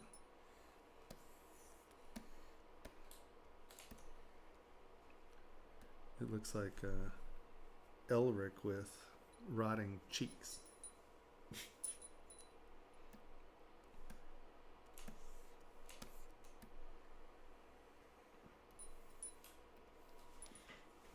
Oh, come on. Okay, so yet again, I can't get rid of color, but that's okay. So here we go. Give us our teeth. Two fishes. This is a place that, once again, SK Twist comes in super handy. We come up, SK Twist, and then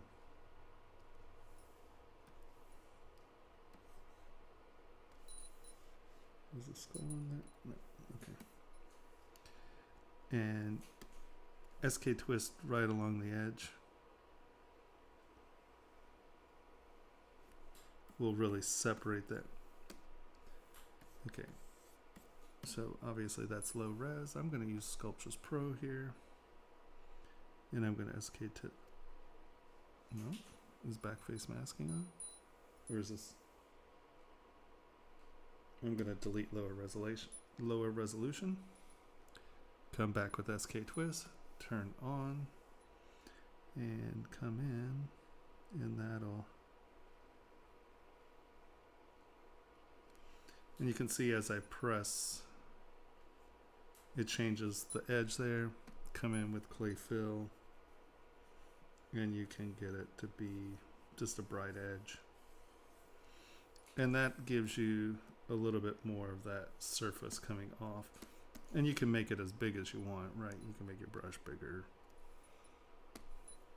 and make it a nice, clean, fat transition. But get a transition there somehow or another, so it's not just you know, going back and in. You can always come in and clay tubes and kind of get an edge going there.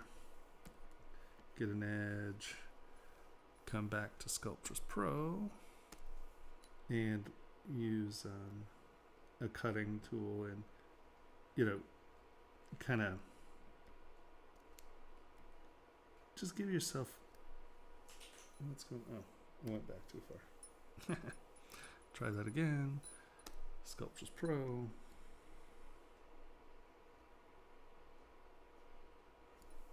Turns the intensity up.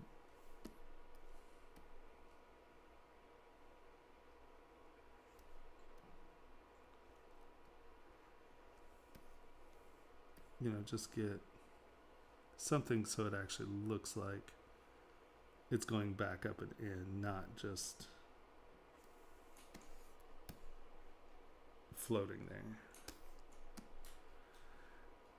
The detail on the eyes and stuff look great.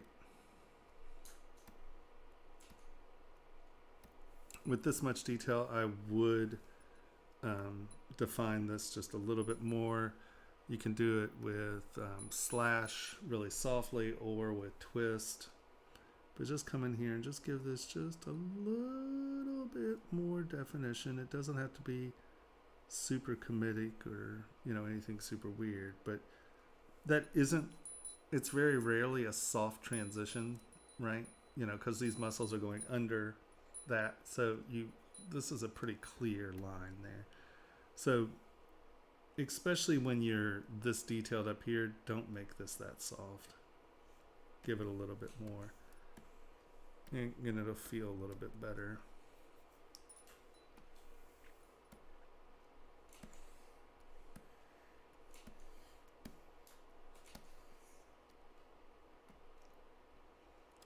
And I would eventually turn, unless this is like really an anatomical thing, right? It's not something that's rotted through, but it's literally an anatomical feature. So your muscles are,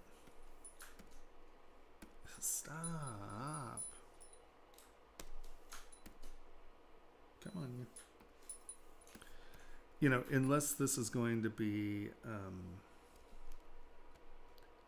an anatomical feature, as in, you know, the muscle structure is there. This is intended to be a whole, right? You know, it's not rotted away.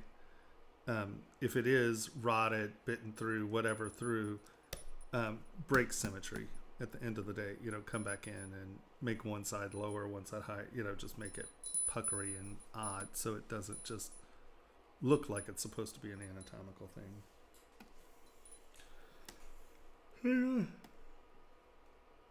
But the expression's great. The hair's nice. I mean, this is a little weird, but where you started working on the hair looks good.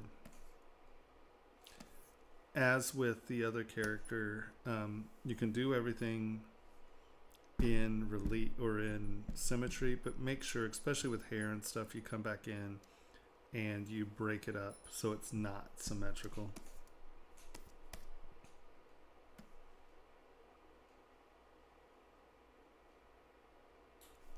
Looks great. Any questions?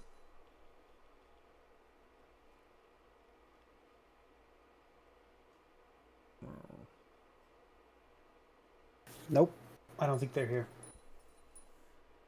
all right, so who's next? Emmanuel. Well,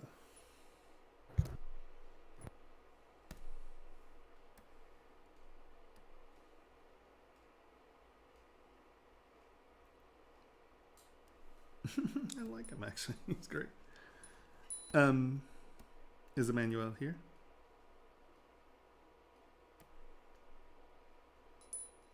Nope. Okay.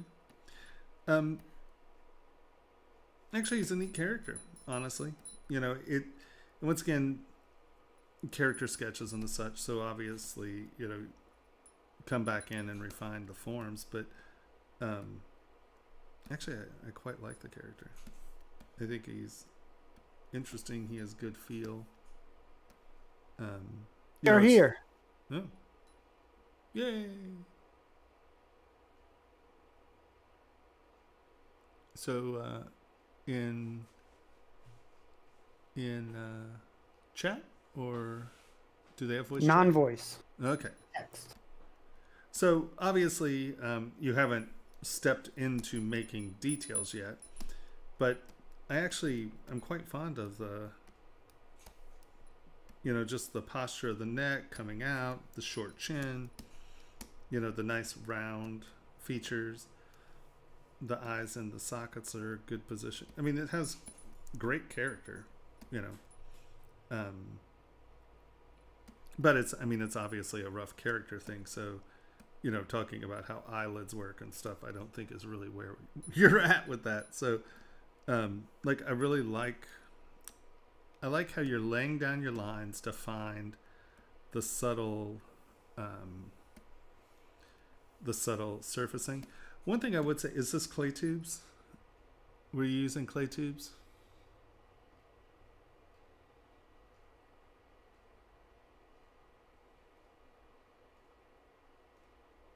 Do we know what my lag is?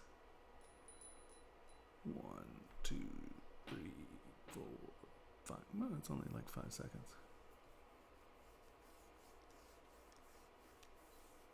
Emmanuel, are you using clay tubes?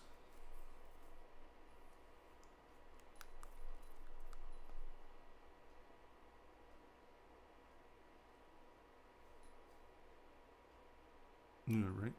Well, it looks like you're using clay tubes. And the only thing I could say is look at my setting, because the cubes, because you're getting the cubes because you're moving quick, right? I'm assuming that you're kind of coming in and you're laying your surfaces in. And Yes, it's clay tubes. okay. And if you'll notice, as I do that, I'm not getting that square chatter.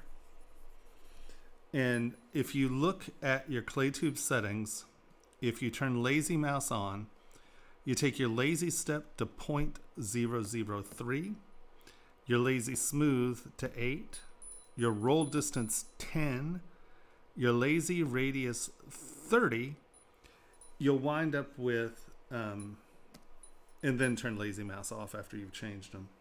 You'll wind up with smoother clay tubes.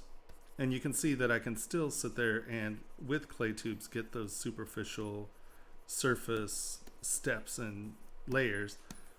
But like, I'm going to just smooth this out for a second. But instead of getting the chatter, I'm just getting the directionality lines. Right. And I mean, you may like the square chatter. That's cool. But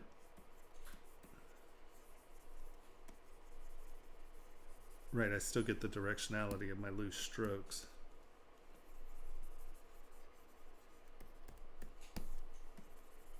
But it's no longer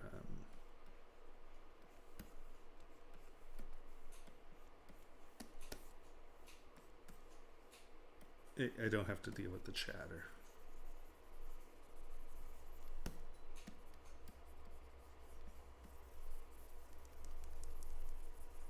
Right.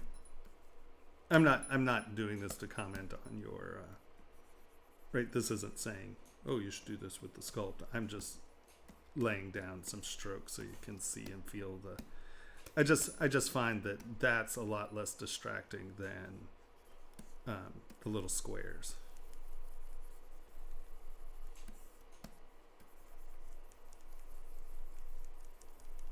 Because this is how I use clay tubes. You know, I'm always laying down directionality with it.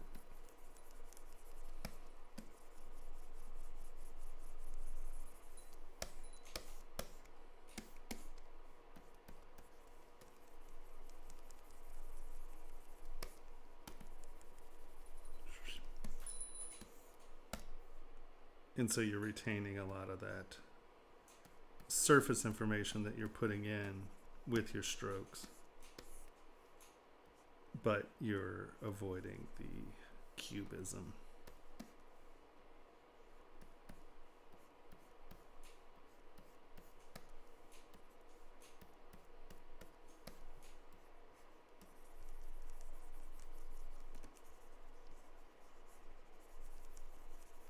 Yeah.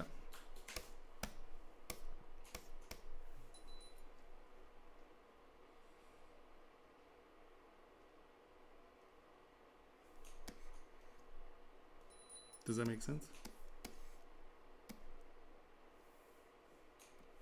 I do like your little guy though. He's a good character.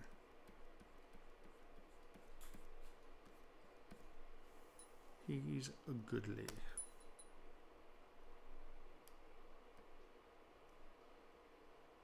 Have any questions?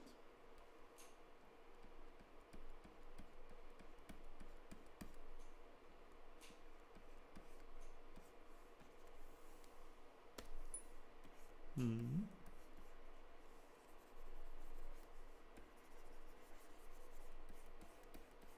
They said yes. Yes, they have a question. I assume. Okay. Sorry, I'm just sitting here having fun. I apologize. I've just completely. How to close forms? How do you close forms? I'm not exactly sure what you mean. I usually go to the forum and I hit the X at the top and it says, do you want to close this forum for everyone? There's no you in the word that I said. It was a joke. Waka waka.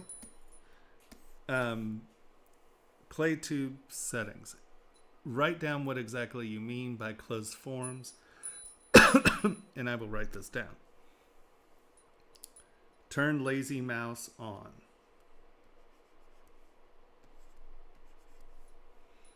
Lazy step equals 0.003. I used to have it set at 3.5, 3.0, whatever, 0.003. Good. Lazy smooth equals 8. A lazy radius is 30. And roll distance is 10. And then turn lazy mouse off. And all of those things will help you have a very nice smooth. Very nice smooth. Oh. I just cut him off. And also, if they want to download all of your brushes with the custom settings already configured for them, by signing up for your newsletter, Yes. we'll just email it to them automatically. That's true too. I'm not very good at that promotional stuff, am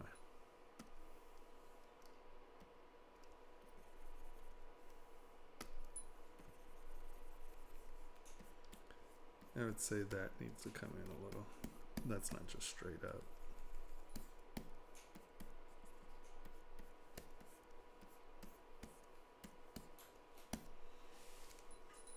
So did we figure out what we meant by close a form? Can you give me a better example or a more specific example of exactly what you mean by closing a form? Do you mean by close holes?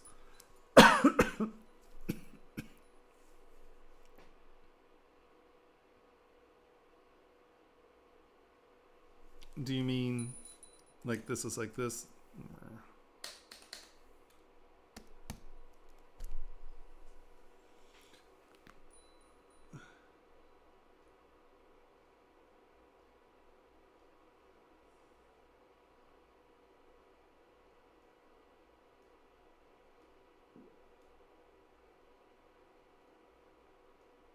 Oh, you mean like once you're here, how would you start to define the forms? Well, one, I would definitely divide it a few times. And is that what you mean? Like how to move on from the rough? Okay, sorry. So I would divide it up. So as I'm laying strokes down, and I would turn this down. And so I would go about the same process and just sort of start to figure out where my forms are meeting. And you can see I'm breaking up my forms into little areas. And then this would sort of be my muscle groups and stuff. You know, would kind of give me an idea of where some of this is going. And I just slowly kind of creep up on the actual shape.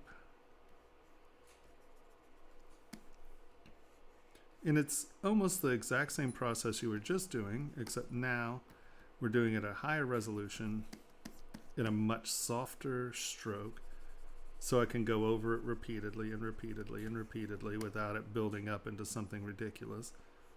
That's even too much, honestly.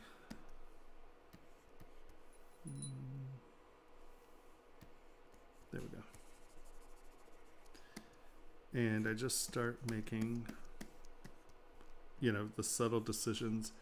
And here I start to break it up into more like structural planes, because at this point I am defining what I want my reflectivity to be. Because remember, I'm almost always coming out of the printer or coming out of the computer, so I am analyzing how my physical object is going to start to reflect. So I'm just going to come in, very low resolution. I'm kind of breaking it up into planes so I understand completely how my reflectivity is going to happen.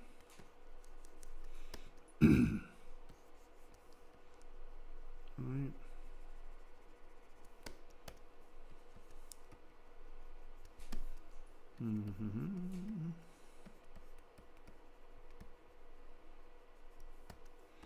Just get in there and start tuning. Getting tighter and tighter.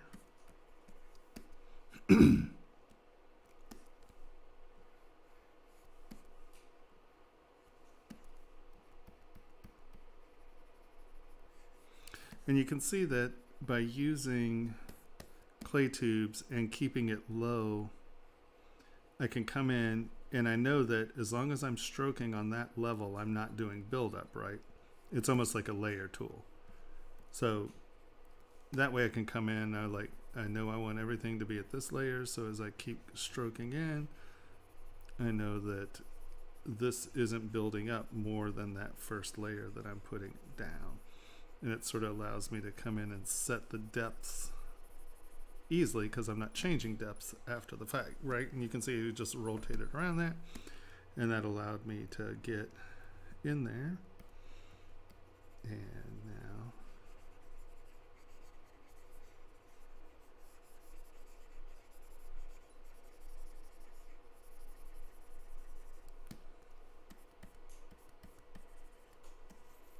and I just kind of creep up on my surfaces.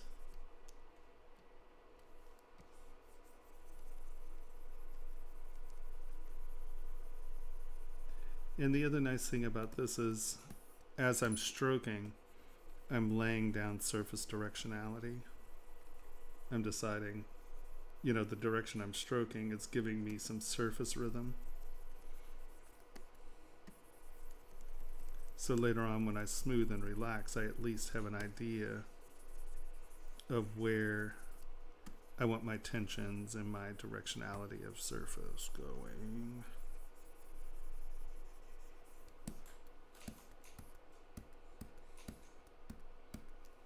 Right, you can see we just kind of creep up on it. And of course, I don't know exactly which direction you were heading, but you can see how we're starting to refine our forms by a lot of low resolution or low intensity clay tubes cross-hatching.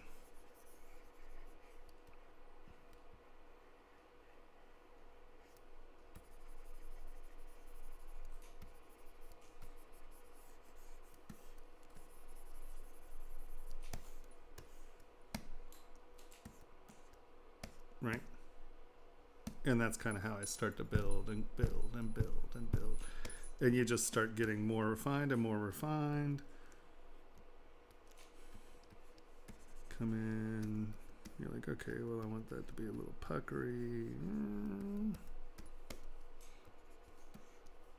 I want that.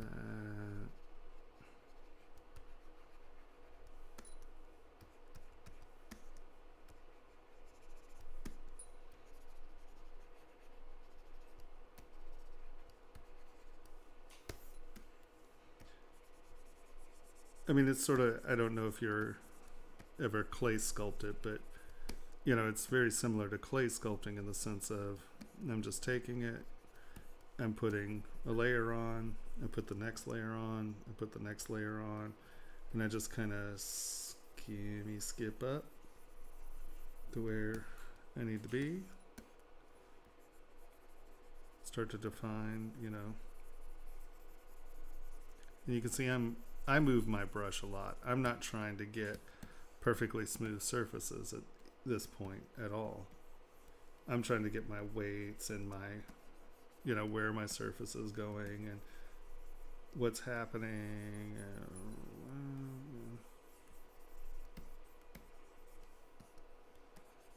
Because then, when you go to the next step, if you actually want this to be super smooth, lower your res. Come in and just kind of tap it down. Now I tend to like a lot more separation in my resolution here, but you know, I've lowered my res. I can come in and you notice I'm still smoothing in directionality, and I'm sort of leaving some of the dents where I kind of want them, but I'm smoothing my textures.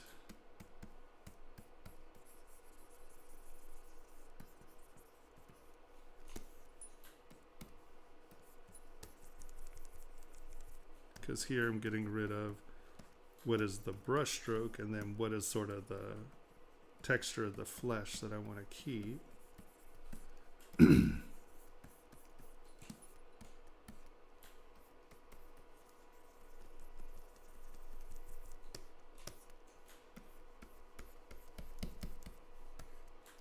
Because if you just go through and generally just smooth everything, you homogenize it a little too much. High res. And you can see you still have some of your brush strokes there. And I'm just going to come and get rid of some of the stuff in the surfaces, but I'm kind of leaving them in the cracks, right? Because I want a little bit of texture.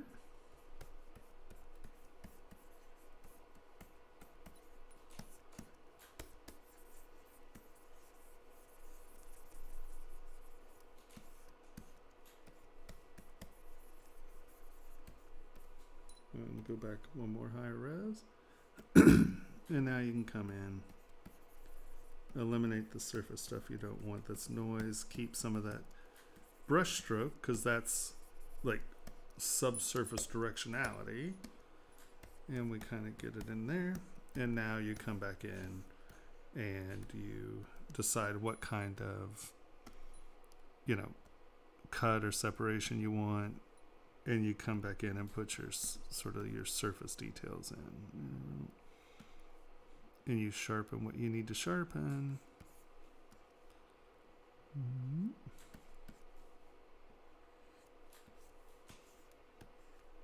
You know, to make it what you want it to be. Wow, my brushes are wonky.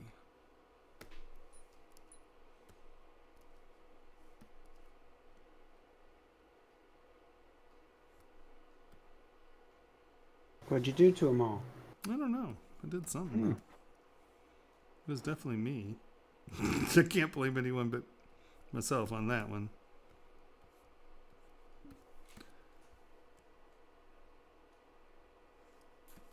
Does that make sense?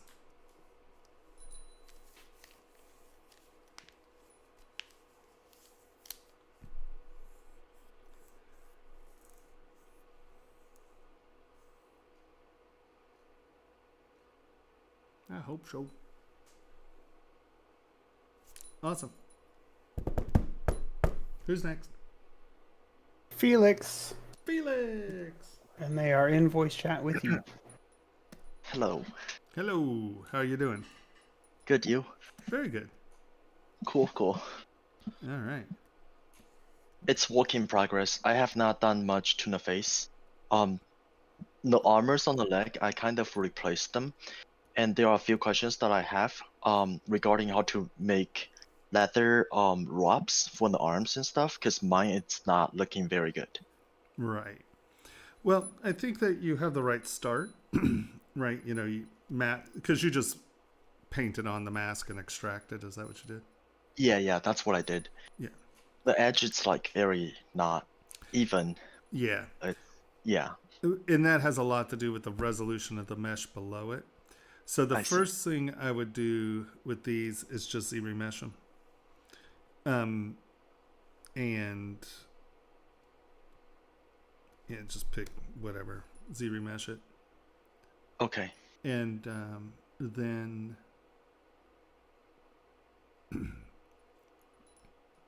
you can do it. Because what that's going to do is it'll homogenize the mesh a great. What are we at? These are at 125,000. Yeah, one, it's going to give you lower a lower mesh count, and then we're going to subdivide it down, and then we're going to divide it back up, and then that'll give us the geometry that we can sculpt with, but still allow us to kind of be able to control it. Cool. If this ever gets around to it. Those little jaggy edges, the Z-remesh is trying to figure out how to keep them all. Yeah. How many questions while we're waiting? I'm not sure if it's just me, but your screen it's not really moving. Is it just calculating the Z-remesh thing? Yeah, right now it's thinking. Oh, I see. Okay. Sorry. It's no. No, that's why I'm like, have any questions while we're hanging out? And you're talking to him 30 seconds before you'll see what he's doing. Oh, is it 30? Because you're talking in real time over Discord, but there's a delay. 3, I see. 4, 5. It's only a 5 or 6 second delay. It's not 30. On your end, Tomas, on my end, you haven't even started counting yet. Really? Wow, that's a hell of a lag. I'm looking at my projection up there. Wow. Yeah, it's not all the same. How does that work? Yeah, well, whatever. The internet, so it's a bunch of pipes, or whatever that guy said. The interwebs. Tubes. It's tubes. It's all those tubes. Oh my God, this is... I'll tell you what, now even have the pretenses of what the new computer could do. This is making me nuts.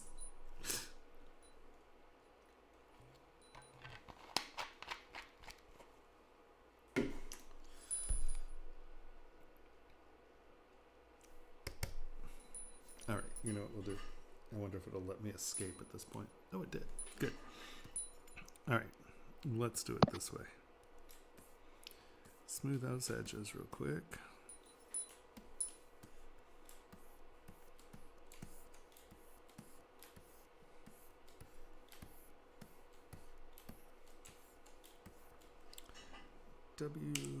Let's Dynamesh them first, see if that'll help. Come on. Stop it.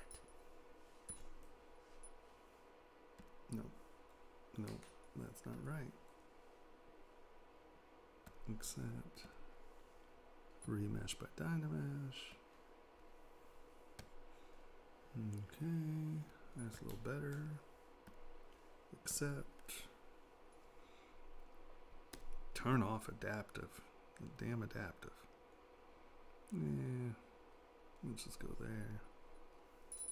ZBrush. That shouldn't take long. Boom, there we go. And now half.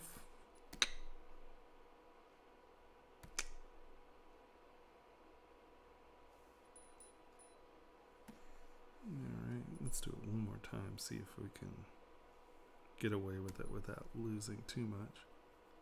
Alright, there we go. So now, let's just check the arm, come back in, and we're just going to take these and move these out a touch because they shrank just a little, you know, when we remeshed them.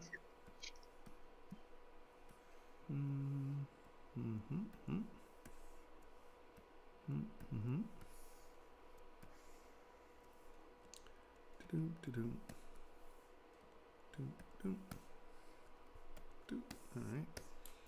So now we have those. Now we're going to divide them. Divide, divide, divide, divide, divide, divide. All right. And so now, when you come in,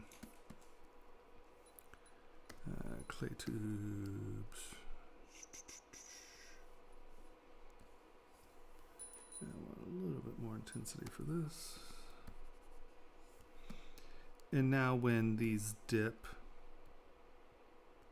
you can get a little bit of that tension in it, right? Yeah. And so now you have a lot more control over what you're doing. And once you've, you know, sort of gotten where you want, you can always lower your res a touch, hit smooth, and now high res, and that gives you a lot more control over what's happening with them, right? Yeah. Cool. Yeah.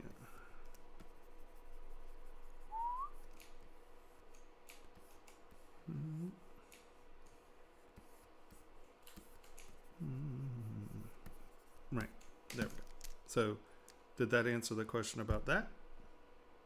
Yeah, All right. sure. Just check the rest for me. Like, do you think the proportion wise the work looks fine, or anything too small, too big, anything out of ordinary, except the face. I mean, face Right. on the head. Yeah, I have not done much Right. for the head.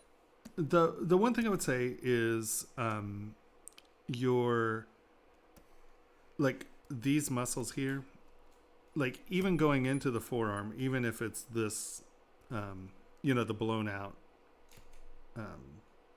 bubbly hero proportions, these muscles still sort of, I started thinking, I'm like, oh God, here we go, we're going to crash. They're still in the same place, right? So, you know, the muscles don't, you still sort of have the same shape of form, right? So it's not just completely bubbly. So your forearms are a little odd because it all just came and pinched into the hand, right? Yeah. So I would say get your wrist a little bit thinner, you know. Okay. But these are all stylized, and you know, you have that texturally chunky, squarey sort of separated muscle thing going. So I think that's okay. This one's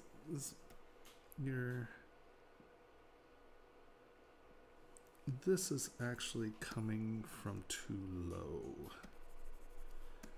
This would be coming from, ooh, that's why that wasn't working. This would actually be coming, come on. Coming from up here as opposed to the middle of the pec, right? That actually cuts up under a little more. So let us go to anatomical reference. That like that line there, the like weird, strange, what do you call these things? Like the thing that connects the chest to the arm. The pec. Maybe, I mean, there's that large This here. fan. Yeah, that thing there. It Yeah. was on the concept. That's why I was like Oh, is doing it? Oh, okay. Yeah, it's different. Yeah. Okay. It's not like a regular human kind of. Sure. It's just, it's funny because because I know right, it's all these muscles dive up under the deltoid, so it's funny that that's coming from. yeah, like very there. weird one. That's like there. Yeah. Yeah. So the only thing I would say is maybe give it a little bit of tension as opposed. See how it's sort of flopping? Let's take that and let us bring, because it sort of looks like it's coming from between these guys.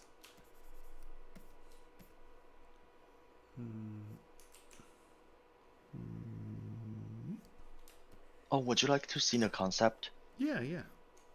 Okay. Can I just send it to you right to you Discord? Yep, Discord's perfect. Okay. Just send one message first so I can locate you and I'll drag this in. It's a character made by someone else and Sure, I'm just sure. recreate. Yeah. Yeah. For as a practice. Yep. Yeah. No, that's great. The reference would Perfect. be very good. Oh yeah. Okay. It's over on a private chat. Yeah, I have it. I'm open. It see what I meant? Like Oh that yeah, thing is no, without a question. fish. Yeah. That's funny. Let's. How do I? Uh-oh. Did I freeze? Can you hear me? Yes. Yeah. I can hear. Yeah. Why is Um, my screen frozen? Try to lower the subdivision to division 5 in ZBrush. It might help. It might help reduce the tension. Hold on. There we go.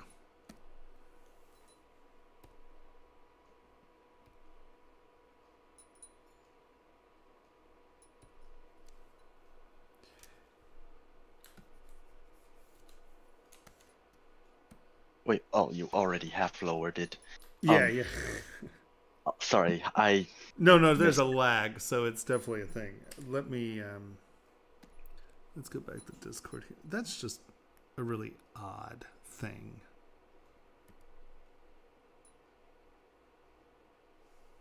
I would say that's annoyingly odd.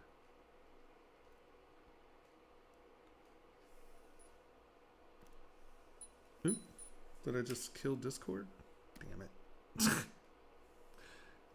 If you haven't noticed, I don't know how to use Discord.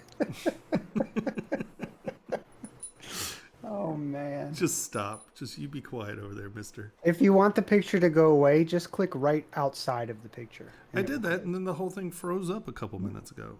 I'm trying to find the forearms, too. See, that's just bad anatomy. I'm a little annoyed by that. This person got paid good money to make bad anatomy. Even fantasy anatomy is kind of crappy anatomy. But you see what I mean here, where you still get the... Right, it's still roughly the correct proportion. It's not just a bubble. So get that forearm shape. You can see here that the wrists are actually pretty accurate, in context. Yeah. Oh, and also if you click open original, it will open up a web page, and from there you can view like the whole image. Oh, like nice. it's a lot bigger. Okay. It's on the left bottom corner. Oh yeah, open original right there. Yeah. You can do it. Oh, it's opening over there. Of course it is. Why would it open where I need it? Okay, hold on. No wonder I didn't see it. I hit it like 15 times. Come on. What are you doing? Get over here. Hold on. Let me close these. This whole double screen thing is going to kill me. Here we go. Cool. Now let's get in here, and I'll show you what I mean by this.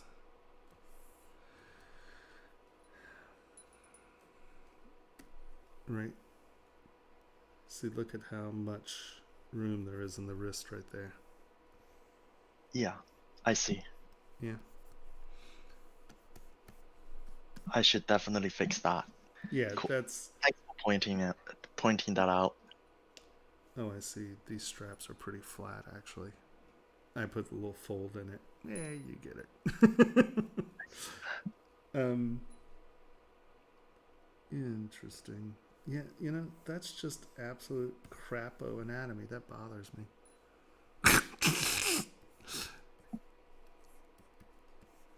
Yeah, see, he still has that shape, right? It's not just a balloon. It's just an over-exaggerated, you know, form. With this bizarro pec muscle thing. I don't know. Ain't got nothing to do with you. That's just Krampus. This world famous dude who like got paid to do this, and I'm still saying it's Krampus.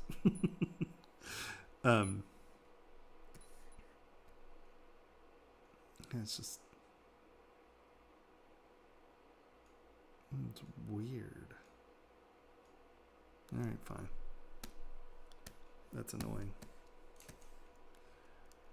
Yeah, so that's just super bizarro, and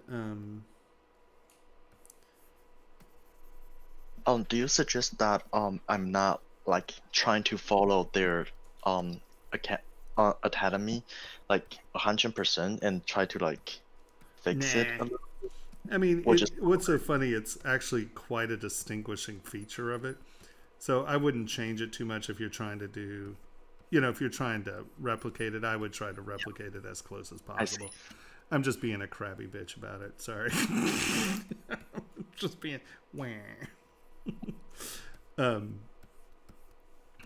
Yeah, no, it's just weird. And that's okay. Yeah. It can be weird. It's fantasy, right? So I'll let it be weird. There we go. It's weird. I'm sorry, I'm just totally playing. But you see how here you've sort of lost the anatomical structure of what's going down there. Yeah. So just get that back in, and let's make sure that's pretty close, actually. I think you can probably just give that a little bit more definition, so it's not quite so bubbly where you're getting that cut back in, and right, see how that's a soft line, and I see. you know, that was really distinctly, you know, that shape, right? Okay. So get those hard edges in, because that's going to prevent, you can keep the large, you know, obviously the muscles are inflated, right? But I think with the inflation, you have to really go back and define and get those sort of sharp silhouette lines, because that is definitely what, because see, it's inflated, but, you know, look at how sharp the silhouette edge is, right? It's like, you know, they're very, very sharp silhouettes, and that's how they're retaining the bubbly anatomy without it becoming bubbly, right? Is they're retaining these silhouettes as very sharp edges, and how they're doing that is they're very clearly doing the insertions and origins. So, right. Okay. And that's a sharp insertion and origin. These intersections are not muddy at all. And that is how he's retaining that anatomy, or that crispy edge. And you can see it here.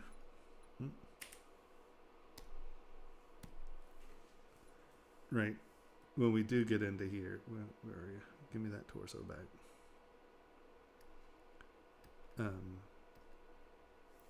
Right, you can really, they're really punching these anatomical crossovers, right?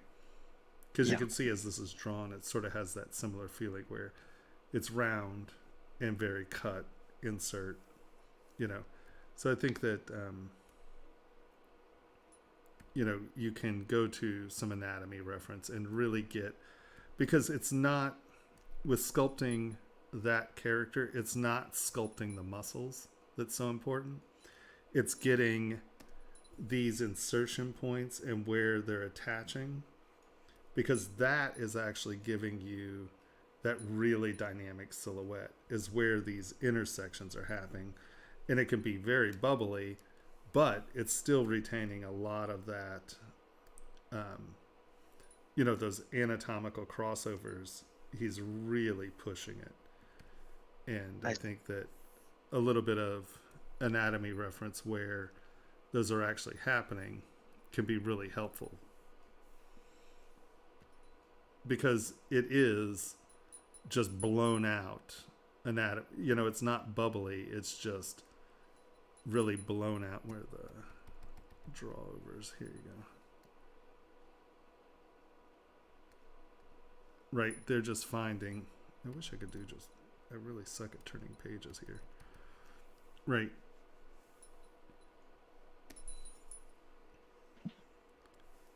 They're just making sure these intersections are very tight. Well, see, it goes from there, but he has it going from there. It's going to the tip. That bothers me. It still bothers me. But you can see, right, you're getting that over that intersection. So these can become very big, but it's really about, what's funny is that sculpture is really about these intersection points, and that's how it's retaining the solid anatomical references, except for the pecs. Right. Because remember, I was saying that the silhouettes are chiseled. Do you hear me? Yep. There you go, Cena. Right. So I just think that getting some visual reference and finding out where those insertion origins and intersections are going to make that, are going to help you with that. Okay, I see. Yeah. I think you're darn close. Okay. I think that it just needs a little tuning on the silhouettes and a little bit, because I gotta stop doing that. I keep yanking these things out of my ears and it's really painful. Plus, I'm probably destroying these cables. Can you hear me? Yep. Yeah. Brutal. And I think that'll also help you define some of these forms, right? Because this, as you roll your hand over, rotates a little inwards, right? So where this is inserting is a little different, if that makes any sense. I see. I'm gonna try my best to fix it. Yeah. I think I got, but I might be wrong. But I think I think I know which direction I have to go towards to fix it.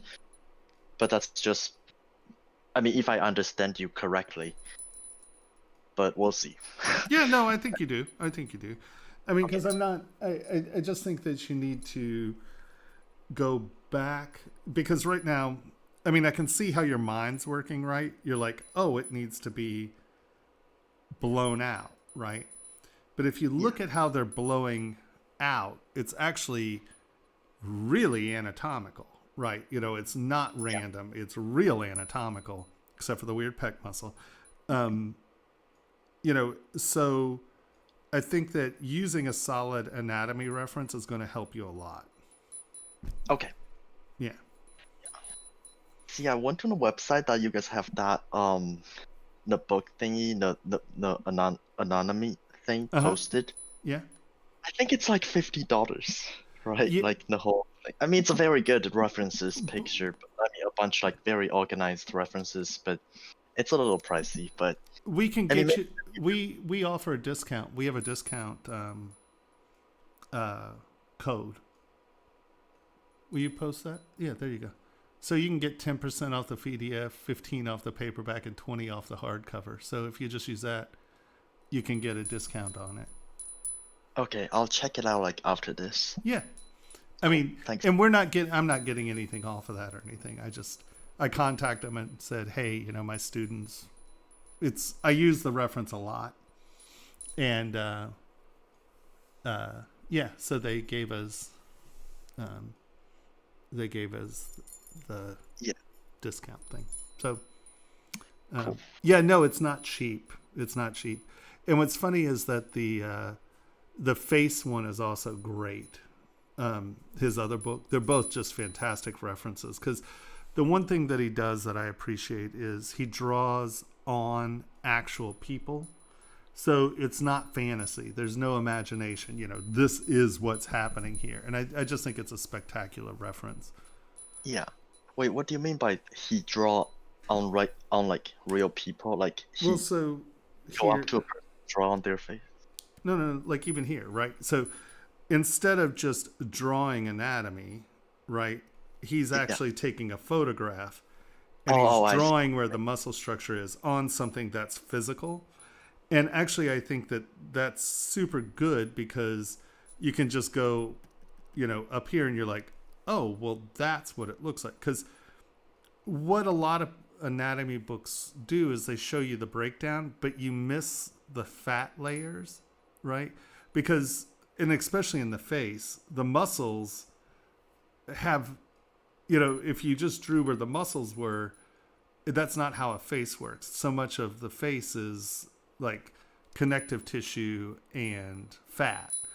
And so I just find that it's a really good system to understand. And the other thing I think he does that's really good is up here in the beginning is he breaks it down into the simple rectangles, and he shows you contrapposto, and he shows you the posing. And as long as you're thinking about things in these first simple block shapes, it's really helpful to see how things are blocked up, right? Total symmetry, contrapposto symmetry, right? Where you have countering angles, but the geometry is there for, and he talks about silhouette, and it's, I just find it to be a really, really good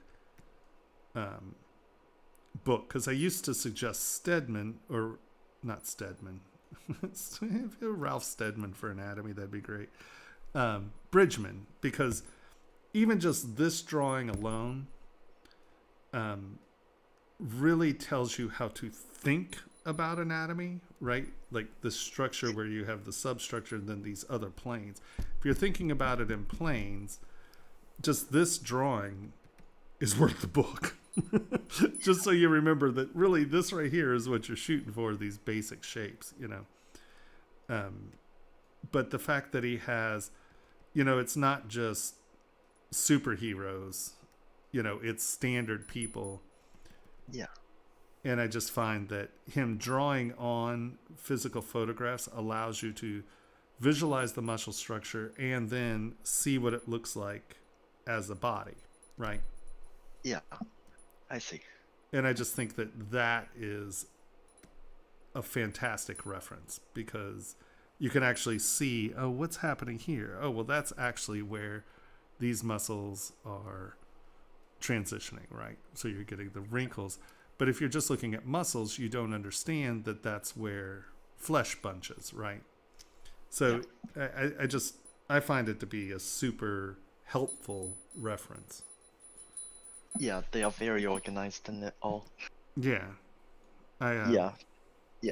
In the past, I have tried to find those references myself, just Googling and searching. Yeah, and this one's just a very, very complete version of it, organized and complete. Yeah. I mean, obviously, someone spent time to do that, and yeah.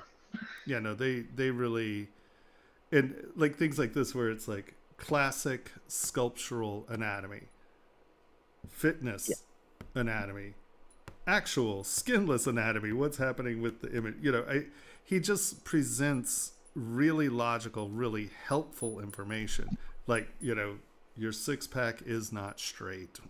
They are not squares, and you're like, oh, well, who knew? It's like, oh yeah, I guess that's true.